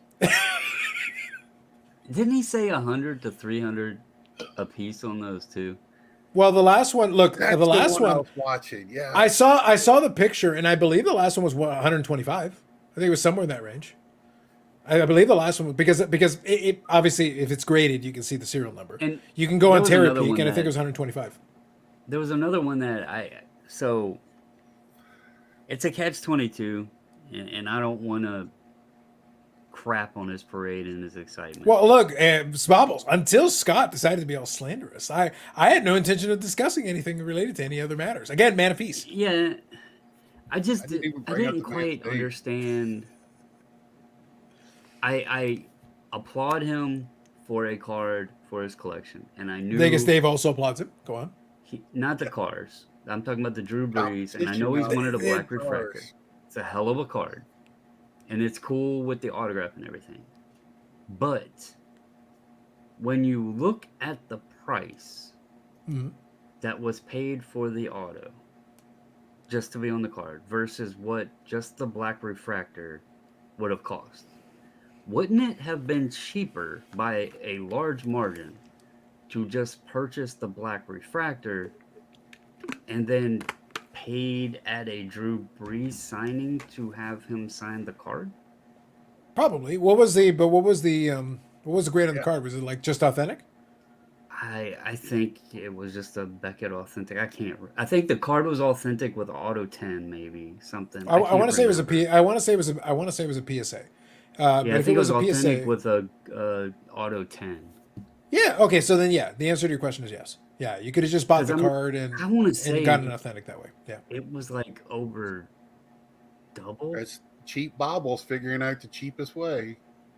Well, a lot of those you cards could've though, a lot of gotten those two cards you of could them. just buy the card. Yeah, you could just buy it. Well, yeah. I mean, but right now it seems like in-person autos resell, and I know that's what he's looking at.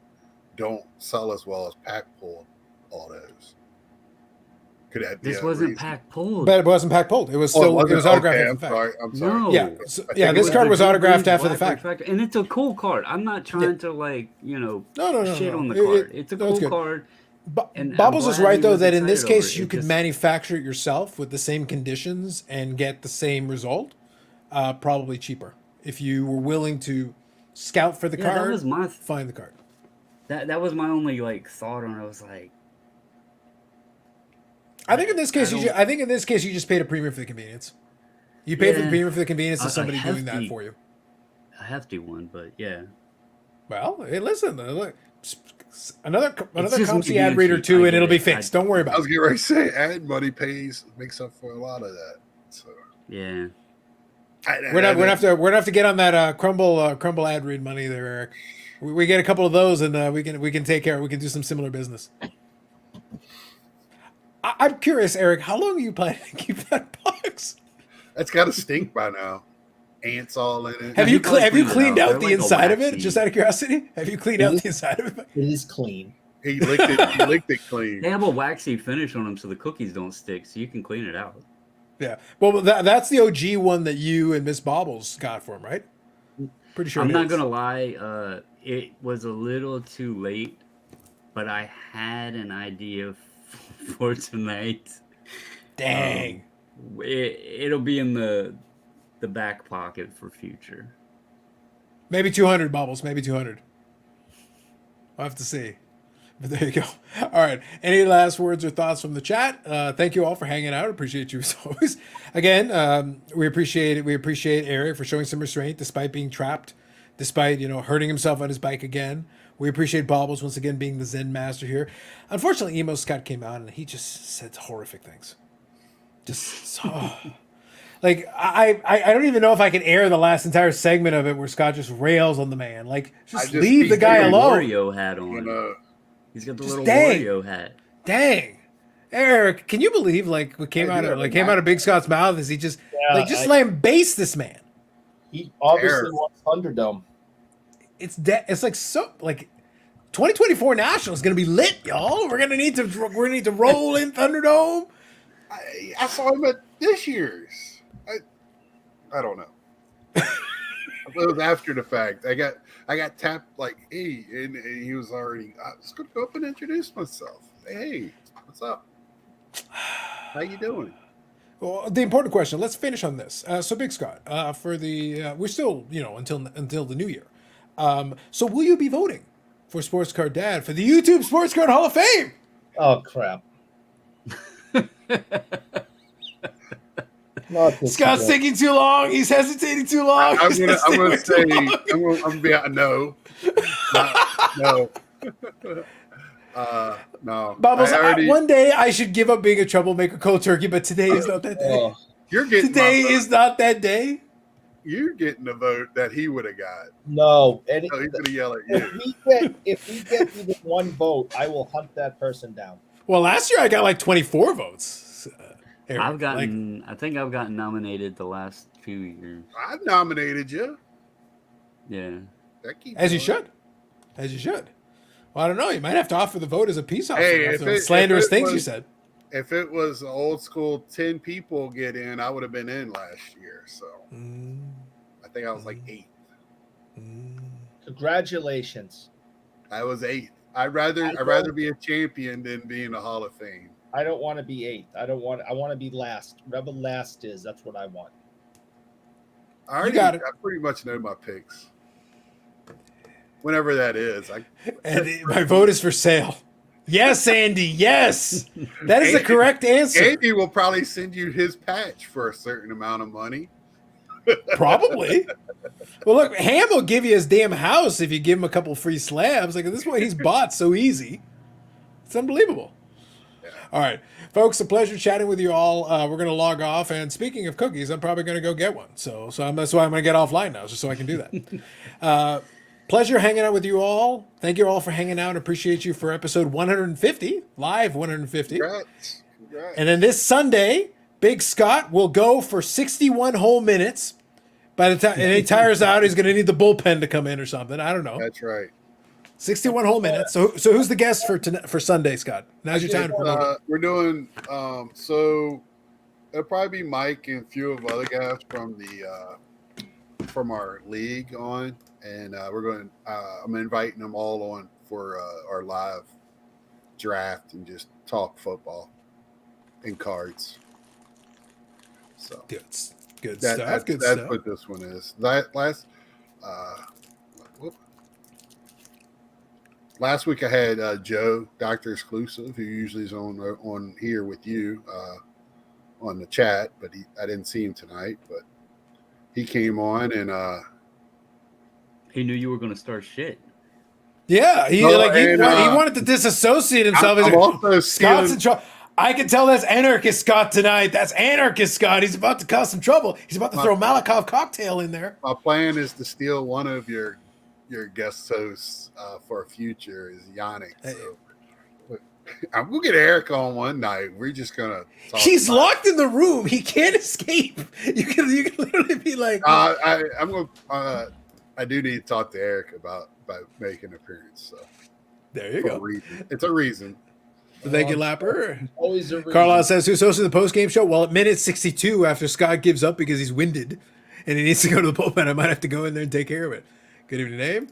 While we're on Fantasy Sports, thank you very much. Appreciate you all. All right, folks, have yourselves a great night. Take it. For those of you on the West Coast, name, basically. And anybody else who happens to be on the West Coast. So you still got a couple hours left on Friday. For the rest of you, it's Saturday. And then, coming up on Sunday, all in. Y'all can watch it. I think around midday. So midday in the East Coast because they're over in London town.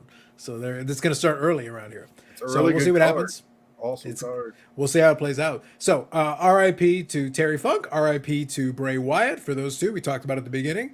And then good luck to Brian Gray and his future endeavors. Whatever those happen to be, we don't know what they're going to be. We're going to see. And praise the content gods for Panini and Fanatics fighting over best sandwich. Let's go. All right, folks. Have a good night. We'll catch you in the next one. Bye, guys. See ya.